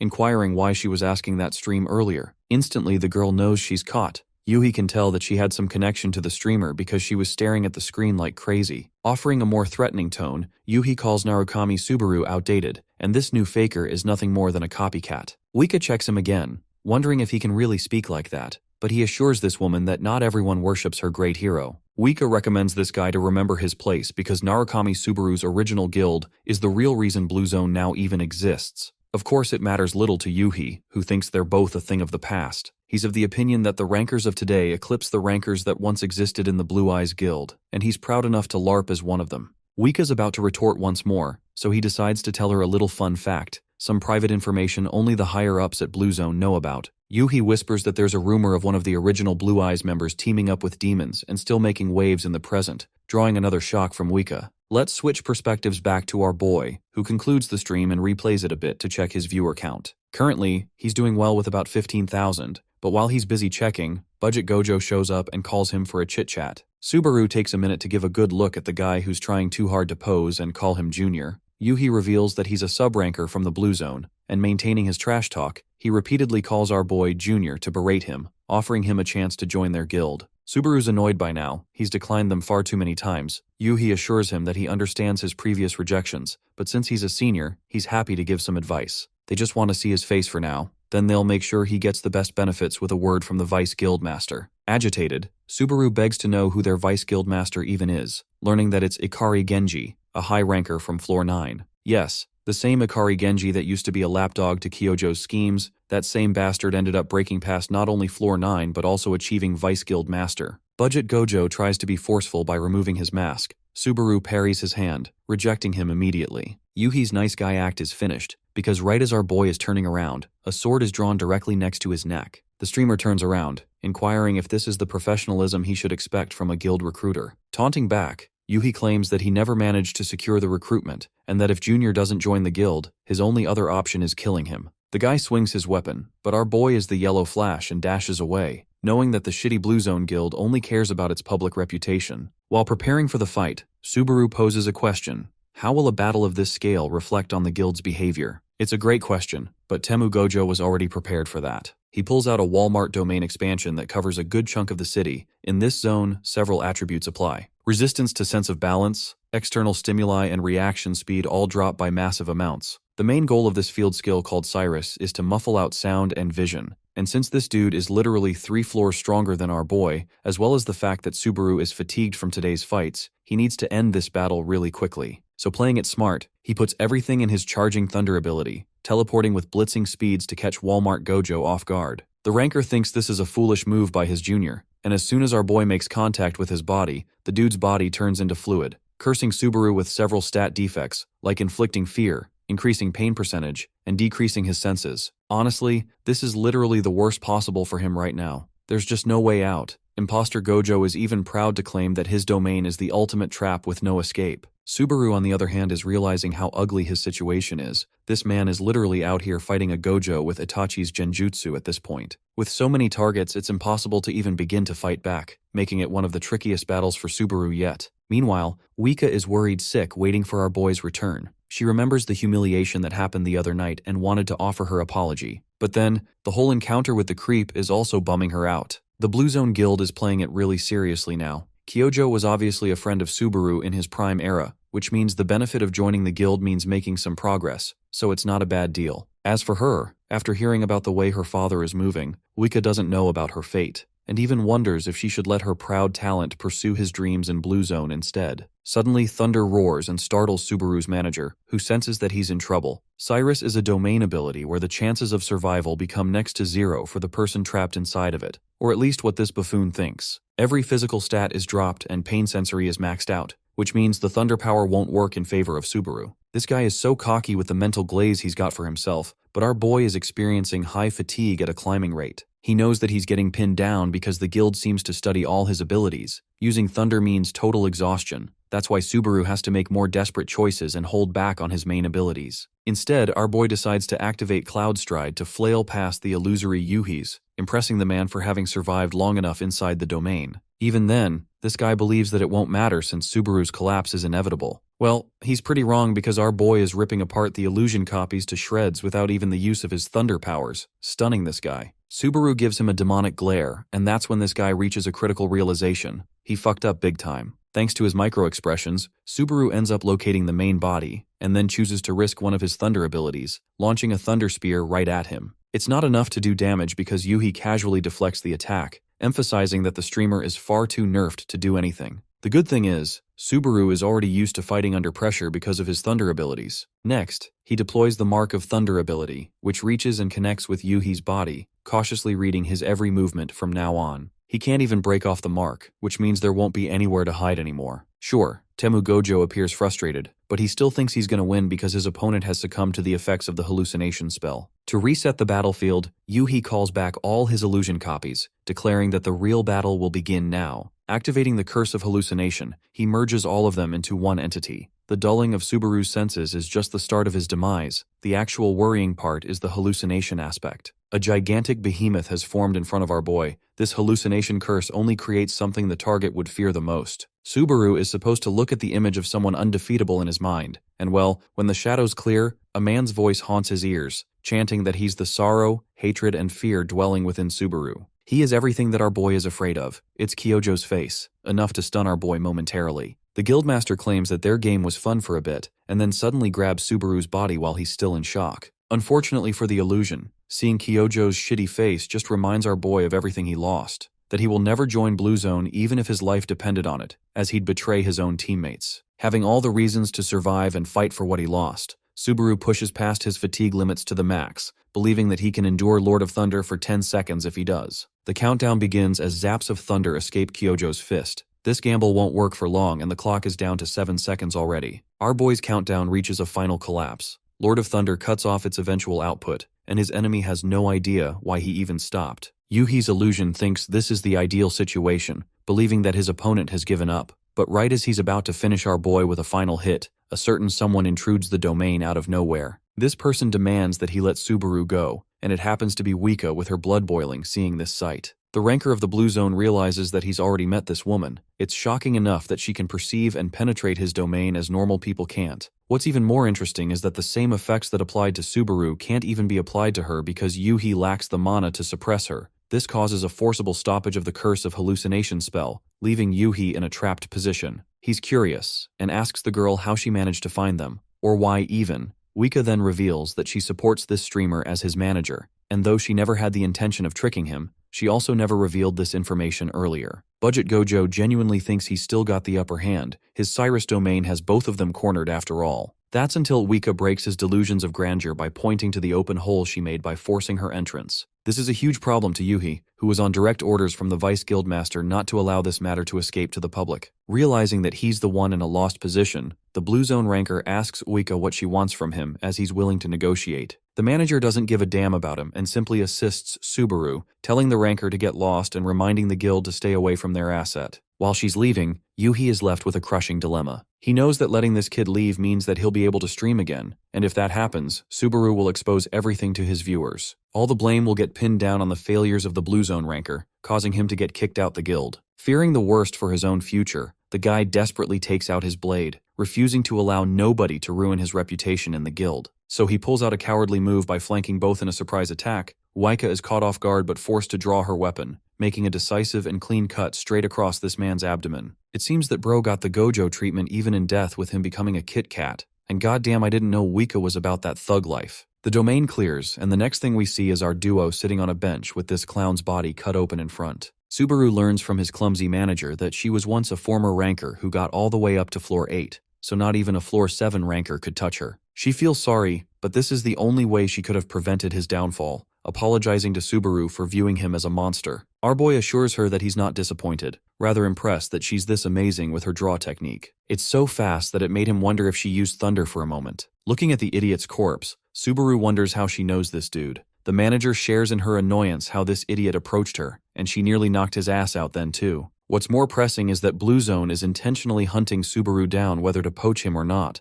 and if they bring in ridiculously amazing terms, she thinks she'll be a thorn in our boy's path. But now that she's seen everything, Waika refuses to let them go. Even Subaru thinks that it's impossible for him to join Blue Zone with how psychotic their hiring process is. After a moment of silence, the obvious question sets in: how do they fix things? They just killed a ranker, so maybe they should report to the agency first. However, the streamer suggests a completely different idea. In the next scene, we're taken in another one of our boy's live streams, who states that he's been attacked by assassins out of nowhere. This is a bomb drop announcement to his viewers. Subaru states that he has no idea of the person behind the incident, but he can comfortably say where they're from. For now, he intends to keep this matter quiet, and the reason our boy is intentionally saying those words is to make sure the Vice Guild Master in Floor 8 gets to hear this news. The man drinks his whiskey wondering what went down. There's just no way Subaru could have managed to defeat a ranker from their guild beyond his level. One baddie, the guildmaster's assistant, shows up to share a request for a meeting. By the evening, Waika asks if the guild has already caught hold of his newest livestream. Subaru can comfortably say that at least one of their members must have seen it. A massive guild that represents a whole world has a reputation to worry about, and if there's any leaks of an assassin trying to hunt a streamer, that reputation will take a massive dump. The manager thinks the better idea would have been to expose them, but Subaru explains that it wouldn't have worked out, because that would officially make the Azure Sky Company the enemy of the guild. And he wants to make sure that doesn't happen, bringing a smile to his manager's face that he's considerate of their side too. The bubbly Waika praises him and allows the young man to take a day off from streaming, but he denies that, sharing that he's feeling fine enough to stream again, all thanks to her help in their fight. By the way, there's still the problem of Lord of Thunder auto-canceling on him before his fatigue even maxed out, making Subaru question if his new body is still not used to it. Waika teases him for looking like crap. That part is a little obvious since my guy literally came running to this place after the end of the trial, so he's battered. That aside, Waika suddenly reveals that Blue Zone seems to suspect there being a survivor from Blue Eyes. This revelation stuns Subaru, who begs to know where he can find this survivor. He's so desperate and his heart's pacing fast, but unfortunately Waika doesn't know anything beyond basic information. The only thing she hears from Yuhi is that this survivor sold their soul to the demons. And speaking of demons, let's talk about them for a second. They're the most mysterious species residing in the underworld of the tower, sharing similar goals to ascend and grow stronger. Players can choose to cooperate with these maniacs if their interests align, but these demons practically represent the greatest evil for the tower, as they only hunt players out of interest. Reading up on several articles in his room, Subaru questions if there can truly be a Blue Eyes survivor with a demonic alliance involved. This information is flooding the masses, which means someone is intentionally spreading the news, because Blue Zone will benefit from an even further tarnishing of the Blue Eyes Guild's legacy. But that's not important. What's important is for our boy to find this mystery survivor long enough to find them. Let's cut to Reina's side, who reads upon the same news regarding the survivor. The last traces were found in floor 6, and the rumor is taking over the internet. Both of them have eliminated many players from Kyojo's guild who intend to search for the survivor. It's without a doubt a trap being set up by the guildmaster. Shu can read up on the intentions here, but he wants to confirm the theory with his own eyes, so that's where these two are going to be headed, ensuring that whoever casts the bait regrets it. Back in the Vice Guildmaster's office, the guy's feeling overwhelmed from all the work he's been getting.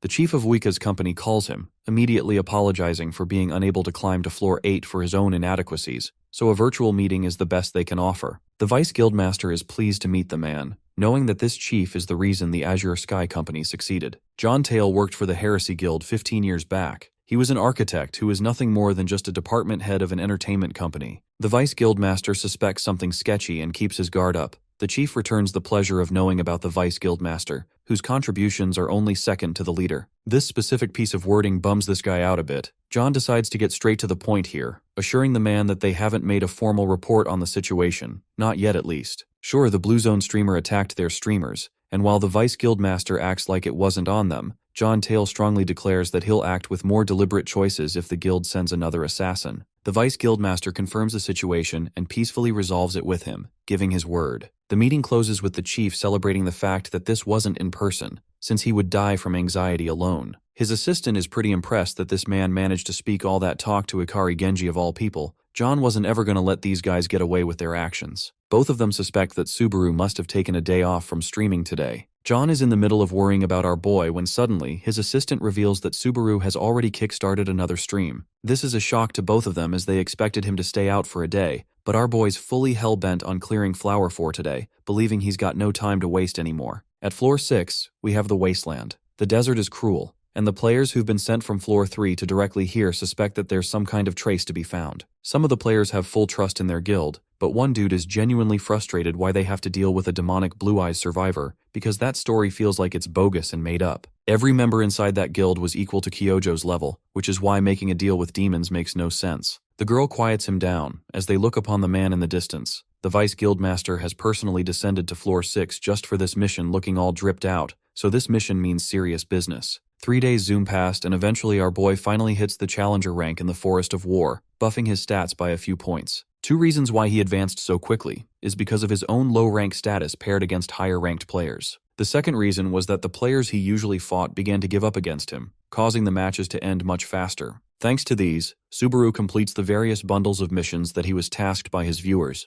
earning hundreds of thousands of credits in the process. This marks his journey to successfully reach floor level 5, which is the world of Burin that we all know. It's practically the equivalent of a Murim dimension. Burin fights for the top year in the global tournament, and it was one of the first to establish its base in the 5th floor. Thanks to that, floor level 5 mostly became the world of the martial artists. Subaru has just stepped inside this world as the system calculates his set ranking. It goes on for a bit before grinding out the numbers, allotting 122,008-2 as his rank. For a streamer, this is pretty impressive, because this range of ranks is only accessible for floor 7 and above rankers. Anyway, our boy meets Kiyoharu, who is supposed to be his temporary manager for this level. Subaru doesn't get the deal, but the manager explains that Wika can't come here for the time being. For now, he leads the guy inside for a nice meal. The table is full of delicious options that are making me salivate through the screen. Kiyoharu starts munching down without shame. Subaru is just impressed with his appetite, and asks if this guy is a friend to Wika. The new manager gulps down his bite and frames the two of them as childhood friends. Having done everything together, they were tiny after all. Thanks to arriving in Burin, Subaru reflects that he may be able to dig up some information on Wika after all. He gets up to leave for another meeting elsewhere, telling Kiyoharu to send Wika his regards. Arriving at a completely different location of floor 5, the Manjo Peak, we see our boy all alone. All but a gorgeous black cat meowing past him. This is Tama, and he seems to know the little guy. Just as Subaru is petting the cat, the owner roars at the young man who has come here interrupting his peace. Our boy responds back that he doesn't want to enter this person's house without permission, because he won't ever be able to leave. The fact that he knows this information makes the mysterious voice realize that this guy is different.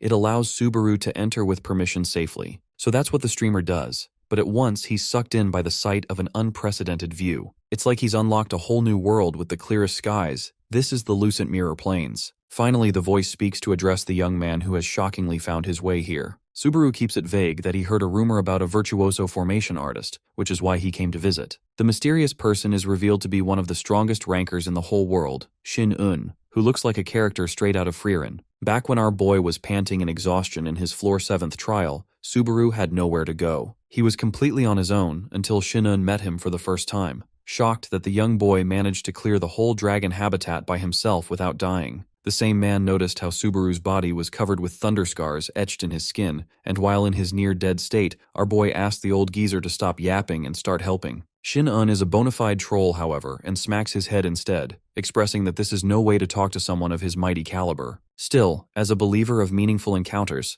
the mighty Shin-un believed that it was fate for them to encounter each other, and with his giant paintbrush, he revealed himself as the strongest formation technique master. Shin-un then painted the fortune formation to save the young man's life, telling him to add his own power too. At present, that's why Subaru's here. Everything in this field is the same as when they met 20 years ago. The old man seems to get a vague familiarity from the masked streamer, questioning if they've already met. Subaru shares a moment of hesitation, but in order to play it safe, he lies to the geezer's face and reveals it's the first time. Shin-un is surprised how much the kid knows about him when they haven't even met, not to mention the fact that he didn't seem shocked while entering this domain. Subaru pretends to act like he's heard famous tales of the master, but this old man clocks him then and there, sharing that the cat Tama doesn't ever come up to people for no reason. Trying to think really hard, Shin-un genuinely believes they've met before, but he shows massive distrust to lend his help to someone who won't even unmask themselves before him, pointing out how the mask looks suspicious. Right now, Subaru is in a terrible position, because this guy is one of the rarest people on the planet who knows the real face of the legendary leader of the Blue Eyes Guild.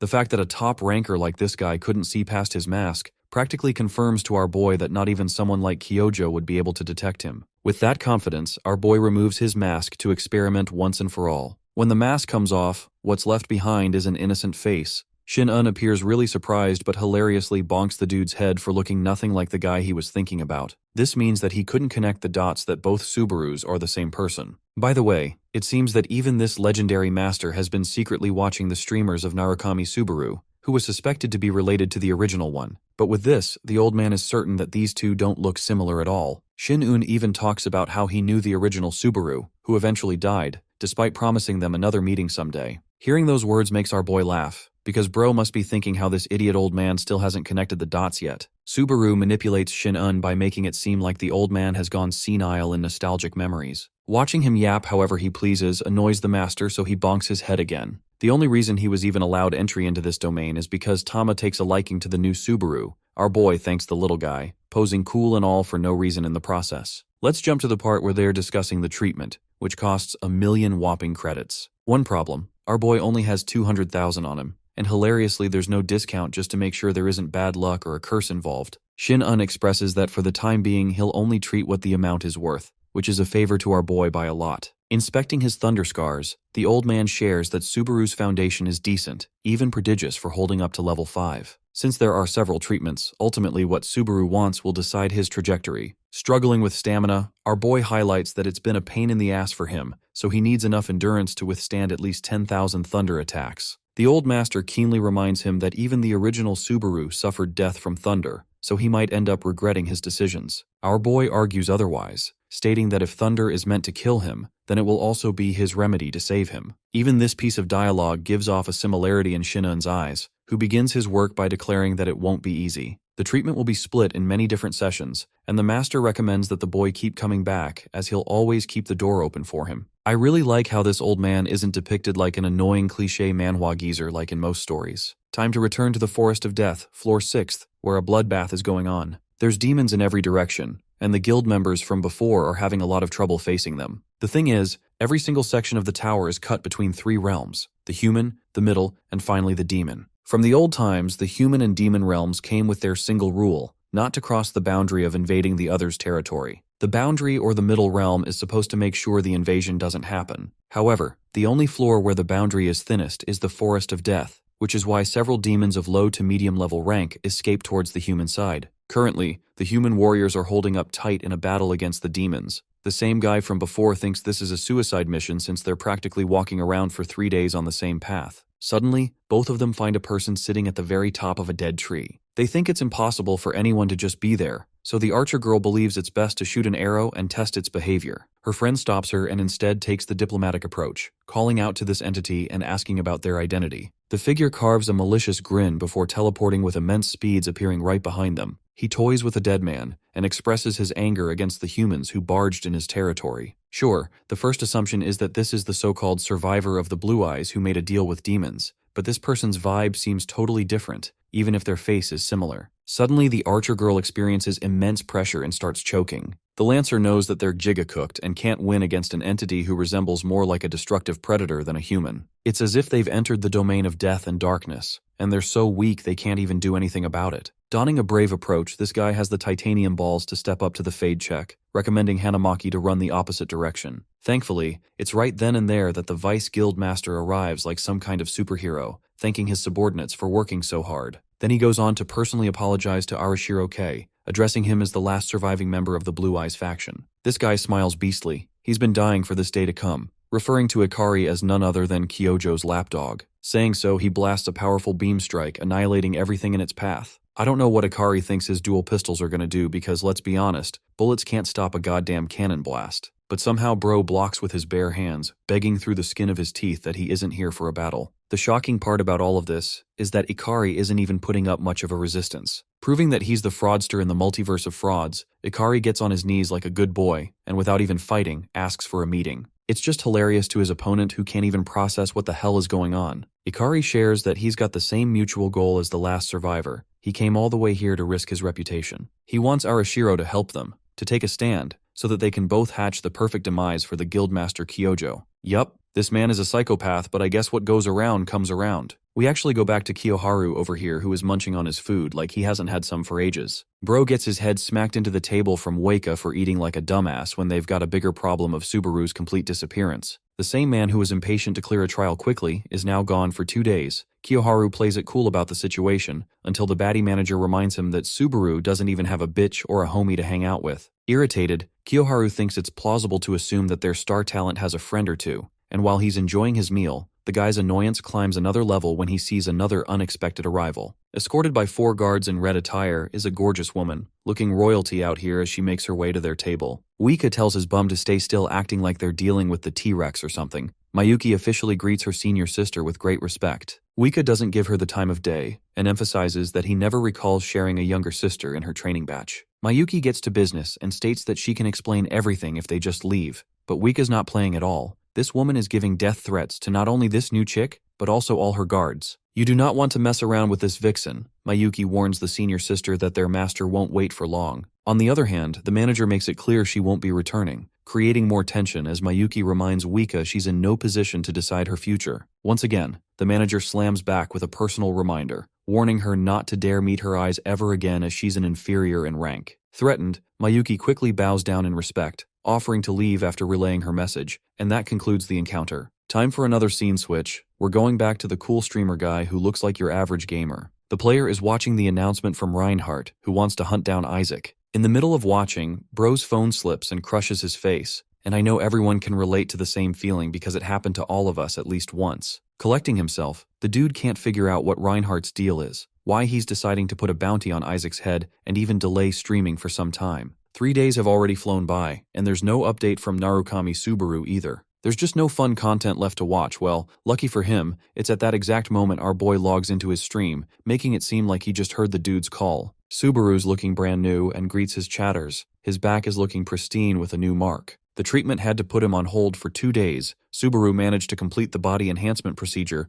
boosting his stamina by 32%, which is huge. It's astonishing to him that he got this for just 200,000, which means the rest of his money will also be well spent. With the livestream started, our boy spends 10,000 credits to initiate Level 5's trial. The premise of Floor 5 involves every player's individual growth. In other words, every exam will be different entirely based on the performance of the player. Right now, Subaru is looking down at a knight guarding some kind of cave entrance. The knight rushes to attack the outsider, but our boy is swift on his evasion and catches the lance, zapping the poor guy with a wave of thunder. RMC gives me the same vibe as Pikachu using Thunderbolt for some reason. The initial stage is cleared with Subaru's qualifications having been met. The same lance hilariously still tries to stop him, while our boy is starting to wonder what's so special about this cave. Lucky for him, he doesn't even need to go inside, because out comes a gorgeous warrior that steals our boy's attention. This lady looks like a max-level female character in an MMO game, and she declares Subaru as an ally. It's the Great Valkyrie, giving the vague idea to our boy that he's dealing with Valhalla. The Valkyrie is truly stunned by his lack of knowledge. She takes off her helmet, revealing a gorgeous face with blonde, luscious hair. Viola introduces herself properly as a Valkyrie standing near the border of the Conrad Kingdom. To add some more context, let's explore a flashback sequence. You see, this Valkyrie was appointed by her senior for a mission, Viola was happy to carry out her mission for the man she serves. That man is none other than the same person constantly appearing in Subaru's head, boasting ambitions of one day ascending to his father's throne. We're given an epic reveal that he's Thor, the Asgardian god of thunder. At floor 8 of the Blue Guild House, we arrive at the Central Tower, or the main headquarters. It's here that the Vice Guildmaster officially makes his return, finding it taxing and unable to get used to the idea of Kyojo's Floor 9 Guardian raid. As he's coming up for the meeting, his assistant explains that he's 10 minutes late, but luckily Kyojo himself is yet to arrive. Ikari doesn't give a damn about those other people and argues that he must remain patient always. She politely suggests that he cover his neck to look proper. Ikari realizes that his chest's looking all bruised, so he tightens his tie to appear formal. Inside the council room of the Blue Zone, we have the 7 most important people operating for the executive meeting. The Vice Guildmaster shows up, inviting a snarky comment from Adolf, who taunts the man for skipping out on raids usually. Ikari argues that he had to be busy with his orders given to him by the Guildmaster, but Adult continues the trash talk and calls the Vice Guildmaster practically useless and unreliable. This comment is provocative enough to invite his anger,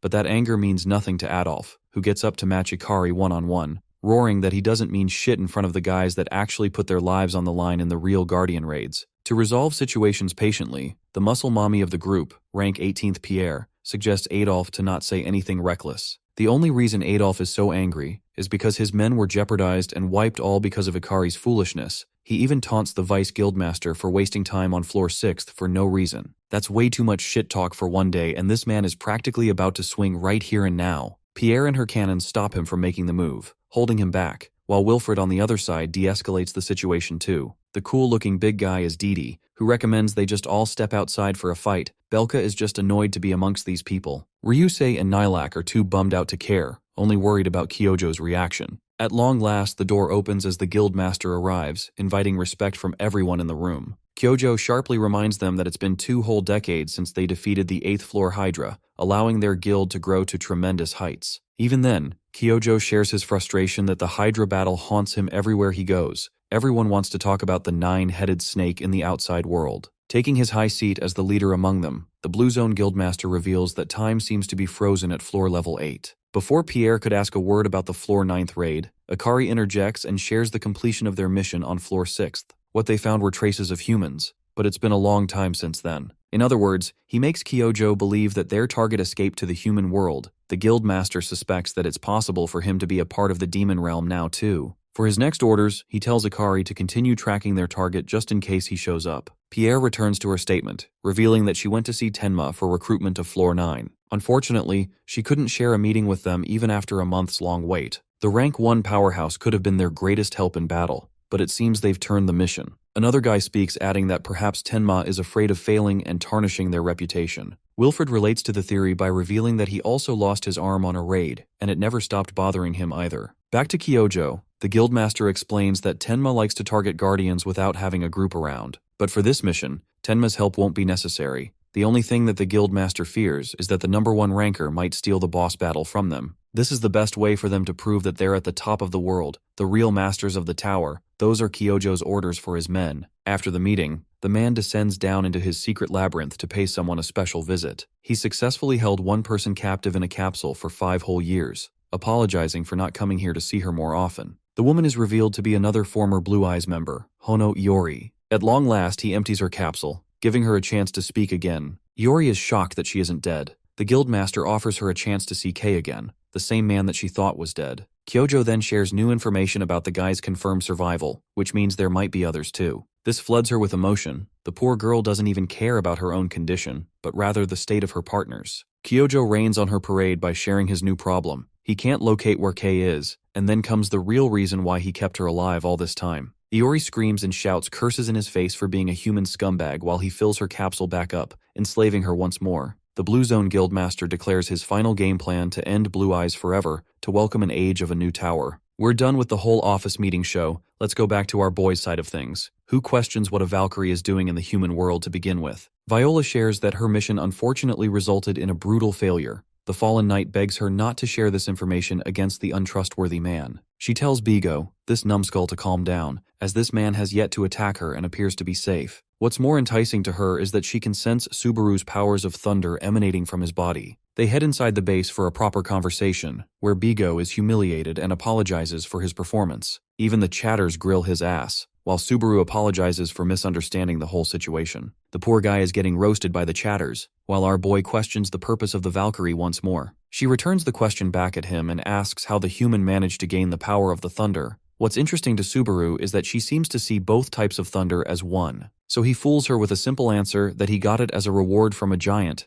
Viola is baffled by this answer, but before she could explain, she apologizes for not sharing much because of her promise to another god. Subaru understands the situation and curiously asks about the mission's failure, inviting the Valkyrie to draw to silence, then revealing that their ultimate goal is to protect the Throne of Thunder. Back to the flashback sequence. Thor appointed them to protect the seat until the day of his ascension, protecting the Heart of Thunder. The mention of the Heart of Thunder stuns Subaru, who theorizes that the throne must have something to do with the Thunder Heart. Tapping into his inventory, he draws out the emptied Heart of Thunder, the same one which he believed was a pointless reward for all the trouble. Viola explains that they're guarding the throne because the special orb is hidden inside it, and our boy asks further to know who they're protecting against. Unsurprisingly, the giants have formed an alliance with the demons. Muspelheim is the enemy realm to Asgard, ruled by Surtur, the king of giants who formed an alliance with the demons. Remembering that Floor 5 always offers a different test for each player, Subaru thinks this exam is way out of his league when it involves Valkyries, Muspelheim, and even demons now. Viola adds that their enemies are fully aware of the Heart of Thunder's location, so they're going to attack eventually. Subaru asks a tactical question to know how many forces they have, and shockingly the Valkyrie shares their only 3, a pitiful number. Another pain in the ass is the system limiting them from drawing their full strength in their ordinary forms. By the way, anytime the gods, demons, or giants try to interfere with the natural order of the humans, the system imposes strong restrictions upon them, acting like a device to protect mankind. That's why only 3 Valkyries could descend at best, which begs the question what became of the throne in the first place. Anger and hate can be seen in Viola's expression, who shares that the throne has been stolen already. Subaru thinks it's a relatively simple mission to retrieve it, but Viola argues it won't be possible, and instead, she asks for something completely different from the young man. Let's put their flirting aside and see what the Golden Lion Guild house is up to.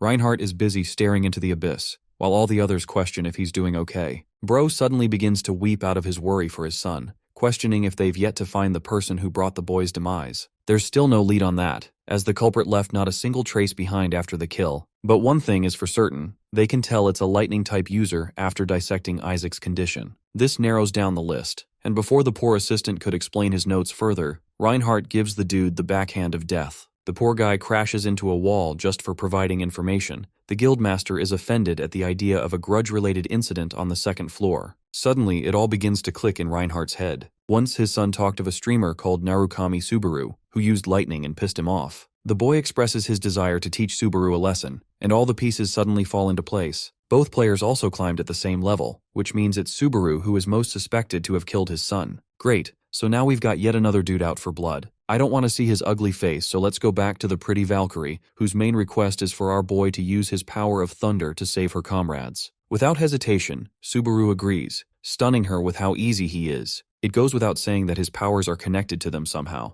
and since he wants to learn more about his abilities, he's willing to help them so he can uncover the truth. Bigo intervenes once more. This dude just can't stop cock-blocking every conversation. He questions Subaru's intentions again and again, stating that there's no benefit in risking one's life without even a reward. To make it seem fair to him, the streamer points to a pretty weapon in the corner for his reward. It's the gorgeous holy sword of the Valkyrie, a perfect object for the completion of the mission. Bigo, being the unsatisfied idiot in every situation, still tries to whine, but Viola is okay with this proposal, believing that her comrades take priority. She is ready to hand over her golden sword to the human, so long as he can promise to help save her comrades, thus initiating Stage 2 of the 5th floor. On the 5th floor, we have Wika receiving an update from Chief John, who shares that he worked out the situation with the Blue Zone Guild. He also asks for an update on her side of things, but she cuts off the call like a girl boss. Also, Wika shares that the collaboration project involving Subaru has been approved, which startles Kiyoharu, making him wonder if there's been some kind of falling out between the two. The beautiful manager expresses that Subaru himself agreed to the deal, despite the fact that she warned him of the jinx involved.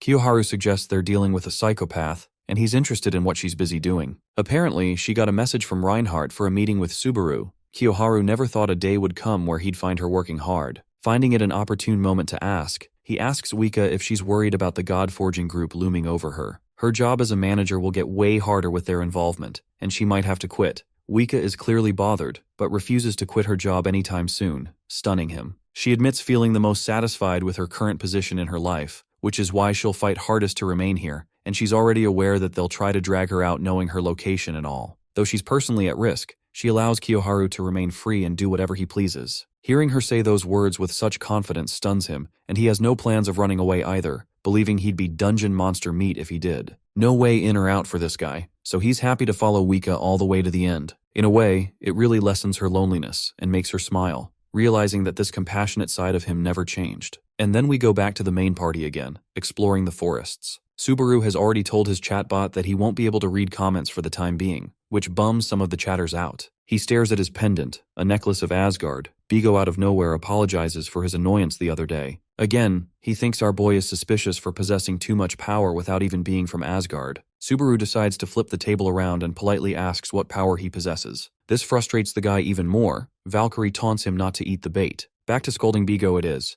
Subaru just enjoys the show but realizes that he needs to learn the truth as much as possible in this second life. There's just far too many obstacles at play. Gods, giants, and demons. Not to mention the center of it all is his secret power, the one everyone's hunting after. Viola apologizes for the secrecy and gives him a little hint, revealing that he will one day find the truth about his powers soon enough. Subaru takes that as confirmation and asks if the throne is in the capital. He stares at the gorgeous view of the Conrad kingdom. Pluminera is their target. Strolling in the marketplace, Viola finds it pretty weird that she has to change her getup to a common person instead of her armor. Subaru emphasizes that it's important for her to hide her face, making her flustered in the process. Bigo doesn't even care on the other hand. Our boy asks about the precise location. Viola is confident in her senses and points in a general direction. Yup, this woman's best guess is the direction. The girl can't even find the exact spot because the streets are crowded as hell. Bigo shares that they also need to watch out for any threats from the demons in the process of rescuing Valkyries, which invites the bigger question.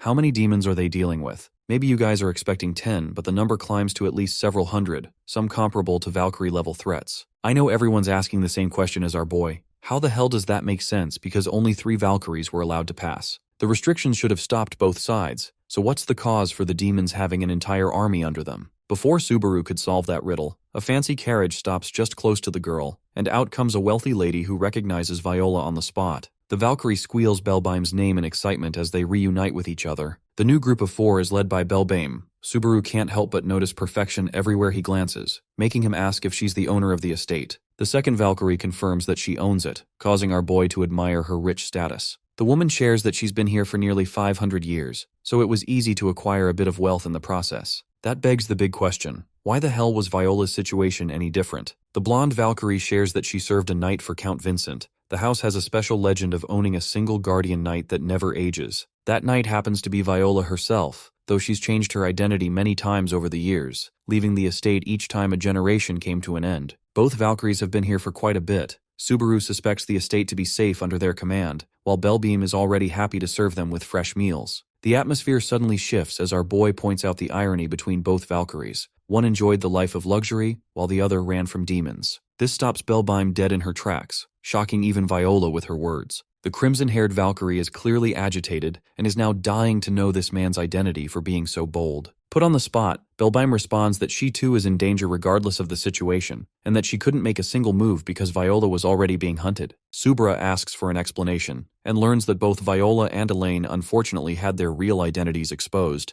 The demons knew there were going to be 3 of them from the first place, but Belbeim managed to settle and hide herself timely. If she had made a single brash move, they'd uncover her identity. Even now they're hunting her down for the last Valkyrie they could never find. That little tidbit creates a tense atmosphere between the two. The little Viola tries to warm them up to each other and formally introduces the man who is to save both of them. She explains that this same man defeated Bigo in a single hit, which invites a little bit of disgust from Belbeim. Viola shares that the man standing before her is a Thunder-type user. Subaru himself interjects and introduces himself by name. Just glancing at him, Belbeam can sense this man's power, especially for someone who is stuck in a mortal body. Even our boy admits that not everyone can become as strong as him, his arrogance further pissing her off. Belbeim decides to cool off on her anger and expresses that she'll prepare a room for them so they can rest after the meal. We get right into the meal. The options are high-quality luxury, making Bigo regret snacking earlier. Subaru changes his stream title and adds a bunch of tags to make it seem like bro's trying to connect with his audience. Viola finds his behavior a bit weird, but Subaru tells her that this whole situation invites a bit of doubt from him. There are hundreds of demons in the city disguising themselves, and they'd obviously be looking for Valkyries, which means suspicion is normal. Still at the same time, Viola feels upset, reassuring herself that Belbime would never choose to harm them. She trusts her dear comrade. Our boy is also reminded of the same trust, when one bastard cheated his way into defeating him, priding himself on the fact. The idea of trust doesn't sit well with him anymore. Subaru curses and loathes it, recommending that she also shouldn't trust people blindly. Doubt is needed in certain situations in their world, and reminiscing on those words, Viola rests in her bed, thinking about all the positive memories she shared with Belbime. She glances at her gorgeous sword, feeling exhausted. Meanwhile, our boy receives another donation from a chatter who wants to know where he's headed. Subaru reveals that he genuinely can't trust this place, so he's looking around. One viewer scolds this guy of a money-grabbing maniac who doesn't even talk or accept missions. The streamer emphasizes that he'll accept missions if they're not directly interfering with the trial, so as always, Safe Assets decides to pitch a new mission of 100,000 credits to wipe every demon.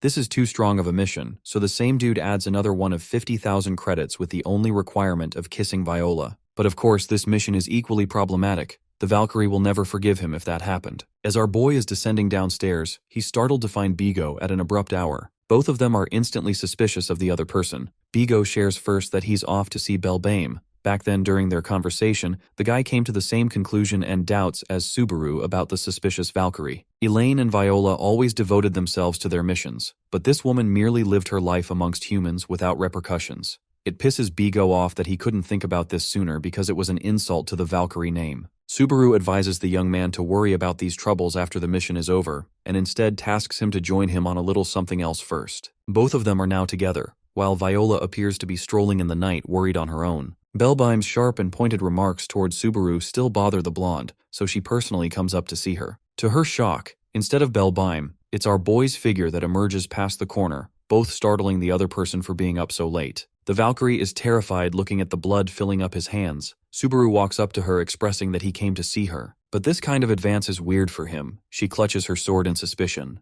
Our boy reveals that they got the mission details wrong from the start. The Valkyrie that needed protection and saving wasn't Belbime, it was Viola all along. Viola takes a second to process the hell he's talking about. The good thing is that she's not totally against his word. Subaru grabs her hand forcefully and drags her against her will. He takes her all the way down to the basement, a place that will explain everything once she sees what's inside. Viola's curiosity is getting the best of her, so she opens the doors with her own hands. Her expression converts to horror the moment she sees Bigo hugging a body. Remember Elaine, the other Valkyrie? She was brutally murdered down here. Bigo weeps as Viola's reality crashes before her. She approaches Elaine's body, refusing to accept her new reality. She flops to her knees, hovering over the cold remains of her comrade, screaming and weeping in denial. Subaru tries to calm her down, apologizing for quietening her. They are still at risk. She grabs his arm intensely, making our boy sweat underneath that mask. He doesn't want to fight her, but for now, they need to look for the one responsible for killing Elaine. Thankfully, the blonde regains a little bit of her composure, but she still can't believe that this is the reality. Without a doubt, she instantly blames Belbime for pulling this move. Just by observing the cuts across the abdomen of Elaine's body, it can be deduced that Belbime made those slashes as they've known each other for centuries. Subaru agrees with that assessment too, as skilled swordsmen have a habit of leaving behind a distinct pattern.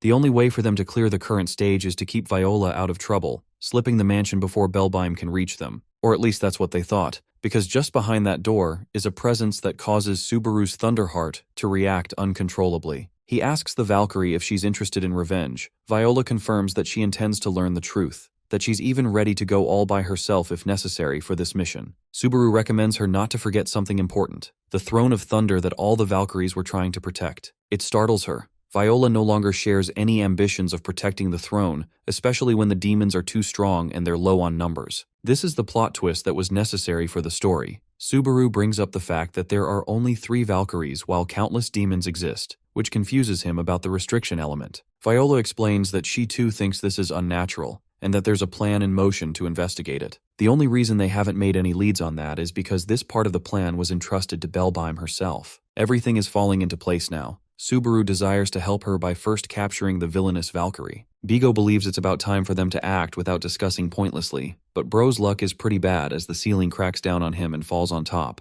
Luckily, Viola managed to block the falling debris, saving his life. It's hilarious that she's protecting her protector. Unfortunately, that little move resulted in a heavy gash on Viola's back. Subaru is stunned by the attack force. Instead of looking for Bellbeim, the bitch makes her entrance herself, mocking Viola for possessing a fragile warrior's heart. The blonde is actively losing her shit at the moment and screaming at her. Bellbeim calmly taunts her that she should never have come here. She didn't want to show off this side of her to Viola. Elaine suspected her, so she had to go. And with this, Bellbeim plays the victim, acting like she's the one who has lost every single friend now. It's rich of her to call them friends, seeing how she massacred Elaine like that and betrayed Viola, who weeps in confusion. Bellbeim is a psychopath deflecting blame, while Viola corners her and asks why she's doing all of this. She fires back by saying that she never intended for any of this, nor does she expect any of them to understand. The chit-chat's over with Subaru initiating the first attack, startling the Valkyrie to defend against the wave of thunder with her sword. Our boy stands there menacingly, refusing to hear the words of a liar any more than he has until now, commencing the third stage of Floor 5 with the goal of defeating the fallen Valkyrie.